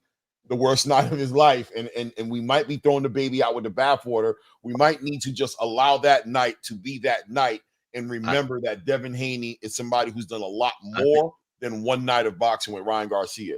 I think the Ramirez fight was worse than that. I think the Ramirez fight was worse than that. That's the reason why I can't rule that out, Claymore, because of what he did in the Ramirez fight. When you're doing 3-step straight back drops, all you're doing is this. 3-step drop, that lets me question, like, okay, maybe you're doing what you need to do to win the fight, but also it seems like you don't want to engage and you're worried about getting hit. And if that's how you say you don't, if that's showing that you can't get hit with the left hook again, man, come on. This is the only thing I hear you. I'm just telling you what they said. I'm telling you what they said. I'm just giving grace to what they said, right? Like I'm just going off what I saw. That's what Bill said, and I'm saying that off the strength of I'm acknowledging what Shane Mosley said. I was there in New York. I had dinner with a lot of the people from that camp. I sat down and ate, and those people were telling me like, "Yo, low key, they knock this dude out." Like they were telling me that. Me and Blue was out. I was with Blue Blood, and he was like, "What?" They were like, "They ain't slide you don't care package on the low under the table." No, when we watched, when me and Blue watched it, when me and Blue watched the fight, we was like this. Like, right, okay, all right, round 5. They didn't all say right, that. Maybe he's setting him up. Round 7, he was like, damn. I mean, he winning. He's definitely winning. But you know what I'm saying? I'm waiting for that. And then when I seen Shane Mosley kind of shake his head, we saw that and kind of walk away from the corner. I'm like, we'll see on November 22nd, Dev. This is why the fight. This is why the fight is fucking fire. But the one thing I will throw in there, guys, what do I say here all the time? We live in a what have you done lately for me world. Oh, yeah. Not just in boxing, in this world. So, of course, we're going to have doubts because of what have we seen from Devin lately. And then what we've seen from Brian Norman Jr. So, again, my thing is, listen, styles make fights, right? This is a big step up fight for Brian Norman Jr. He's never fought anybody with this skill caliber and this name, which is what makes it great. Devin Haney moving up after what we saw against Ryan, after what we saw against Jose Ramirez, kind of moving around. The perception is he doesn't want to take a punch. Now he's moving up to 147, arguably facing the most hardest hitter at 147, a guy who hits like he's a 154 pounder, and in some cases a middleweight. That's what most people are saying. So my thing is this: we keep talking about the Devin Haney of the past, but we're forgetting about what we've seen recently, and we keep talking about the Brian Norman from the past. But we kind of not looking at what we're seeing recently. So this is me. I'm living in the moment. I'm living with what I've seen recently. I can't go with past. I got to go with what I've seen recently. And if you really look at it that way, I'm more confident that Brian Norman can beat him than David Haney can win. That's just me. That's my take on this fight. And not being biased or whatever. Yeah. Y'all know how I rock with Brian Norman. He's my brother. But I'm just saying, I'm looking at it in that aspect, taking that whole personal shit out of the way. If I didn't even know him from a hole in the wall, I would look at recently. I'd be like, man, I'm a little bit more confident in the guy fighting at his weight class as a champion, and the guy moving up, based on what I've seen in Devin Haney's last 2 fights, and based on what I've seen in Brian Norman's last 2 fights. Fair, bro. It's super. Can I ask y'all a question real quick? I want to ask y'all a question. Now, this definitely. could be wrong, but that's just no. But you're right though. Like, what are you fair supposed to assessment. do? You're gonna have to start making shit up, or you're gonna have to be such a fan of him that you're saying shit like, I don't give a just fuck believe about he what the can. guys did 5 years ago. Hold on. This question is not really for Coach and Johnny, but you can answer it as well. But this question is for Stock, Claymore, Ryan, but y'all two can answer it, but I think I know your answer. Going into this fight, who has the mental advantage? Brian Norman or Devin Haney? I think there's an argument on both sides. Who do you feel has the mental advantage? And answer the question. Don't skirt around it. Don't do a Bill Haney to the question, Claymore. I need you to answer the question. With you. I'm being honest. I believe that there's an argument there to say that Brian Norman has the mental advantage, right? Because of maybe the mental space that Devin is in, right? I think there's an argument there to say that Devin may be compromised mentally. He may be a compromised fat. Put yourself in his shoes. He's the natural. He's the champion at that division. He's fighting a guy that's moving. Okay, now let me flip it to you, right? Yeah. Okay, let me flip it to you. I think there's also another argument to say that this is going to be the biggest stage Brian Norman Jr. has ever been on, in front of the biggest crowd. And the biggest not the biggest crowd, Claymore. 6,000 people in Saudi Arabia. He fought at 16,000 against Centennial in enemy territory, which was almost 3 times the amount of people. Brim, this is a different energy, bro. This is Riyadh. This isn't a Muslim country. This is arguably home field advantage for Devin Haney with the relationship he has with Turkey. There's a different feeling about this fight. This fight also has the biggest amount of ramifications, positive and negative for him. A lot of money, a lot of future money. This is a big event for Brian Norman Jr., the biggest, 100%. Not, and matter of fact, it's so big, not many fighters in boxing will even have an event of this magnitude that he's having right now, because he's coming in a time when there's a billionaire country, there's a country with billions of dollars that are putting money behind boxing and giving boxing the biggest bag. This is a huge opportunity for Brian Norman. There is Brian, he ain't going to answer the question. Can you answer the question? Well, Can you give me I'm trying to show you how Brian Norman is also out of his element and he can be mentally compromised. He can be in a situation where the lights. You ain't giving me an answer, Claymore. You riding the fence. You can't tell me one of the others. So I'm going to go to Ryan. It all depends. I think arguably Devin Haney can be said he has a mental disadvantage because of where he's been, but he can also be confident as he's ever been. We don't know if Devin Haney ain't completely confident right now. But Brian Norman, on the same token, could be not as confident traveling over to Saudi Arabia. He didn't show he was confident in New York. He was right in New York and didn't show he was confident. Say it again? I say Haney didn't show he was confident in New York. Hey, bro, I can't listen. I'm not going to do debate against Ramirez. The winner will make me think Claymore is not going to give us an answer. Brian, can you give us an answer? New York was horrible. He looked bad in every way. Giving us New York. I'm not arguing New York, bro. You can have I think Devin's got the slight just because the pressure, bro. When the pressure get hot, Devin gets pretty good. Like Lomachenko had to go over to Australia without his dad. Those are pressure. Those are pressures. No matter what you say, Brim, that's pressure. You got to deal with that. Ramirez, that ain't no pressure. Devin got the advantage. You saying Devin has that mental advantage going into this fight? Yes, man. He been in the biggest fights. Brim, who's been in the bigger fights? Bro, we know that Loma was a bigger fight, but y'all keep on disavowing the fact that Norman went to in somebody else's hometown as the underdog. And their backyard with their fans throwing stuff at them, yelling racial slurs, and went out there and sparked him out with 16,000 people. And you're telling me that Devin Haney got the mental advantage because they're fighting in Saudi Arabia in front of 6,000 people? What are we doing? Bro, the underdog never has the pressure, bro. He has nothing to lose, bro. It's a guy who has everything to lose who's supposed to be going on to the big stage next, who has to put on the performance and has to win. That's Devin. Bro. Remember, they setting up Devin to fight Ryan right now. So who got the pressure again? Listen, what Haney shows up in the pressure. That's what I just said. No, he's fighting. I told you he's fighting Ryan, win, lose, or draw in this fight. I told y'all that Turkey already got. But they both gonna end up losing. I agree. I agree with Coach Walker. I think Ryan Garcia is next. I told you that.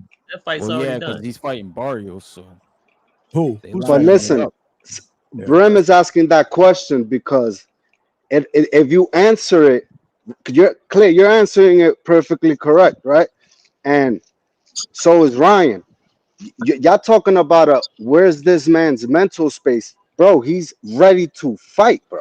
Like Is he? literally. Is he ready to fight or is he ready to box? Hold on, Stock. They said the same bro. thing. They said the same thing going into the Ramirez fight. Let's keep it real. And that, but all right, look, was it pretty? No, it wasn't pretty. But you know what? We acting like he didn't sweep every round, literally Yeah, on but every here's the card. problem, though, Stock. Yeah, but a lot of Like- you ain't doing this, Stock. But a lot of Devin Haney fans be like, "Well, look at Norman. He struggled against Quentin Randall, but against Quentin Randall, he won 10 or 11 rounds. But everybody uses that against Norman. So why can't we use this bullshit ass 12-0 scary ass fight against Ramirez against him?" There were Look, people, there were Hall of Famers that thought he salute. would stop Ramirez, that he should have stopped Ramirez based on what he looked like in camp. I agree, and I was mad he didn't do it. But listen, right? Listen, But he a real dog. quick. At the end of the day, we all know skills pay the bills, and the skills reside with Devin. The That skills sounds good. reside with Devin. Devin has So you amazing say. skills. Devin So has we skills, but you act like Brian Norman doesn't have skills. That's what I'm I laughing. mean, at. no, Brian Norman I don't showcased the skills like Devin has. Can we agree? exactly. Brian No, they're Norman not has gonna agree. showcased He has a different the set of pedigree that skills. He Devin has a has different set of showcased. skills. This is gonna be Spence Bud. Watch this. This is gonna Like be Spence hell. Bud. Watch what I'm telling you. Salute panel. Can I cook real quick? Just real quick. Spence Bud. Respect. Yeah, Spence had the better jab. They say Devin Haney got the better jab, right? Yep. I can feel you on that. Yeah, I definitely could feel that.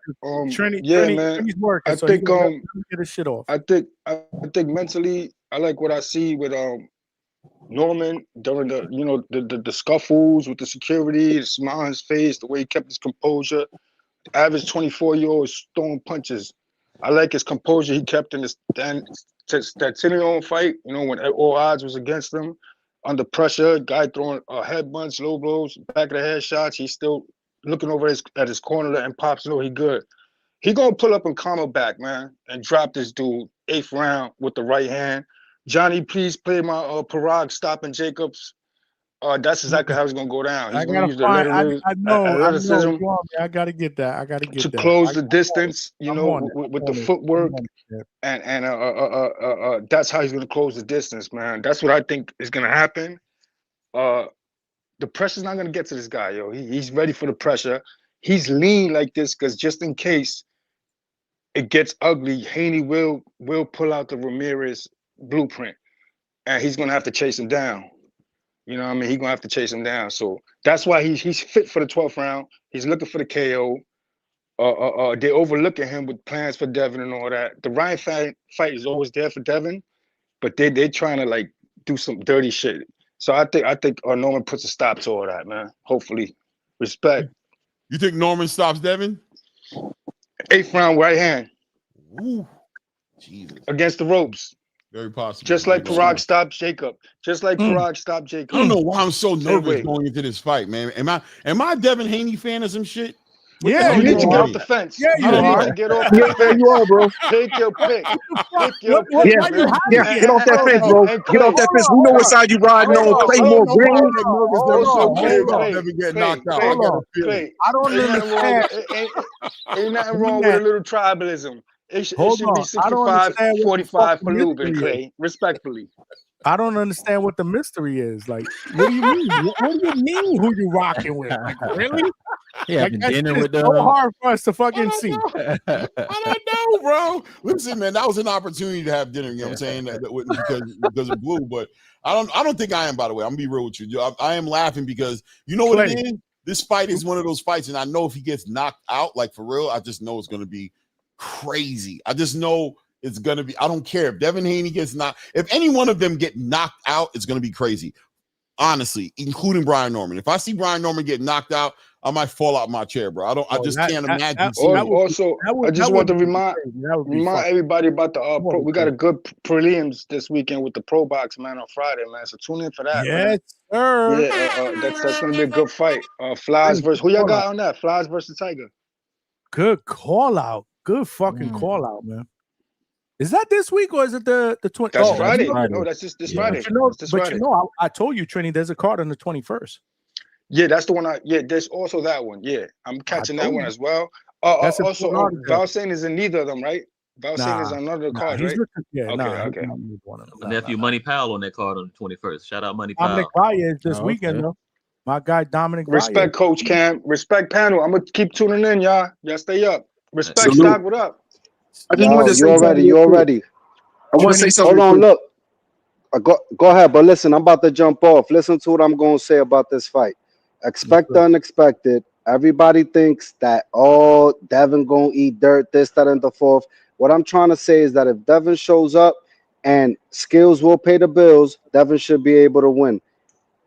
In my opinion, how easy he makes it look, I don't know, bro. That's up to Dev. I'm not in his body. But what I'm trying to say, if the best Devin shows up, Brian Norman Jr. will not win this fight. And y'all all know that. Y'all expecting him to not show up. Y'all don't want Devin to show up going 100 because y'all know y'all in trouble. And I think y'all should expect 110% out of Dev because that's what he's bringing, bro. I'm going to holler at y'all. Stock. I want 120% Devin. I want 120% Devin, Stock. And also, thank you in advance, Stock. I appreciate your contributions to the Brim Foundation. That's what I have to say about that. And you see how Claymore said I'm a little nervous when the fight. Guess what? I'm not. I'm not nervous. I'm ready, like cooked spaghetti. I'm ready to see the action because at the end of the day, Brian Norman's feet is better than what most people think. And I think Devin Haney's defense is overrated.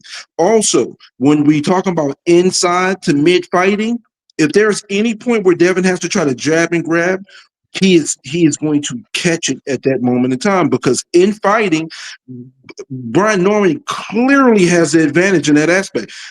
Brian Norman does great guard manipulations to land his shots on the inside. He creates angles for him to punch on the inside. And if Devin Haney tries to jab and grab like he did against Kambosos, I think Brian Norman's too strong to jab and grab. He'll break the clinch, and then it's going to be a danger. It's going to be danger. Not someone call 911. It's going to be one of those situations, bro. And it's okay. You know, at the end of the day, Devin Haney is a solid pugilist, a respectable potential Hall of Famer. But you know, when it's just time, it's time. When it comes to Brian Norman, it's just time. This man has not even hit his prime yet. And I'm telling you, if they get on the inside, it's going to be curtains for Devin. And Devin can't just be able to box him on the outside and keep his distance on a regular basis. He has to utilize timing. He has to go in his Terrence Crawford bag. And I just don't think he got the bag like Terrence Crawford to be able to do what Terrence Crawford was able to do against Canelo versus a younger fighter that's on his way up, not on his way down. We don't have evidence that we talk about there's question marks for Brian Norman. There are, but there are question marks for Devin Haney. Has Devin Haney fought a real welterweight that can crack? No, he has not. He's fighting a real welterweight going into his weight class versus a young fighter, a young athletic fighter. The advantages he's had, he don't necessarily have in this fight. He got to go into his bag. He can't do one thing and get the win. He got to do it all and put it all together to have a chance to win. And I don't think he's quite good enough to do it. He's good, but he ain't Terrence Crawford good. He's not Terrence Crawford good. He's just not. Yeah. Who wants to follow up on that? I don't know if anybody's Terrence Crawford good, first of all. Yeah. But you gotta I'll follow with that. I'll follow up. Man, ain't nobody trying to hear none of that shit, bro. November. Do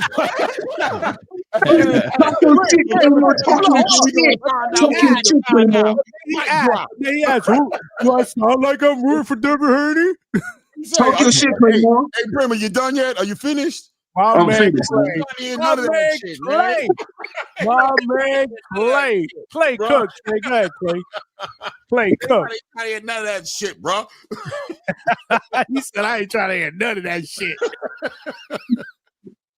Nah, it's gonna be. It is what it is, man. I don't know yet, man. I am nervous though. You know, I am nervous, but that's a good sign. I was nervous when Terrence Crawford was getting ready to go in there with Canelo. I got the bubble guts at the end of the co-main event when that dude started singing the Spanish music. I got timid, bro.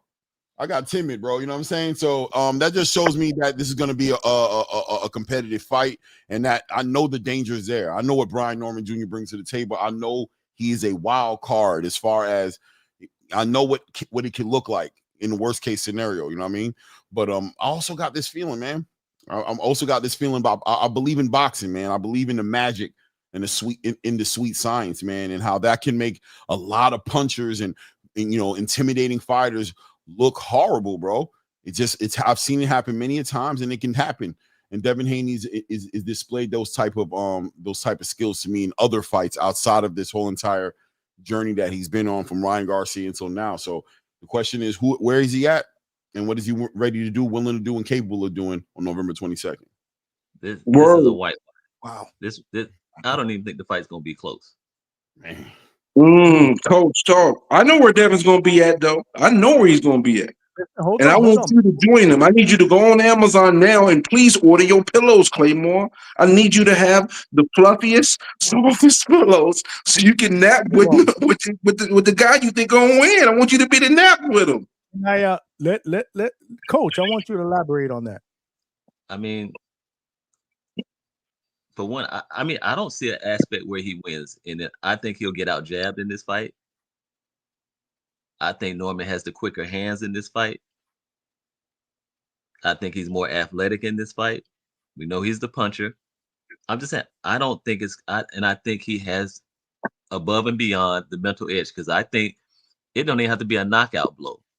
I think once he hits him one good time, whether it's the body, I've seen dudes get caught on the arm, and you know what's coming. Like, because what happens then, you turn your offense into defense.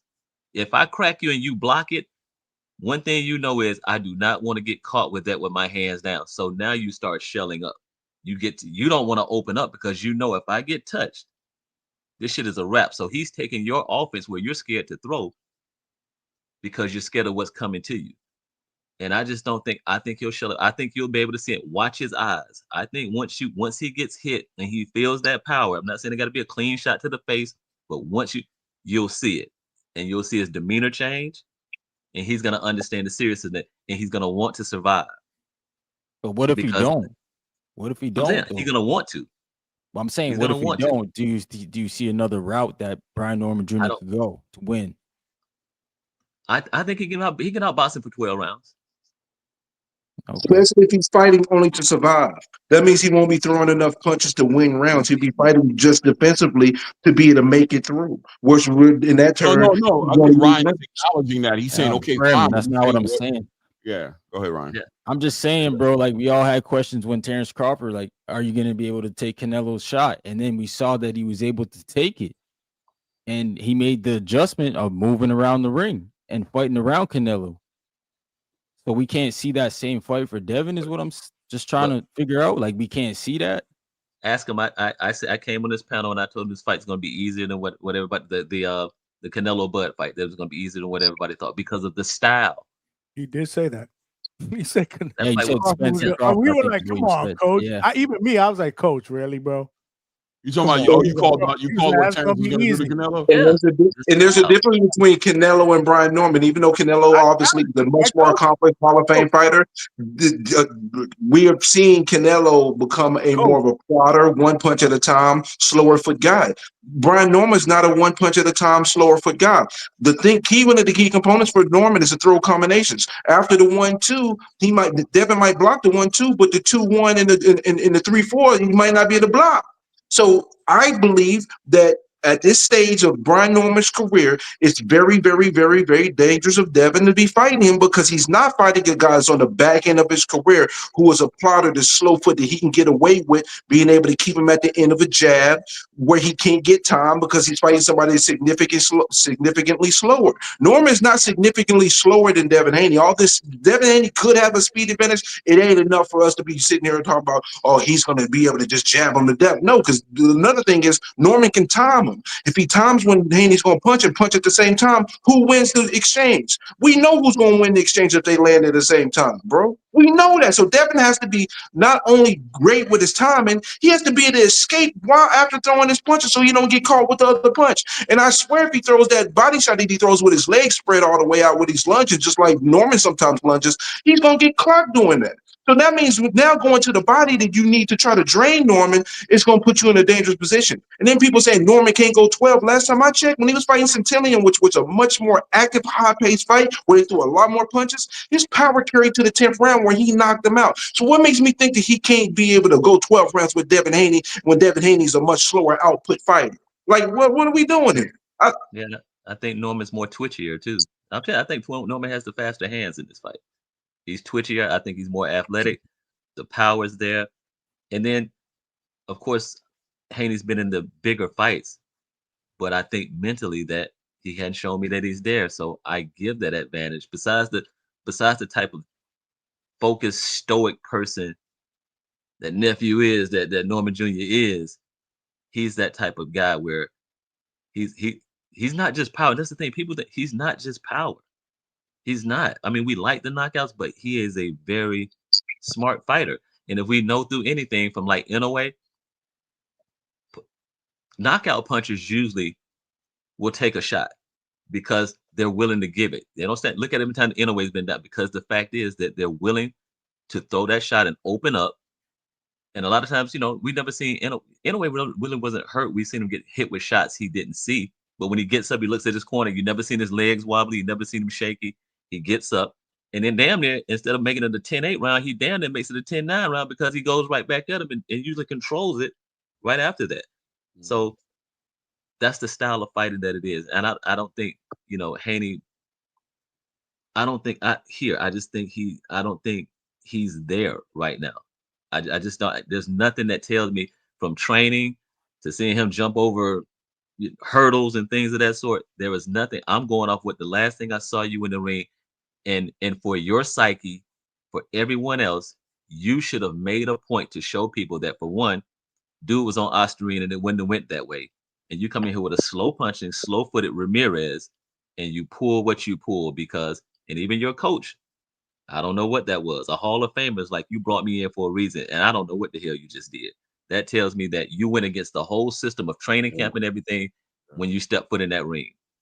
That's a fact. That's a fact. That's how I looked at Claymore, it, man. Claymore, you said the same thing, Claymore? No, I did. I'm telling you, I said it that night. I'm saying I said it that night. Yeah.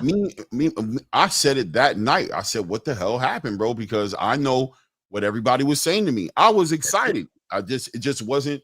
By the end, when that fight was over with, I said, damn, bro, I was just like, I don't know what happened, bro. And I tried, listen, I was calling live with Blue in New York that night, and I tried to give Haney his flowers, like, okay, man, he made, he clearly has to get over some things, but he made it through this fight. He swept this dude. You know what I mean? That's why he got a tune-up fight, bro. Now, I'm giving him all the grace. I'm giving him the grace right now at this moment, but I can't argue the facts, right? The reality is that there was a disconnect between the camp and the fight. There's been the Ryan Garcia fight was a very traumatic fight. It was a very traumatic situation. The man took a hiatus for a year to get over. Came back and did that he left against Ramirez. That lets me know right there that it still carried over, and you expect me to believe that all of a sudden, you're healed. Well, No, I pushed back at the all of a sudden just to say that he might have needed whatever he needed. He might have needed to be in that ring and get a little confidence in himself about what he could do, that he could move, that he could be in the ring. Maybe he was trying to get, those one thing I say, the punchers come back a little bit easier. The punchers return from hiatus is a little easier than the boxers, because the boxers are rhythm based, right? So they need to get that connection on that rhythm, that connection with the ring again. They need to get that feeling back in the ring again. Our problem, even going back to Ryan Garcia, our problem was what? All you need to do is block this. And you went in there in the first one, you didn't do it. You didn't do it. All you had to do was block the left hook. What everybody says, that's all he has. You kept saying it the whole time, and you get in there and you drop the ball on the left hook. No, you messed up. Straight up. I think that was his dad too. His dad was telling him to go kill him, take him out. Like, that's not Devin Haney, man. He don't fight like that on the front foot like that. So I felt like he was fighting out of his element from the start. Now, hold on. Was that fight too big for him? Maybe it was. But I think they took Ryan lightly. I don't think they taken Brian lightly. Yeah, but you also got to remember too, there was a lot of familiarity with them too, because they've fought multiple times in the amateurs, right? Yeah, there was. Yeah. So again, I don't know, man. Hold on, before we get to 444, we got people in the back that want to call in. Hold on, Big Balls Bandalorian with the $5.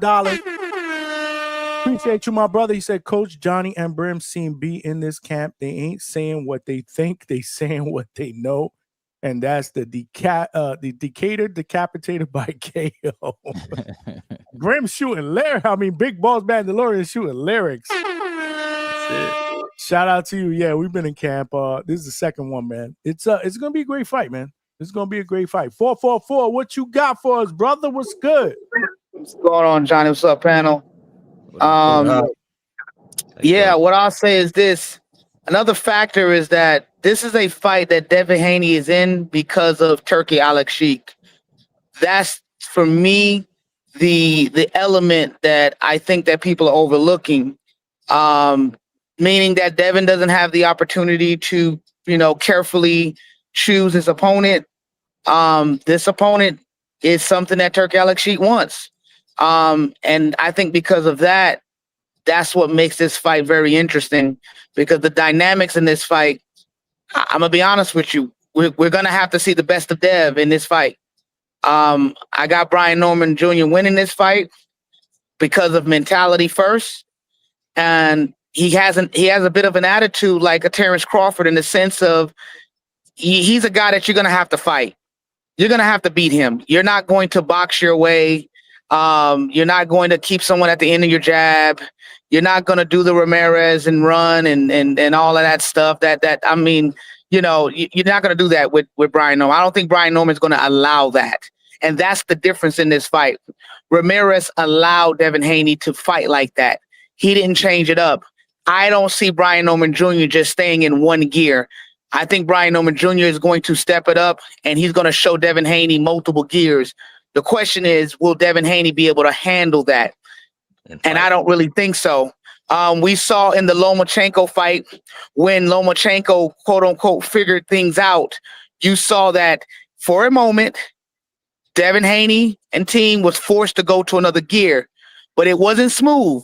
It wasn't an easy transition. They did it, but it wasn't easy. What happens when you got a guy that is going to be going from gear to gear if he has to? I don't think Devin Haney has that, because Devin Haney hasn't shown us that yet. The last fight that he was in, it was a disappointment. Did he win the fight? Yes. How he won that fight was disgusting. And that's just the reality. So for him to go from that fight to a fight of this magnitude, that's the pressure in itself. And we have to stop. Devin Haney's not a Terrence Crawford.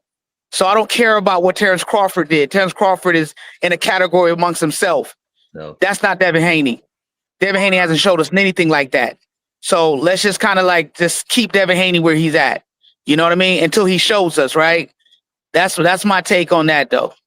I feel you. Hey, and one thing, even on Turkey, and I think about this with Turkey also, people have to understand how Turkey feels about this as well. I put you on that platform in New York, and you kind of jerked me for that check. So you know what I'm going to do? I'm going to put your ass in there with Brian before you even get that Ryan Garcia fight. But we got to look at it that way too. Like, I gave you a payday, and you came out here because I'm telling you, Turkey was very disappointed about that card. Very disappointed about that card. I'm closing down Times Square. And this is what you guys do. Yeah, he had to have been, bro. Canelo stunk it up the next day. So much hype and Times Square and it, right? Man, and it flopped. Yeah, but I want to say this though. What I happen to know, that night you were there, right, Clay? Yeah. That night, Turkey didn't look disappointed in Devin, and I mean he was actually happy for Devin. To be honest, he was happy for Devin and wanted Devin to fly back with him to Riyadh that night on a private flight. Devin was like, "Nah, I want to go ahead and kick it with the family and have the after party." They had a crazy after party, but I didn't see Turkey was upset with the event. You could tell. You could feel that he wanted it to be bigger than that and that was more so. I think he was more so upset at what New York did. New York changed it up on him in the last minute and turned it into a high security threat situation. And they didn't want to allow shit to be opened up. They wanted to close it off. They closed the gates off. They did a lot of last minute stuff that made the event look like that. That's not it. They did it. They said because of the New York City police was going to have a hard time protecting everybody with how open Turkey wanted it to be. And so I think he was upset at that. I think he was upset that it was way too intimate. He didn't want it to be that way. He wanted it to be more of New York, Times Square, raw and seeing the fight, and they couldn't do it. It's no different than when the Apple drops. All that shit out there, like people everywhere, or Exactly. And I think worse when the Apple drops. I think he paid money, and I think New York kind of screwed him. Did that New York shit. You know what I'm saying? They kind of had him like, well, what do you want to do? Cancel? Like, yeah, really? I'm going to cancel it 3 days So before you're the saying event. that New York did grimy shit? Wow, that's surprising. I know, you know how New York is, right? It's like, hey, we here, we got, hey man, we got some bad news. We ain't gonna be able to do it that way. We're gonna have to, for y'all protection, and then gave him that shit, right? Because we want to protect you, and it's like, oh, okay, great. So you're gonna completely make me look like the way you're gonna make. So I think Turkey kind of went into it that way, but his reaction to Devin Haney's performance was happy, congratulatory. He didn't seem disappointed in the Devin Haney performance. I'm sure he wasn't happy and excited about it, but he didn't seem so thrown off about it that, you know, that I don't feel that that's what I got from what I seen, how he was He moving. started that Tom and Jerry stuff after that, though. Yeah, but I think that was Skull and Canelo. I'm still convinced he did that was Skull and Canelo. The next day. And it was literally the next day. Next day, right? But I mean, but that's twice. You saw this from two big fights, and you see that stuff, and that Tom and Jerry stuff kind of came out like. And then you got the fans reacting to talking about it. That was Skull. That was Skull Canelo. Yeah, for sure. The fans were also making it diabolical. They were killing Turkey. Like, yo, this is what you're doing. This is what we telling you. You can't come in the boxing and just do what you feel like doing. You got to know what you're doing. I think what he did was fine. I mean, at the end of the day, we got to hold the fighters accountable, right? They got to go out there and oh yeah, that's the reality. At the end of the day, take our feedback too, because we are fans, we are consumers, right? So if we prefer fights in an arena instead of an outdoor atmosphere where they're going to close off certain fans and you're only going to have a certain amount of fans in the middle of Times Square, you know, a lot of fans weren't really feeling that, you know, especially old school fans. They rather this traditional. Get us in an arena, man. This is 3 great fights. Put us in an arena with 15,000 people. Again, take our feedback into consideration because we are consumers. Do you think if it would have been Turkey's vision, if it would have been open like he wanted it to be, don't you think that thing would have been lit? I listen, Clay. I'm not knocking Turkey for doing what he's doing because I'm not saying you're knocking. I'm just saying if it was that way, would it have been lit? I'm not saying you're knocking. I'm getting to the point. I'm getting to that point. You're right. It would have been fucking epic. That's what we thought we were getting. Right. And at the end of the day, take our feedback and say, man, this is what we thought we were getting. We didn't get that. Maybe you need to give us this the second time around. But keep doing what you're doing. Keep thinking of us outside the box. Keep giving us things that we've never seen before. I'm okay with that. But we also got to understand as fight fans, consumers, or whatever. Sometimes we're gonna get things that we're never gonna see that are gonna be good. Sometimes we're gonna get things that are not gonna be so good. Just take our feedback into consideration and try to make improvements going forward. Like I'm not asking him not to do things outside the box. Just for this one, he gambled. He definitely gambled, and it blew up in his face. It blew up in his face. He played with New York, and then he's used that honor system in Iraq, and people caring that he's His Excellency, and he thought. You know what I mean? He wasn't used to that. New York played him, bro. Right. They played him, bro. The city to this point, right? If you wanted to do something outdoors in New York City, right? Take our feedback and go, fuck Times Square. Right. Don't do it there. If you want to do something outdoors in New York City, do it in Central Park, right? Because they do concerts there. Oh, and they have concerts for like fucking 30, 40,000 people. Do it there. Put a ring what there. He was thinking about? He was thinking about the video game, the Fatal Fury video game. He was thinking about the fights in the video games. You know how it goes, right, Ryan? Like the Street Fighter. Yeah. He was picturing this video game thing, and New York Boston was like, yeah. You're gonna shoot us 500 million? Yeah. You can have Times Square. It's yours. In the middle of the most busiest street in the United States. Listen, I was out there 3 days before the event in Times Square at a hotel, bro. And every day I was out there, I looked around and I said, man, how in the hell are they going to do this? When I walked outside every single day, it was like, yo, this is going to, how? Sway, how? And then, and then when I see them setting up the ring, I was like, they dead serious. Like, I got video and like pictures. I see him setting up the ring like days before. I was like, yo, these niggas is serious. They're doing this. They're setting this ring up in the middle of this mother. I'm like, they're cutting off traffic. They're doing it in real time. I'm like, they're doing it. It's gonna be crazy. I'm watching a fight and I'm hearing fucking cars beeping horns and shit like that on here. Stop the traffic, bro. Right, and then it was like the day before the event. It was literally the day before the event, like the evening before the event. You could walk up to see the ring, right? and all of a sudden we got stopped. My hotel was literally at the Millennium right there on time. I know what that's. I literally took out. I got video on my camera show you me looking down on the ring from my hotel room from my window. Right, like it was amazing. We went to walk. It was me, Blue, and Drew, and a bunch of other people walking, and they stopped us. The cops stopped us. We're like, "What you doing, bro? What's going on?" And I got press passes and everything, right? So I'm like, "Come on, bro, we can't get in. What's going on?" Nah. And he was like, "This is New York, bro. It's different. Locking it up. We're not going to allow people around." I said, "We like, when did it change?" And the cop is the one who put me on. He's like, "Yeah." He laughed. He was like, "Yeah, bro. They flipped it on him, bro. They're like, they're not doing that. They changed the whole thing. They said we can't protect them. They had like the like FBI and fucking like private security and suits and everybody like close. And they were like, we got too many diplomats going to be here.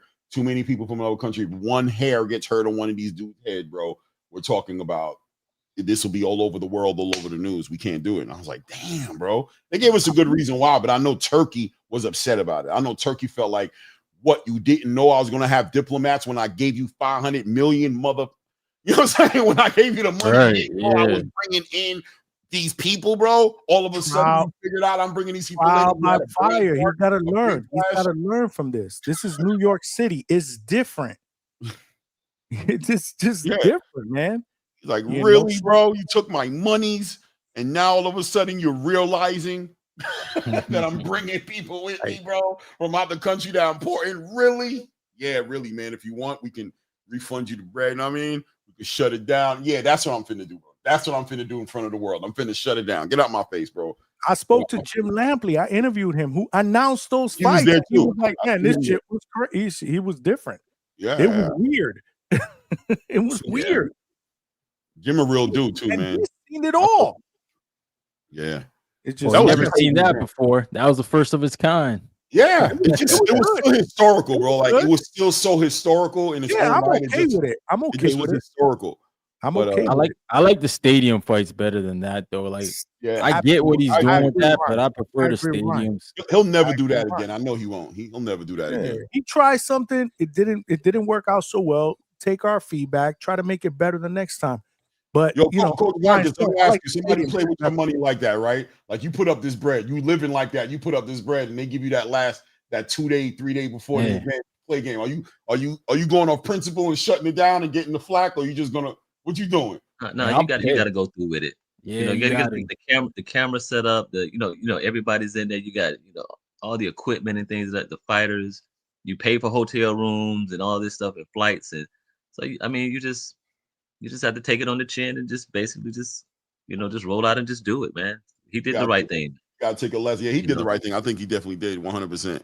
Now what could have happened was, New York could have kind of could have spurned New York and just say, hey, I'll never throw another fight here, whether it's Madison Square, Barclays, or anything. See, that's the thing. Now they could have. But we don't know that they didn't break bread with him too over it. We don't know that his lawyers and everybody didn't work it out. You know what I mean? That I'm saying he could have got spurned, but kind of like scorned by that and be like, you know what? Okay, right. But I'm sure they had to reimburse something. I think they made him whole. Yeah, I think they made him whole. They figured it out with him because he came right back and did the Louis Armstrong with Shakur and William Zepeda back to New York. They probably gave it. You know how they do. They were like, we ain't give you no money back, so we'll let you have. Yeah, they probably did that for free. Like, we're just gonna hand you the, you know what I mean? Yeah, you can have the arena for free and stuff. Might give you 2 fights for free in New York. Right. They walked out on him, man. No, that's a fact. Yeah, that's a fact, man. So, Coach, who you got between Shakur and Teo if this fight goes down? You have another mental thing. You have to go with Shakur because it depends on what Teo you're getting. Yeah, that's the crazy thing about it. I think Teo has the skill. He has the charisma. He has the the hand speed, the footwork. He has it to do it, but you just don't know what you're getting from him. Does he have the team though? Does Teo have the team? Teo always seems like he's by himself in there. Like when it just seems like I just got a feeling like he's by himself. Like where's the instruction? Where's the strategy? Who's the one seeing Shakur and building a strategy to beat Shakur? Is it his father? Is Senior up in there breaking down strategies to beat Shakur Stevens? No, I think he has some people around him. I think the dynamic of those two is just, it's like oil and water sometimes. Sometimes it's flowing, but sometimes it's oil and water. It's fire and ice, and so it just depends. And then other things outside of the ring he gets distracted by. So I think that's going to be a real good fight if he comes on his A game. And if he's on his A game, I'm looking at maybe a 60-40 Shakur on that fight. I like that. I think so. So, but I think it'll be good though. I think it'll be good because to Coach's point, you just never know with Teo, but he has the track record to be able to raise his game based on the competition. Yeah. So, but Shakur is just special. I think Shakur might be the best boxer pound for pound in the world, just on boxing. Just like I think I can't fucking disagree. Yep. Yeah. I've said that a lot, and I've gotten killed over that shit. When we were talking about Shakur and Tank, or I don't know, when it was popular like a year and a half ago, I was like, I'm taking Shakur. What are you talking about? No, I'm taking Shakur, man. You can't hurt, you can't hit, baby. He's just good, man. Somebody who's just good. He's just good, bro. Like how devastated a boxing game would be if his hands were on point. That's what I'll be thinking about. Like, imagine if his hands were on point, he could just punch the way he wanted to punch and just let his hands go the way he wants to. Jesus. Now I do look at this. He can't punch, but this is boxing at the end of the day. I do look at this. You look at his resume tells you something too. That's the thing. His resume tells you that he's been in positions where it's supposed to be how it looks. That's great. That caliber. Of course, you can against certain guys that you look that much. Now, I'll give him his props with this Teo fight. Teo comes on point. This is probably the toughest. This is the toughest fight that he's had. Hands down. Yeah, for sure. So, sure. So I'm looking at it that way. That the fact that so for pretty much everything else that he's done, I look at it like that's what you were supposed to do. It's kind of like Boots. Yes. Boots, you're supposed to. You look great. You can play around in it with these guys. Now, what happens when you step in there against somebody that athletic skill level, on that's kind of like same plane as you. From what I see, you get against some of these guys, you get hit too much as it is. So get in there with somebody that's on your level and start getting hit that can keep up that pace and things of that sort. Now you start looking a little bit different, But Shakur, I think Shakur he should be able to pull this off. But this is the toughest fight of his career thus far. Absolutely. Trini Barnes brought up a good one. Teo versus Shakur on Matias and Barclays will be fire. Absolutely, because that's signed, sealed, and delivered. Him and Dalton Smith. That's a different date, right? Well, that is going down January. Is it January? Is it the 10th? I think so. I think Yes, I think it's January 10th. I believe the press conference in Barclays is November 10th, which is next week. I got an email on that. So yeah, man, if they could, I don't know, but will they do that? Because that's basically a main event fight. Teo and Shakur, they would want to push that as a main event potential pay-per-view, right? Yeah, yep. And I think Matias kind of walked away from Turkey, man, because his promotion won that purse bid. Yeah, good point. Yeah, I don't see that happening. It would be dope because, again, Trini, I get it, man. We want to stack these cards, man, especially if they're thinking about fucking charging us. We talked about that earlier. Right? I'm hoping they rectify that and fix it. I'm hoping that I hope that I just hoping that was a 2025 thing, confusion. 2026 it comes in the right way. That's what I'm hoping. We will see what 2026 brings. Guys, smash that like button. We got DHS round 1 in the building, not TBV round 1. What up, Johnny? How you doing? I love that fucking salute for me. We got another round 1, but this is the DHS version. This is they the confuse them all the time. DHS round 1 right here. That's right. I got round 1 winning his fight too, man. Shout out to round 1, bro. I got round 1 winning his fight too. Shout out to round 1. Fake one. That's what's up. What you got round 1? Talk to me. Hey man, but I just wanted to pick off of what y'all was saying about this Turkey thing, especially about the New York shit. I mean, we've seen Turkey put out like the fight with Bud and what's his name fucking No, you no, talking about the 154 Nadrimov. Nadrimov, right? Yeah. He had he had to give tickets out for free, and then he had like an Eminem concert. So he made it like me watching it. I thought I was watching a Triller event. You know how Triller had, you know, all this shit and Nah, don't disrespect. It didn't look like that, bro. bro. It kind of had that when you put that. Get him, So Ryan. he learned. Yo, Oscar De La Hoya was drunk. Snoop was smoking. Turkey's learning, bro. Look, let's give that thing, though. Turkey's learning because this is the shit. If I want to go to an Eminem concert, I'm gonna buy my ticket and go to an Eminem concert. I don't want to buy a pay-per-view and see him in it. I actually agree. I actually agree with round one. If I want to go to a concert, I'll buy a ticket to one. I want to see boxing. Thank you. That's like me buying like a fucking Triller event, and you have like Doja Cat and all these people, but then I gotta wait for the fights. No, bro, I want to watch the fights. This is a shit. But the thing about the New York shit is like, maybe if he didn't have them boring ass fights, it wouldn't be that way. Because I'm over here telling my MMA friends, oh, this is gonna be a good card. Hey, buy it. You get the if you buy it, you get this card and Canelo for free or something, right? So I'm over here selling them about the card, and then the same people I told, they're still shitting on me about this boxing event. They're still shitting on me about boxing. And what I could say about Turkey is like, yeah, he probably had the wrong people in that card, or didn't fight like Devin and Ryan or whatever he had, and even Canelo and fucking Scope, right? But then look, bro, we're having a UFC card in the White House. How do you think that's going to be secure? Ain't no one going to be in there. That's going to be so security wise that it's going to be worse than security in New York. What is that?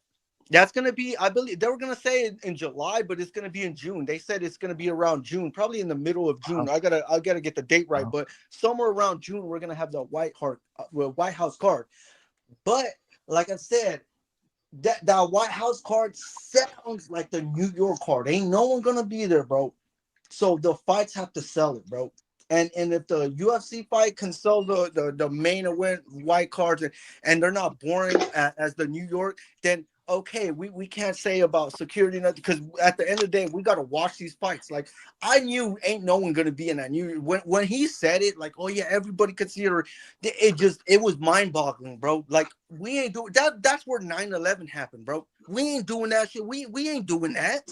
We ain't doing that shit. We ain't gonna open the whole thing. Let's just stop that. No, fuck that shit. This is America and New York. We're not having that big old freedom. And then again, UFC is gonna go do it in the White House.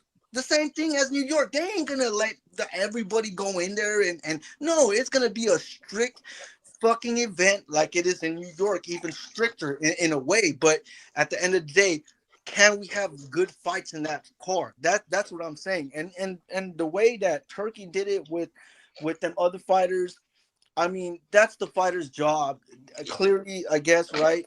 But look, we're gonna look, like I said, Devin Haney, clearly he looked bad in his last fight, but I'm still looking ahead in this fight, seeing how's he gonna look. Is he gonna look just as bad? I don't know, but I'm gonna have to watch it, you know. But at the end of the day, I'm not gonna give Turkey that bashing about New York. Yeah, he put it there. He tried to make it seem like, yeah, I already knew that shit wasn't it. Like, look, UFC is gonna go to the White House. There really isn't gonna be shit. I just gotta watch the fights. They gotta be good.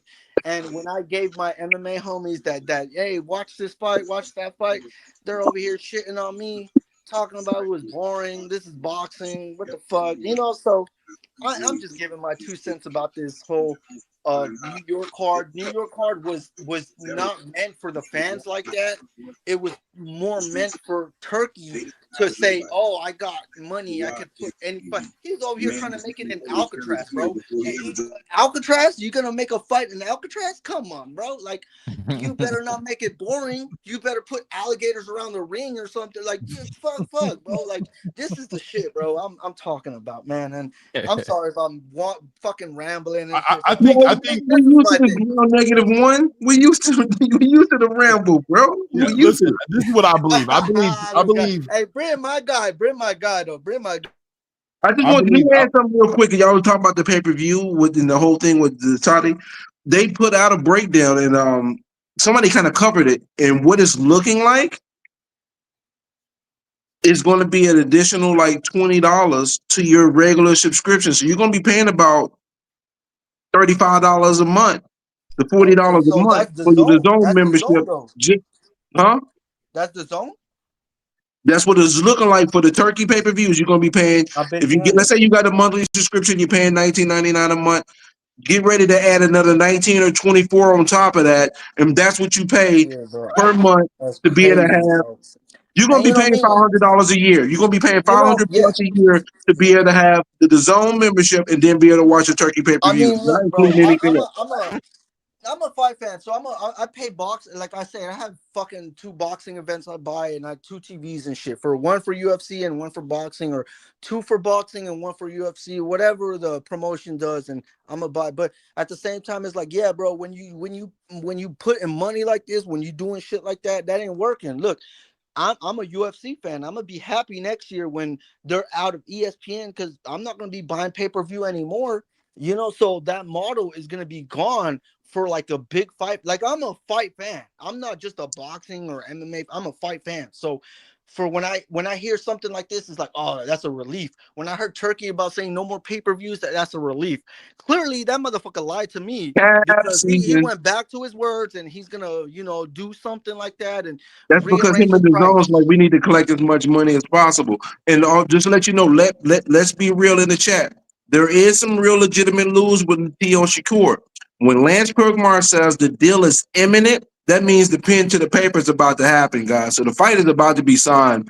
And that's why I'm speaking on it now. Because before I wasn't really speaking on it. But when Lance Pugmire or Chava from ESPN report something, they usually are on point. And you can take their stuff to the bank, bro. Wait, So I got a wasn't feeling that those the fight is just dudes that about to be a done reported? deal. Wasn't that the dude that reported that Norman was gonna fight in Japan? One of those dudes. Oh, Chava, probably Chava. Probably Chava. Okay, yeah, because I remember Chava's hearing one of Chava, the ESPN, and ESPN Lance dudes Pugmire are saying true some shit. journalists that actually cover the sport correctly, and they can put a report out. And it cannot turn out to be the case, but when they report something, it's legitimate. It's legitimate. All right, yeah, that's the truth, bro. I feel you, Brim, because every time I hear from you, it's like legitimate, bro. legitimate shit, bro. So yeah, bro. They No, can throw I'm a not jab. legitimate. I'm not legit. Don't count me as I'm joking. legitimate. I ain't nothing but a fool on these YouTube But streets. the way you get your words from, they sound legitimate, and it's, I guess, because you getting it from these guys. It's not like you getting it from Marco, whatever his name is, running. It's not like we getting it from round You -1. ain't getting it from Ariel or you ain't, you getting it from like a Strays, real bro. They source. got you strays, Ryan. Yo, trust me, bro. It's wild. Well, listen, gentlemen, my phone's about to die. I gotta let my phone charge up every time I stay on this StreamYard. It eats my battery. I just wanted to pull up. I appreciate you, but listen, Claymore, I'm glad you put your line in the sand like you're supposed to, and stop. Claymore, Instead of straggling the fence, instead of straggling the fence, you finally put your Haney flag down. I Don't do that. respect Don't it. put you on that. That is not what I did with your damn lies. You put your Haney flag in the ground. You put your Haney flag in the ground. That's not what I said. I said I was questioning. I'm really not. Listen, I ain't nobody's fan. First of all, I'm a grown ass man, bro. No, I said you put your Haney flag in the ground, not fan. You put your Haney flag on your prediction. What I'm saying is, I got a lot of respect for Devin Haney. You know what I mean? Me And Brian too. Norman. Me And too. I just don't have honestly, one in this night.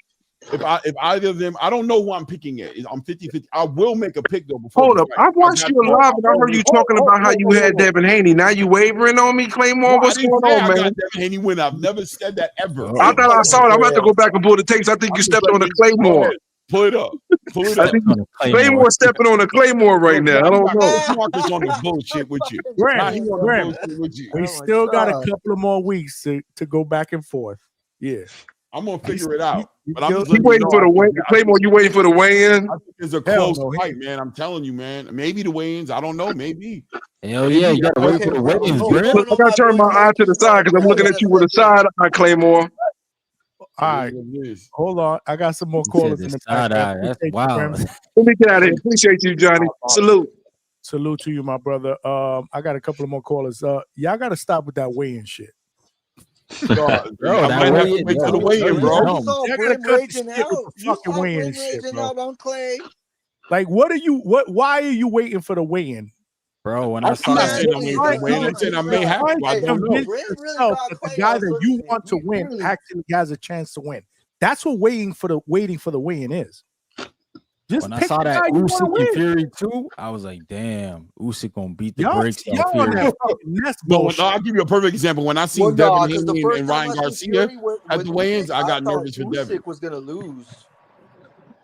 I mean, don't get me wrong. You can pick a side, and then all of a sudden in the weigh-in, you can be like, "Oh shit!" Ooh, Oh, I'm not picking a side though. I'm not picking a side because I'm not. But y'all waiting Look, for the weigh-in. you know what's crazy? You can't. I think you a legitimate hater if you are not a fan of Brian Norman Jr. I think you absolutely. legitimately are. You can't hear that man speak, watch how he Especially- carries himself, listen, watch how he fights, and not be a fan of him, right? You just can't do it. I I can't do feel it. like Brian Norman Especially Jr. if kind it's of meta. carries him out, like not like Yeah, so it's disrespect. crazy. He So don't I have a hard you time. I'm don't not see gonna him pick diss a people. side. I'm not gonna pick a side off the strength of like, yo, I'm on this side. Nah, I'm not. And Devin Haney, you know what I mean? I know Bill rubs people the wrong way. I think Bill's a super honorable dude, bro. The dude that I met is a very agree. honorable dude. I really think I he is. agree. I don't think he's a bad Devin guy. is a humble I humble agree. person as well. I just think the cameras turn up when you're trying to make the big money, you're trying to make big fights. Bill is great for boxing. See, Yeah, this exactly. is where But in real life, they're really not like they're great people. So I'm not picking a side per se, but somebody's got to win the fight. And I think this fight is going to be a preparation fight, a strategy fight. It's going to be a who got it right. And this He's is gonna why I win this tell you, fight. this is why I tell you this channel is different because we never shit on Devin Haney here. Right. We may be picking one side, we may be rooting for the other guy, or we may be thinking but we don't shit on Devin Haney. I like Devin Haney. I like Bill Haney. Tone Deaf, what's good? We gotta let Tone Deaf cook because he's calling in. What's good, my Hey, brother? salute to all of you third shift workers, third shift boxing talk. I appreciate it, man. You staying up this late, Johnny and all of you guys, Claymore, Ryan, all of you, man. Appreciate it. Listen, man, I'm waiting for the stare down. Forget that weigh in shit. I want the stare down. I want to see after that freaking tussle, both of the father and son getting flipped over. I want to see what happens afterwards. I want to see all that anger, the aggression after all this, and going to another country and fighting in front of Turkey. I want to see the passion that they have for their sport. Because again, this is, and I appreciate Turkey as well. This is 4 championship fights, back to back, back to back. I can't wait for that to happen again. Appreciate it. Thanks a lot, Turkey. Salute you. Thank you. But I can't wait for this fight. Not only am I anticipating the 2 fighters, I can't wait for the shit talkers. Father and father. Can't wait for the shit talkers. Are they going to bring it at a different country, or are they going to have their mouth shut? I want to see it happen. I can't wait for this to happen. But I'm gonna just say this to Stock Chaser. He put so much stock into freaking Haney. Let's go. So much stock into that freaking young man. And I understand him. I appreciate his passion. He's in New York. He probably met the father. He probably had grits with them, grits and fish. That's what he I probably love did. grits and fish. Shout out to the Hell grits and fish. Shout out to the fish and grits. If you ain't had nothing, don't treat yourself. Go ahead, my Hell bad. yeah, it is good. But you know what I'm saying? He puts a lot of stock in. But listen, here's a man. Here's a father who put so much desire, who was a boxer himself.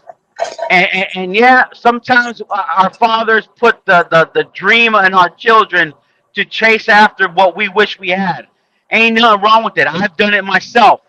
But let me tell you, the study and the desire that Mr. Senior has, Brian Senior has for his son, not only to be a champion, but to have generational wealth for his future, for his children. He's putting a lot of time into him. I know Mr. Haney has done it too, and I appreciate that. But here's a father who's been in the game, who was a fighter, and he lost his opportunity due to illness. And I'm telling you, man, I hear his mouth. I hear his tone of his voice. He wants this fight so much. He wants Mr. Junior to destroy all the dreams that Haney have because of all the freaking shit talk that the father has. I can't wait for this fight to happen. I'm picking Norman knockout 5th round. Wow. That's all I'm saying. Knockout. Norman Damn. Jr. Okay. That's what's up, Tone Deaf. Appreciate you, my brother. Hey, one more thing. What you got? Mr. Hector, Coach Hector Benitez? No, not Benitez. Bermudez. Yeah. Listen, man. Johnny, man, that man was here from the beginning, man. I don't know where he's been, but I miss him. I miss him on the on your chat. I mean, on the panel. I hope he comes back soon. But give that man respect, man, because he helped you start the show, bro. He helped you start the show. His takes on fights. I want to know what he's believing in this fight, what he believes in the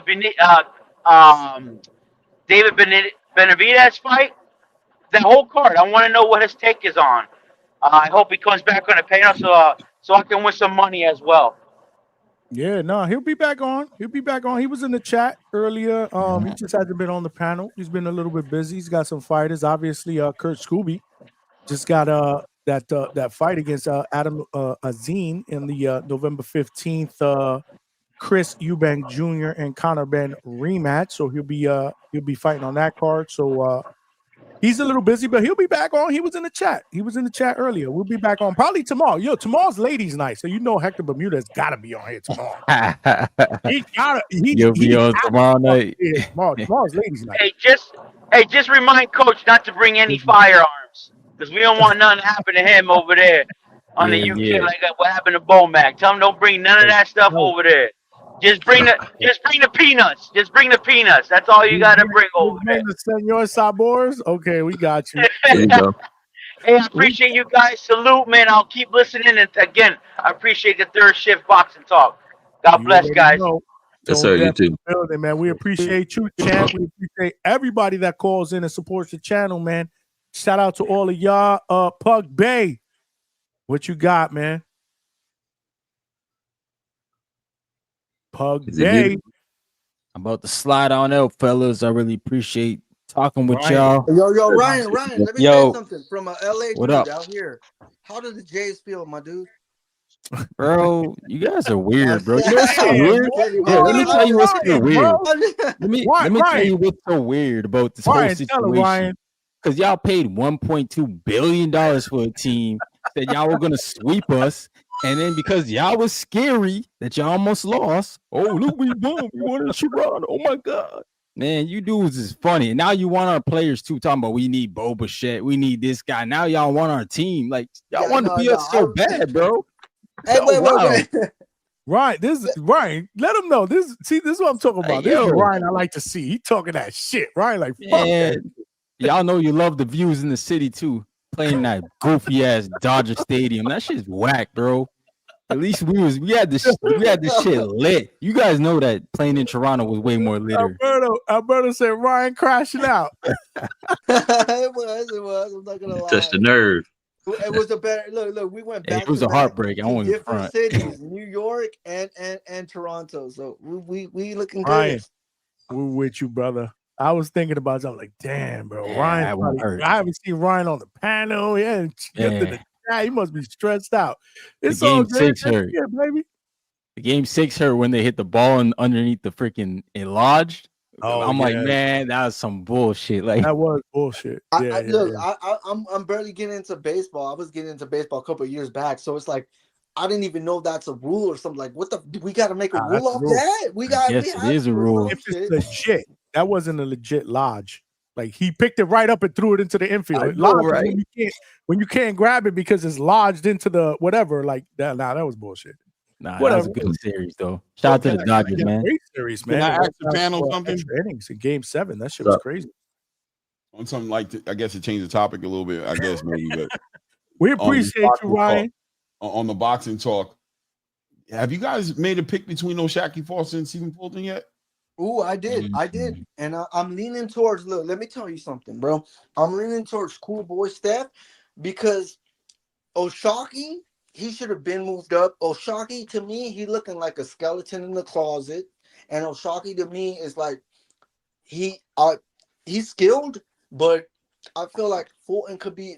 He's just that skilled. So if someone's draining himself, how good can he be with someone who's moving up and filling his body up right? Ain't draining himself that to 122, 126. He's fully up there.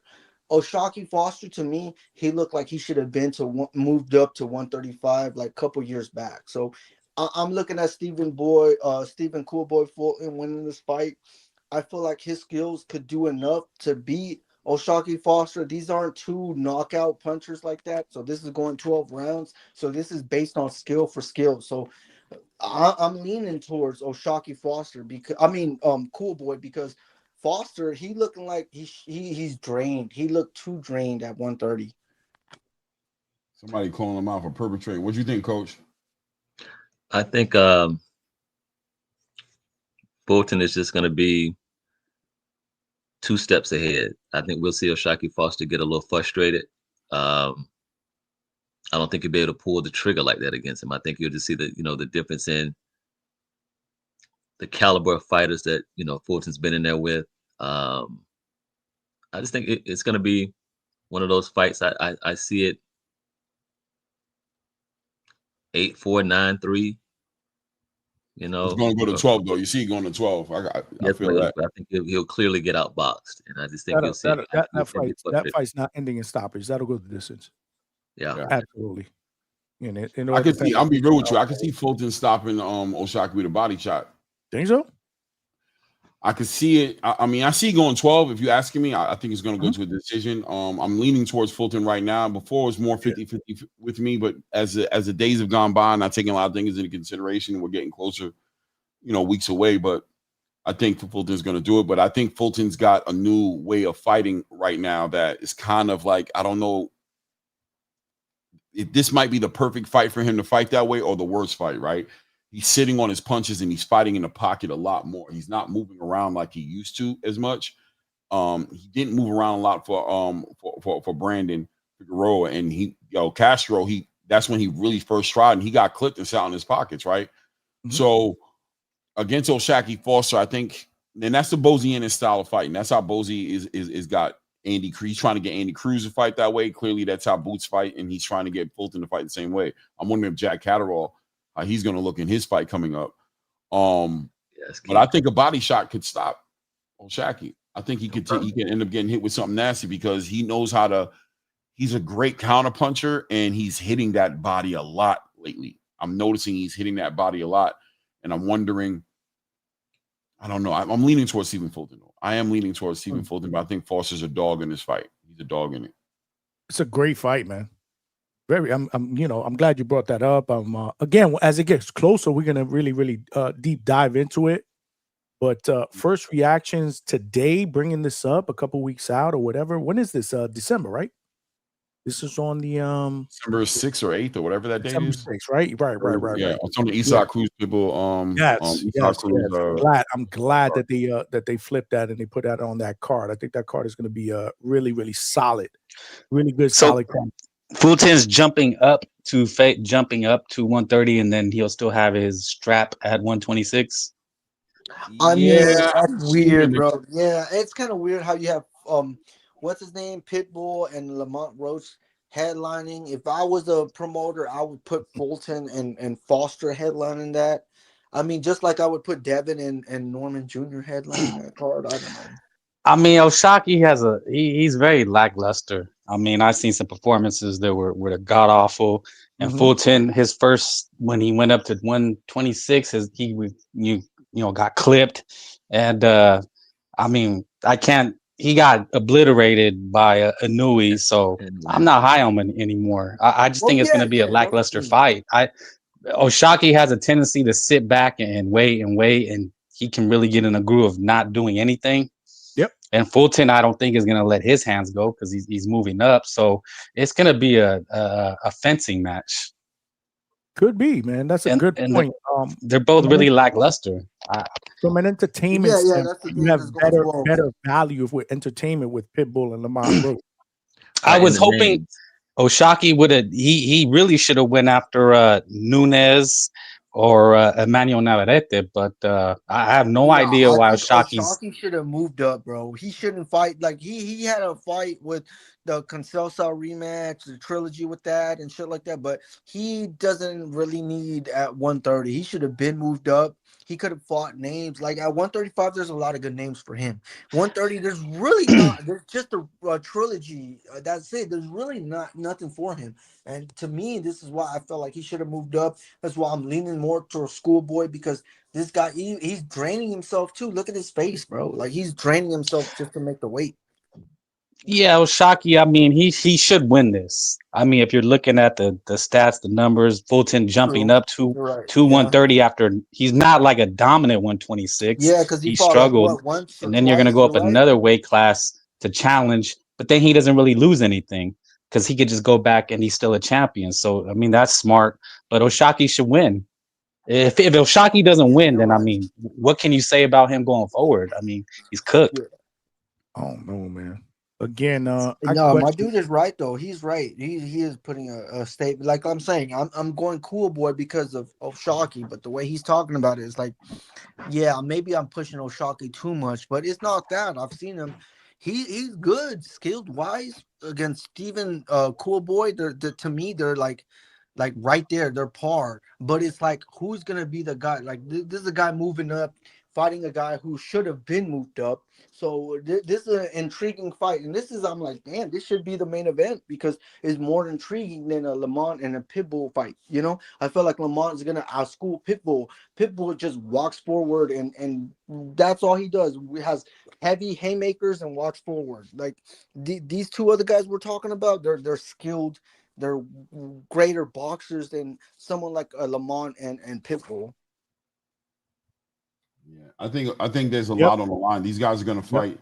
Everybody is going to fight in this fight because obviously Cool Boy just got. I just see fighting Cool Boy right now. He just feel like fighting. My guy showed up in Tim's in his last fight. He's in the mood to fight, bro. He's fucking attire. Was there a better attire that you've seen with the Timbs and the Nah, Jordan? that was diabolical. That was like straight up. That was great, gangster, bro. If you from New York City or the East Coast or whatever the fuck, that shit was crazy. You know exactly what that meant when he put them Timbs on. He came out with the butters, bro. That was crazy. And, that shit was gangster. I'm just interested to see what he comes at. What's the encore? You know, it'll be gangster if he come back out in the butters. That's gonna be like he don't even care no more. He don't even care about the outfit no more. That's gonna show you how much you want to fight. But Like the Black Forces. He cooked with the butters. He cooked. I couldn't believe it. I got that one wrong. Y'all, you thought Figueroa was gonna win that, right? Yeah. He felt like fighting, man. I thought he was gonna outwork him. Bro, he felt like fighting. He came out there and he's like, I feel like fighting. He came out there to fight. He I did think his thing. Osaki And I'm also- glad he did. I'm glad he did. That was one of those that I'm glad I'm wrong. Yeah, me too. I thought he in that fight. I'm like, he's back. That was the fight where I was like, oh shit, Stephen Fulton's back.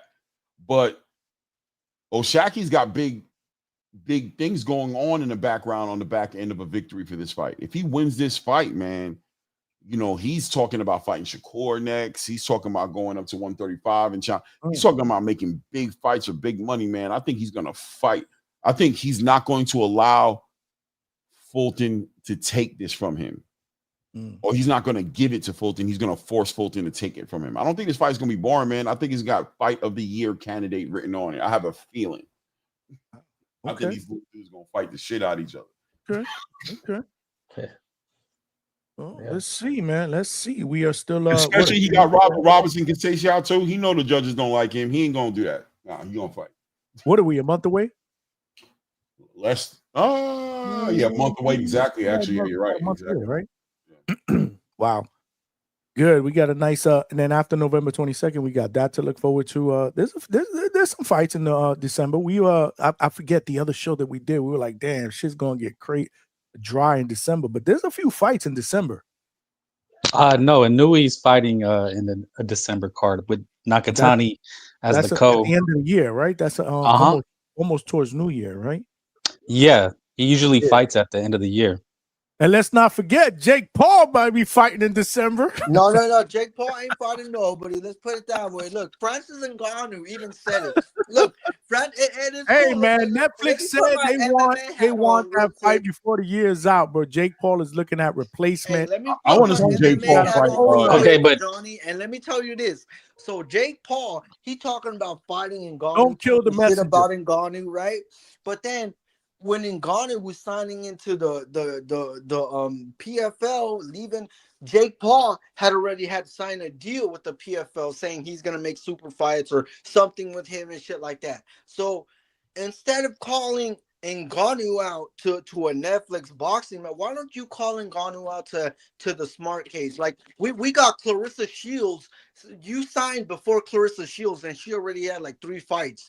Like Savannah Marshall already fought in the Smart Cage. Like you're the only dude that signed the contract or said something but didn't fight in the MMA cage in PFL. So what does that make you, Jake? Like, come on now. You know Francis is signed to the PFL. You could make that fight in the PFL. You want to make big money. You're still going to make big money with them 12-year-olds following you in the PFL. So what's wrong? well, You want to put Netflix on it? Like, I guess, bro, but do it in the PFL, bro.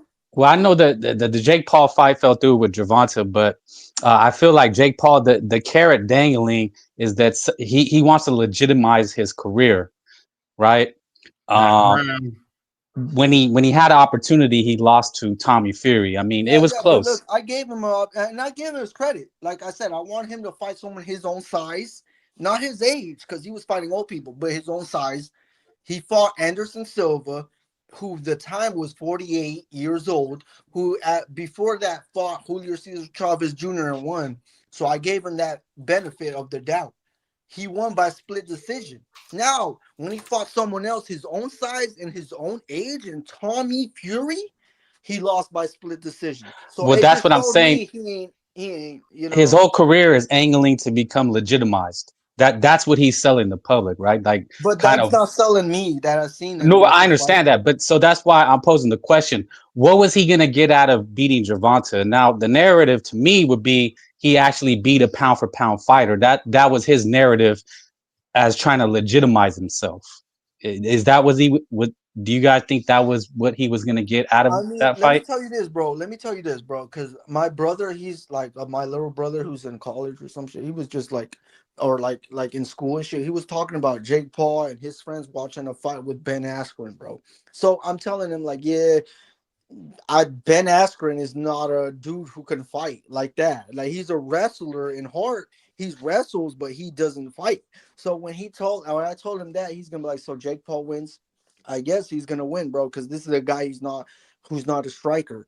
So Jake Paul, he's always been strived to pick in the right fights at the right time, like any boxer could do, right? We talking about boxers picking the right fights at the right time. So okay, he's doing the boxing thing, but at the same time, when he fought someone like Anderson Silva, who was 48, he showed me like, okay, he's beatable at his own size type of fights and his own kind of like, because Anderson Silva only had a couple of boxing fights even prior to his UFC run.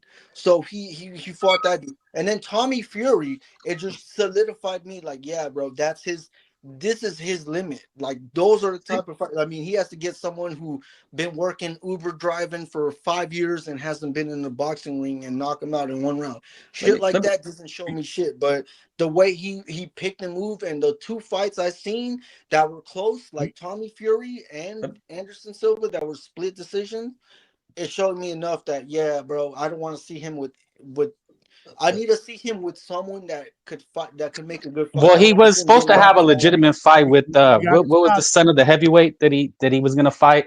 Make your Hasim point real Rahman quick, Jr. man, because I gotta move But on. he There's a ducked question Rodman here. Back to Jr. He ducked boxing. Rodman Jr. He Well, ducked well, him. Back He was to talking about, boxing, oh, he y'all. can't make weight, hold on. this and that. Then why didn't you why didn't you Lord have just put the mercy. fight 2 months later Hey, and let him make weight? But you didn't. You let me pulled let me out say the this. Rockman Jr. fight, bro. That's it. Let me say this. I'm What I think sorry I everybody. even brought Jake Paul up, Hold because on, that's real gonna quick, be yeah, we'll be real on here quick, for Johnny. another hour. Go Let ahead, me go say ahead. this. What everybody takes for granted with Jake Paul. For one, the following that he has. the money that he brought to the sport, that he can do it on his own. He really didn't need anybody. He had the money. He could back his own thing. Keep in mind, the dude has no amateur career. The man just started boxing, and people want to throw him in there with certain type of people. So it happened in MMA. When Clarissa went to MMA, they were acting like she was supposed to fight Chris Cyborg because she had a following. She had some fame coming in there.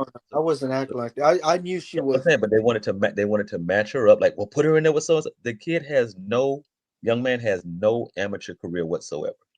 And if you think about even the MMA guys that he's fighting, these guys have fight experience more so than some of your top fighters. Top 10 fight with their first 10 fights in boxing. So you have to think about it like that. Name Mike Tyson's first 10 fights. Name Shakur, the first 10 fights that these guys are fighting. He's fighting at least it's different from back then to now. That's what I'm saying. It's like Otama. Look at Otama. He only got like a certain amount of fights, and he's the dude next. He's undefeated. Right. He's next. But how rare is that? More than 20 fights. Things like that. How rare is that? That's the thing.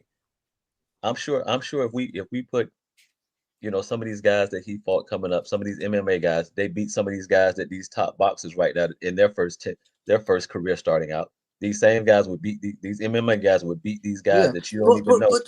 That's what I'm saying, bro. The thing he fought the enemy MMA fight I was bashing him was Ben Askren, like Tyron Woodley, like these smaller guys, Nate Diaz. But when he fought someone his size, like Anderson Silva, who was 48 years old, let me remind you that he had a split decision. So clearly, he had everybody that he fought has more fight experience than him. After Tommy Fury, you gotta land this plane, y'all. I got another caller. Okay, I'm good. I'm just like, okay, but I'm saying everybody has more fight experience. Yeah. No, I know what you're saying, but we gotta land. Saying, like everybody has more fight experience than him, regardless of the fact he's just stepping into a ring against guys that actually, whether they fought in, they're used to taking contact. This kid wasn't used to taking no damn contact whatsoever. So we have to give him the benefit of the doubt, give him a time and let him grow. Besides looking at what he's the stir that he's causing in the boxing field, people just look at what the shock value that he has, that they want to put him in there against guys that we know will beat him. Let him grow, let him get his feet wet. This is his amateur career. This is his amateur career. These first 10 fights, we shouldn't be worried about. At least he's fighting guys that we know are fighters. Let's let Toledo Trees cook. What's up, Toledo Trees? Yow. What's good? What's good? Shout out to the overnight workers and all the noise in the background as always. Of course. You hear us working, Johnny. See, you always worrying about the wrong shit. See, but I can't help that. But I fuck with you though. Shout out to the Hangout spot, man. Point being, man. My God, I would just want to say, since we're talking Jake Paul, fuck it. Let me chime in here real quick. I just want to throw two names out here for my dog real quick. I ain't gonna lie, because two fights that I wouldn't mind even taking. If I see him and Deontay Wilder, I told you, Johnny, I like that fight. That's the fight. Him and Deontay Wilder, I'm fucking with that. Or I like that fight for him. Or, because I ain't gonna lie, if he just want to get a guy out here, he need to hurry up and fill in the gap real quick. Fuck it, I ain't opposed to him and Le'Veon Bell. I like Le'Veon Bell. I seen him in the ring. He's actually pretty decent with their hands. He's a recognizable name. You feel me? And Le'Veon wants that fucking fight. I'm telling. See, Johnny, that's a fight. He's from Ohio as well. Shout out Reynoldsburg, Ohio, Midwest Mafia shit. That's the reason why you brought that up. Whoa! That's not why I brought it up. I'm talking Le'Veon Bell. He's a good candidate. If niggas is talking about him for Darren Till and all this shit, Darren Till and Jake Paul is a good fight. See, man, I'm a combat consultant, Johnny. I got my eyes on everything. Whether it's Misfits boxing. How many fights? Le'Veon, he got 3 or 4 fights. He got a winning record in boxing. You feel me? He's not one of these. Go ahead. Yeah. No. Go ahead. I'm sorry. I'm just saying he's got a winning record in boxing. You feel me? He's a notable name, and he's literally at the cruiserweight division. You feel me? So it's like everybody else, they throwing guys who at light heavyweight. He at 168. This guy's a heavyweight. This guy's literally a cruiserweight. He's fighting in the cruiserweight division. You feel me? So I like the Le'Veon Bell fight. I think that's something that's doable. You feel me? I wouldn't be opposed to that shit. But if not he, let's do a Vidal Riley. I know everybody not fucking with the UK boxers, but like I say, if you fuck with the UK boxers, you know of Vidal Riley. I'm not mad at that either. But like I say, Le'Veon Bell is more notable than a Vidal Riley. I'm just saying. But that's neither here nor there. What I want to talk about is, man, this weekend, man. November motherfucking 8th, man. My cow B, man. Quan, man. OC the boss, man. My dog, Romeo Farfan out of Chicago, man. Ooh, you motherfuckers is in trouble. I just found out. Oh, my days, Johnny. I just found out that we got a fighter out of Toledo, Ohio, my dog. Isaiah Darden out of Team Cartel, you feel me? He about to come put hands and hooves on a motherfucker on this border war shit. Oh, my days. Woo, shit.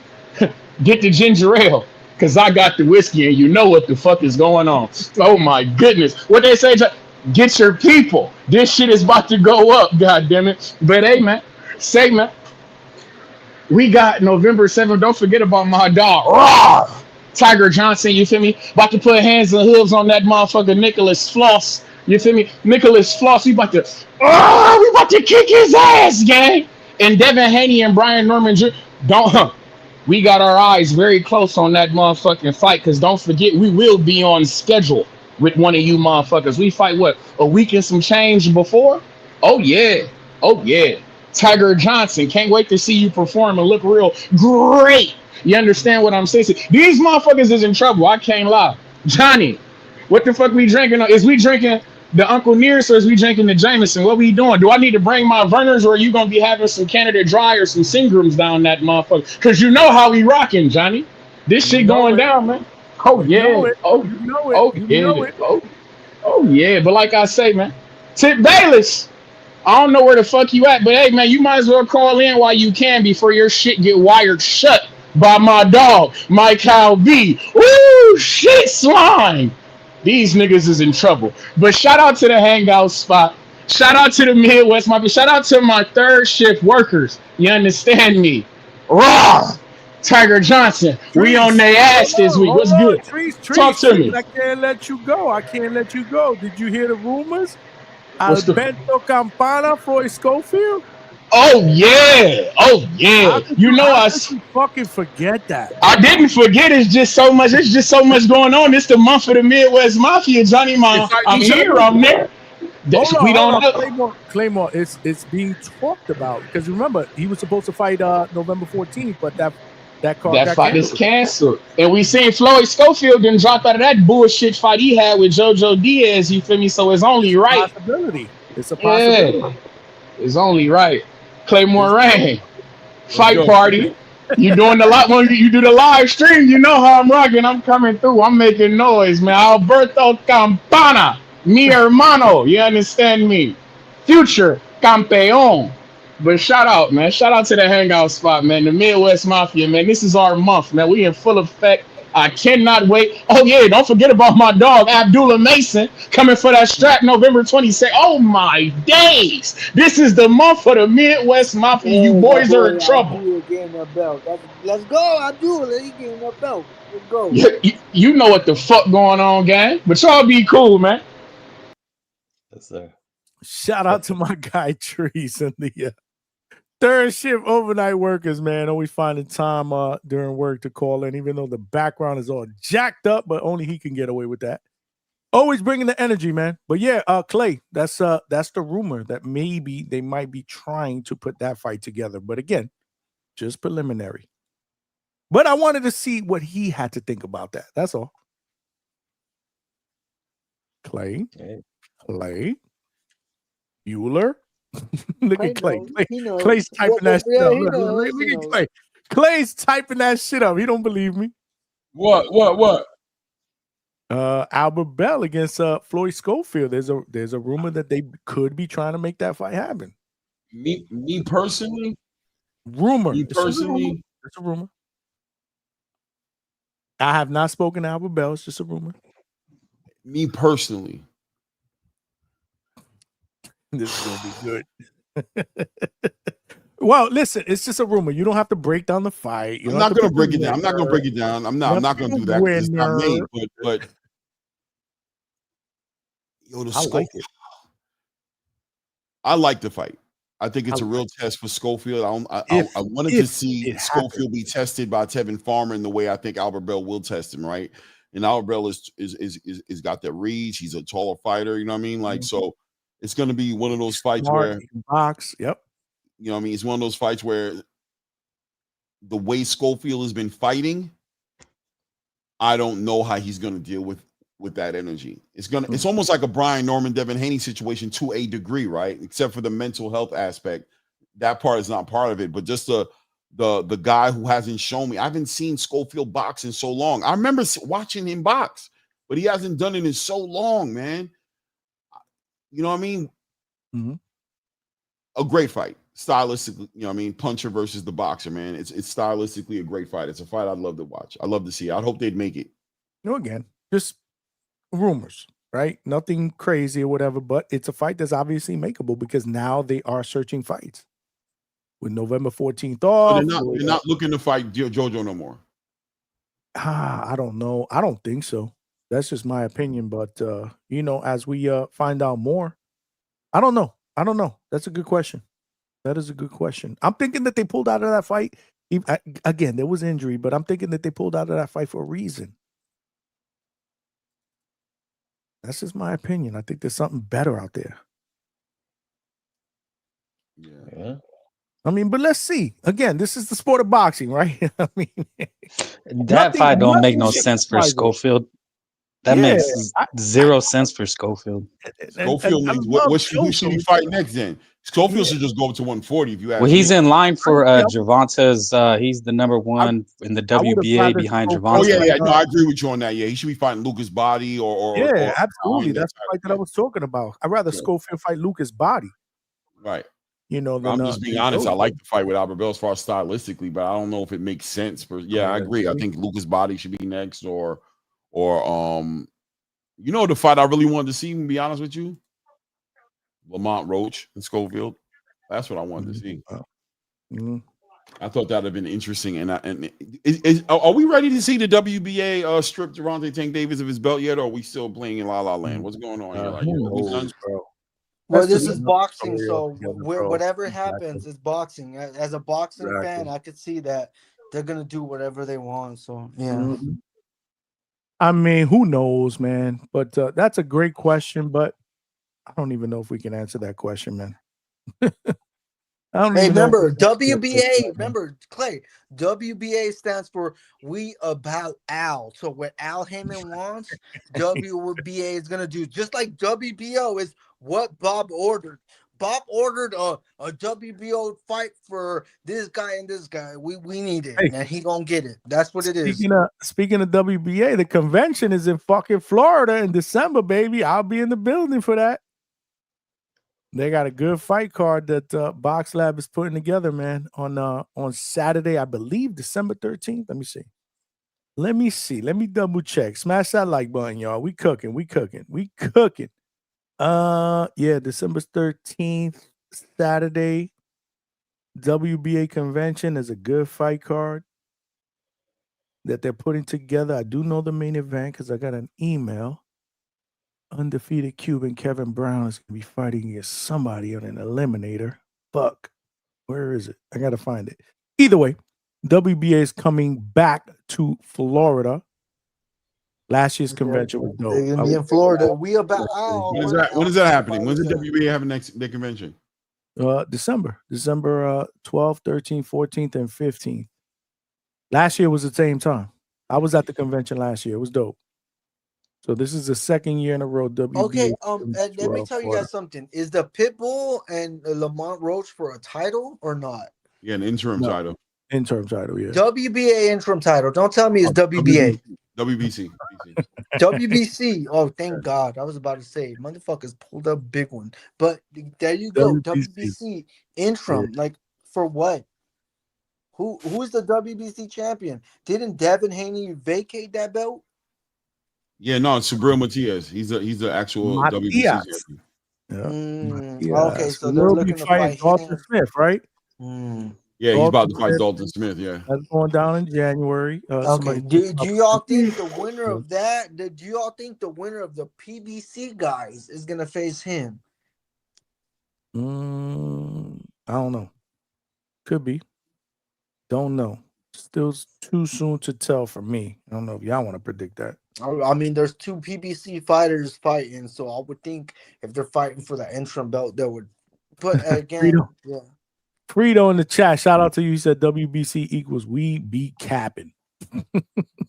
Hey, he's right. He's right. We be capping. Shout out to you, Frito. I see you in the chat cooking. WBC stands for a lot of things. We back Charlo, we back Canelo, we be capping, we be doing everything but fucking putting the fights you want to see. That's what WBC stands for. My man. Damn. We've been cooking, man. We've been there over 5 hours, though, man. 5 hours. So I'm about to call it, man, because we got another show tonight. All right, Johnny. Panel, We got thank ladies y'all for night. having We got me. ladies And night thank y'all tonight, for man. having me, Johnny. I'll see Yeah, y'all thank later. you. Salute. You Appreciate already you know, guys, brother. man. You already All right, know, Johnny. round one. Peace. Y'all already know, man. I'll let you, John. Peace out, Coach Walker. Peace out, Claymore. Appreciate y'all. Yeah, man. There you guys have it, man. Great show tonight, man. Damn. 5 hours, baby. Yeah. That's how we do it here at the Hangout spot. Salute to you, Roger that. He says salute to the panel. Maton 509. Appreciate you. Trini Bronx, Roach BS Matias at Barclays would be yeah. Versus Matias at Barclays would be lit. Yeah. Let's see what happens with their respective fights, man. But nah, this was a great show, y'all. Thank y'all all for tuning in, man. We did another one over 5 hours, close to 1,000 views, over 100 likes, man. We are killing it, man. Shout out to all the others send super chats and join the DHS pound for pound membership. If you want to join the membership, it's only $2.99 a month. It's less than $3, a penny less than $3, which is technically cheaper than a Dunkin' Donuts coffee once a month. Once a month, it equates to a little bit less than 10 cents a day in a full 31-day month. I just put the link in the chat.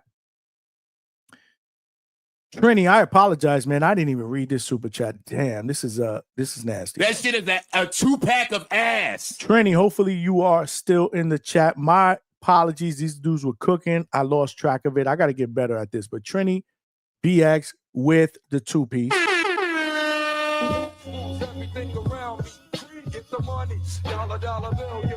He said Junior pulling up on Camelback to KO Devin. Straight cash, homie. Trini, I appreciate you. You family, I appreciate you, no doubt. Sorry I didn't read this earlier when we were talking about Brian Norman Jr. and Devin Haney. It seems like we talk about this almost every show, and we will continue to talk about this because we are less than a month away. So as it gets closer, the talks will intensify. People might change their picks. People might not change their picks. We did a preliminary poll about a week ago. I saved it. I want to see what the crowd is thinking 4 weeks out compared to the week of the fight. We're going to be cooking. We're going to be cooking. The week of the fight, we're going to be cooking. We are doing a live fight chat. Make sure you guys tell a friend and subscribe. We are trying to get to that next goal before that live fight chat. And we might be doing a big raffle for a $500 mixer Roadcaster Duo. Brand new in the box. Thinking about doing a raffle for that for those of you guys that want to do that. And our content creators is one of the best mixers out there. I just upgraded to the better one, but I have a brand new one in the box, sealed. Like if you took it from the shelf, bro. Shout out to Rode. But yeah, we may be doing a raffle for that. That starts on the 22nd, but we may have to keep that rolling until 30 days because it's probably going to be $20 a head. That's a $500 mixer. At least 30 people. So again, I can, also afford to be able to ship this damn thing out. Shout out to you, Ray Davis, who was Ray Davis, man. Shout out to you, brother. Yeah, for sure. I'm gonna get you on IG, brother. You family. You always welcome on the panel if you want to come on and talk some boxing. I know you were working, but Ray did find some time to come on and talk a little bit of boxing with us. While he was working. Appreciate you, champ. You know your family here, as well as Claymore Rain and all the people on the panel, Trini Bronx. You know the deal as well. Everybody else in the chat, Roger that. Appreciate you. Mexican Boxing #1.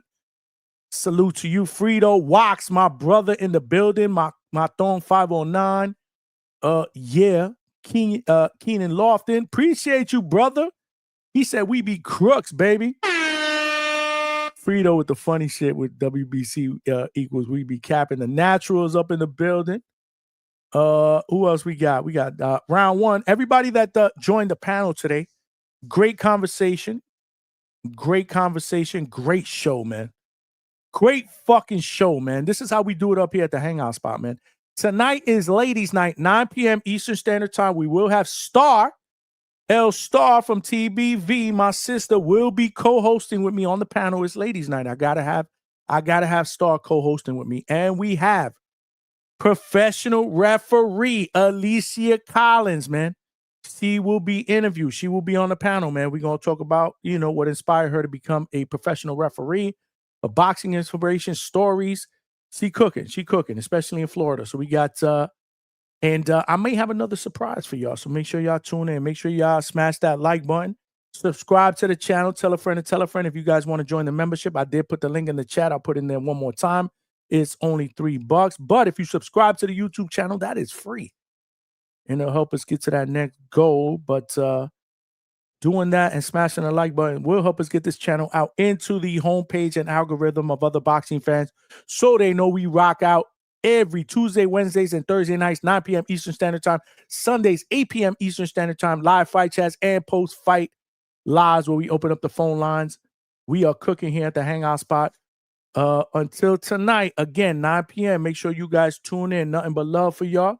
Appreciate the love and support. This is your boy Johnny signing out from the Hangout spot live, and I'll talk to y'all tonight. Ladies' night, baby. Make sure you tune in, baby. Peace.